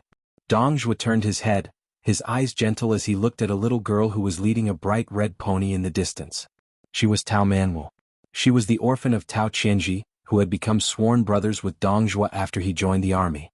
Dong Zhuo did not have any children for the time being, so he wanted to spoil this little girl wholeheartedly. He had even told his two daughters-in-law that even if he had children of his own in the future, he would most likely not dote on them as much. His eldest daughter-in-law had always been kind and understanding. His youngest daughter-in-law, who had entered the Dong family a little later, was so angry that she did not let him sleep in bed for half a year. Dong Zhuo looked at the pitiful Tao Manwu. The little girl, who seemed to be carved from jade, seemed to be humming a little tune. That pony was a playmate that Uncle Dong had found for her. She had always been reluctant to ride it. This time, following Uncle Dong to the south, even the young pony would be able to ride in the spacious carriage. Dong Zhuo stood up, wanting to talk to young Manwu to relieve the boredom. Suddenly, he saw the little girl suddenly turn sideways, staring blankly in a direction. The extremely sensitive Dong Zhuo narrowed his eyes and followed her line of sight. He did not see anything. This fatty was confused and could not figure out what was going on. He did not think too much about it and hurriedly ran over to the little girl. He saw young Manwu raise her arm to wipe her eyes. They were a little red and swollen. He did not know if it was because she had cried or because of the rough wind and sand. Dong Zhuo crouched down and asked gently, "What is it?" The little girl's line of sight shifted slightly, and she shook her head vigorously. Dong Zhuo had been with her day and night. How could he not know that she was lying? But what did it matter? Young Manwu did not want to talk, so Dong Zhuo did not ask. He just pressed the tip of his nose with his thumb and made a pig's head to amuse her. The little girl reached out to take Dong Zhuo's finger and helped him rub his face. She said in a serious tone, "Uncle Dong, those big brothers called Crow Palanzi all said that you have become a high-ranking official. You must not fool around anymore." Dong Zhuo laughed and said, "It does not matter. Even if one day Uncle Dong is too old to ride a horse and can't lift a spear, you will still make a face at young Manwu." Tao Manwu squeezed out a smile and glanced into the distance. She said softly, "Uncle Dong, I want to sing that song. Do you want to hear it?" Dong Zhuo laughed heartily. He carried Tao Manwu on his broad shoulders and sat her down. The little girl hummed loudly, "The green grass grows next year, the wild geese go and come back. The spring breeze blows this year, will the young master return? The green grass is green on the green flagstones, the man in green on the green flagstone bridge, humming a Jin Ling tune. Whose daughter lowers her head and smiles. The yellow leaves fall this year, year after year. The autumn wind rises next year, will the wife be there? The yellow flowers flow in the yellow river, the yellow flowers in the yellow river city, fluttering yellow butterflies. Whose son's knife is in the scabbard." Dong Zhuo sighed in his heart. Young Manwu was probably missing the young master who could not tell whether he was an enemy or a benefactor. Probably influenced by the little girl's song, the Crow Palanzi nearby, who were unparalleled in individual combat, began to hum a little song that belonged to the 70,000 Dong army. The Dong army's men rode their swords, mounted their spears and died by the horse's back. "Don't cry your heart out at home, my son will be the Dong army's man again." Young Manwu sat on Dong Zhuo's shoulder and looked somewhere.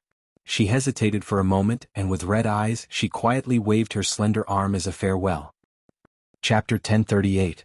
The Ruren Mountains were a vital natural barrier for Beimang's southern dynasty. With Mount Bubang as its core, it also had three military towns, Roxian, Laohuai and Wuchuan. At its peak, it did not have more than 90,000 Ruren cavalry, but it was also a mighty army whose name shook the world. Last year, in the Battle of Liangmang, the Ruren cavalry did not participate because of the sudden death of Mount Bubang's fifth raccoon. The Southern Dynasty officials firmly believed that even if this powerful force faced off against Beiliang's Longxiang army, they had a 50-50 chance of victory. Mount Bubang was still Mount Bubang with the strange surname of Diwu. However, the Ruran cavalry followed the master of Gongluzi, surnamed Hong. Beimang did not place as much emphasis on birth as the Central Plains, but they revered martial prowess more. Hong Jingyan, who was originally the fourth most powerful person in the world, became the master of the Ruran Mountains without any disturbances. Gongluzi, who had suppressed Mount Bubang by himself, had never climbed the mountain to visit the surname of Diwu. He rarely even appeared near Mount Bubang. This was especially so when Diwu's daughter, the wife of Beimang's 13th general, Dong Zhuo, assumed command of the heavily weakened Mount Bubang. There were people who said that Hong Jingyan would never climb the mountain again in order to avoid suspicion. The endless Ruran mountains were filled with wheat at the foot of the mountains. When they arrived, there was still some time before the summer wheat harvest, so the scenery was still the same. A strong wind suddenly rose, and the wheat swayed in the wind. A slender, stalwart man appeared at the edge of the wheat field without any warning. His pair of intimidating silver eyes stared fixedly at a person who was traveling far away. His hair was still grayish-white, but compared to what he had seen in Qingtsang City, the grayish-black had grown longer and the white had lessened. The man who was regarded as the man who had the potential to become Beimang's martial prowess after Tuoba Bodhisattva stood in the north, blocking that fellow who had inexplicably traveled north. This was beyond Gongluzi's expectations. In the eyes of the blind Hong Jingyan, no matter how powerful the Bailiang cavalry was, they were still limited by Bailiang's innate lack of geographical advantage. Only Beimang could go south, but there was absolutely no chance for Bailiang to go north. Therefore, Hong Jingyan had never thought that there would be a day when that person could lead troops to invade the Ruran Mountains. Whether or not they could defend the northwest gate of the Central Plains depended on Beimang's patience.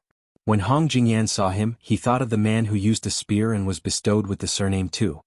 Not long ago, when he was escorting Zhong Liang back to Beimang, the proud and arrogant Hong Jingyan had actually allowed the other party to gain the upper hand.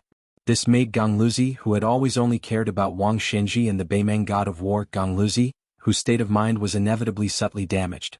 It was so subtle that Hong Jingyan had to defeat the few masters of martial arts like Dong Tai and Deng Mao before he could recover to the peak of his former state. If it were in the past, Hong Jingyan would have tried to intercept and kill this person on the spot when he saw that this person was mentally wandering. But now Hong Jingyan had to worry that this person was just an extremely tempting bait, and that Wang Xiu, whose real name was Lu Yambing, was waiting for the fatal blow in the dark. The young, celestial being, who was mentally wandering, shuttled through the green wheat field. Wherever his mind and body went, he was not arrogant enough to get close to the murderous Gongluzi. Standing in the wheat field 1,000 feet away, he reached out to stroke the wheat that had not yet formed ears and added fuel to the fire. He laughed and asked, after being defeated by Luo Yang and Su Yambing, "Have you, Hong Jingyan, fallen to such a miserable state? You don't even dare to make a move? With your state of mind, not to mention the invincible Wang Shenji, I'm afraid that in less than a year, even I won't be a match for you." Hong Jingyan said flatly, "What's the point of arguing?" Their voices were not loud, but they were clear to each other's ears. The young man who was mentally wandering nodded and said with a smile, "Your talent is too high. You always feel that it's only right for you to be number one in the world. Therefore you have long set your sights on the imperial court. It can be said that you have been led astray from the beginning. In the future there will probably be no place for you in the pugilistic world." Hong Jingyan sneered, "Su Fengyan, even if you can mentally wander and attempt to integrate the three sects, taking the opportunity to touch the threshold of being a land immortal, do you really have the right to judge me?" Su Fengyan shook his head. His eyes leaped past Hong Jingyan and looked towards the north of the Ruran Mountains. "I'll wait for you to lead the Ruran cavalry to their deaths. Now let me lead the way." Hong Jingyan's lips curled up. "You also know that you have been targeted by me. If I don't move, you won't be able to head north?" "Su Fengyan, since when did you have such self-awareness?" The young man who had one foot in the realm of heavenly phenomenon and the other in the realm of land immortals spread his hands. Two sabers, a crossing the river Pawn and a springtime thunder, were unsheathed from Su Fengyan's waist thousands of miles away. They were instantly grasped in his hands. It looked like Hong Jingyan's refusal to give way meant that it was just a battle. It was up to Hong Jingyan, who had already tasted defeat twice in his life, to see if he believed that he would not lose a third time. Hong Jingyan frowned before his brows relaxed. He turned his body and gestured for the young man in his line of sight to continue heading north. Bailiang was nothing in his eyes. The great king of the northern courtyard that Murong Baoding had promised was nothing in his eyes. What was a mere Su Fengyan? Su Fengyan disappeared in a flash, leaving behind a laugh. The sarcasm hammered heavily on Hong Jingyan's heart. Hong Jingyan, whose heart was as firm as a rock, was not affected by Su Fengyan's laughter. He just stood there in a daze and asked himself, I can't take care of the world's number one and the ruler of the world at the same time? On the square of the palace where the Taiping order of Beimang had arranged for the empress, a fleeting figure appeared out of thin air. The imperial city was shaken. The figure ascended to the sky step by step and walked to the top of the palace. He stood with his hands behind his back as if he was looking at Tai and city from afar. A moment later he disappeared. The empress, who had rushed over after hearing the news, raised her head and looked at the place where the person had been standing. She was not angry, but had a slightly sympathetic expression.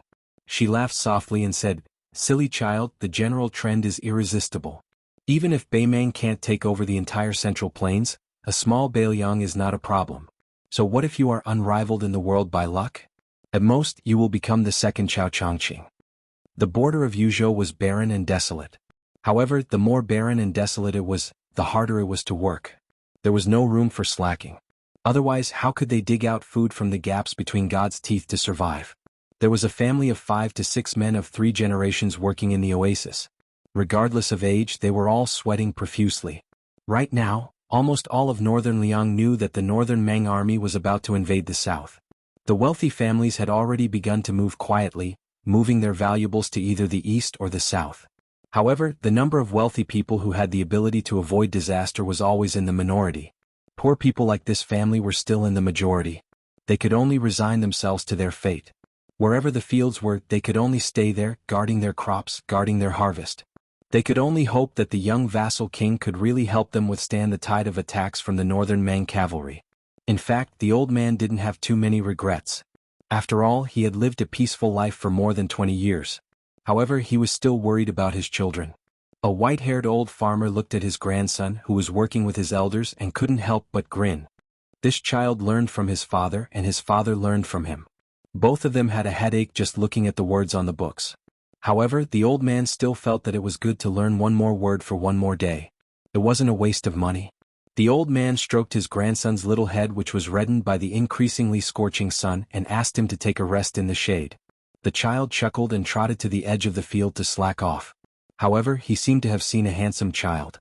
However, when he rubbed his eyes, the handsome child disappeared. When he rubbed his eyes again, he saw the handsome child again. This made the child confused. It was not until the man came to his side and sat on the ground that the child was sure that he had not seen a ghost during the day. The simple child plucked up his courage and asked, "Do you want some water?" The figure who gathered in the south and dispersed in the north smiled and shook his head.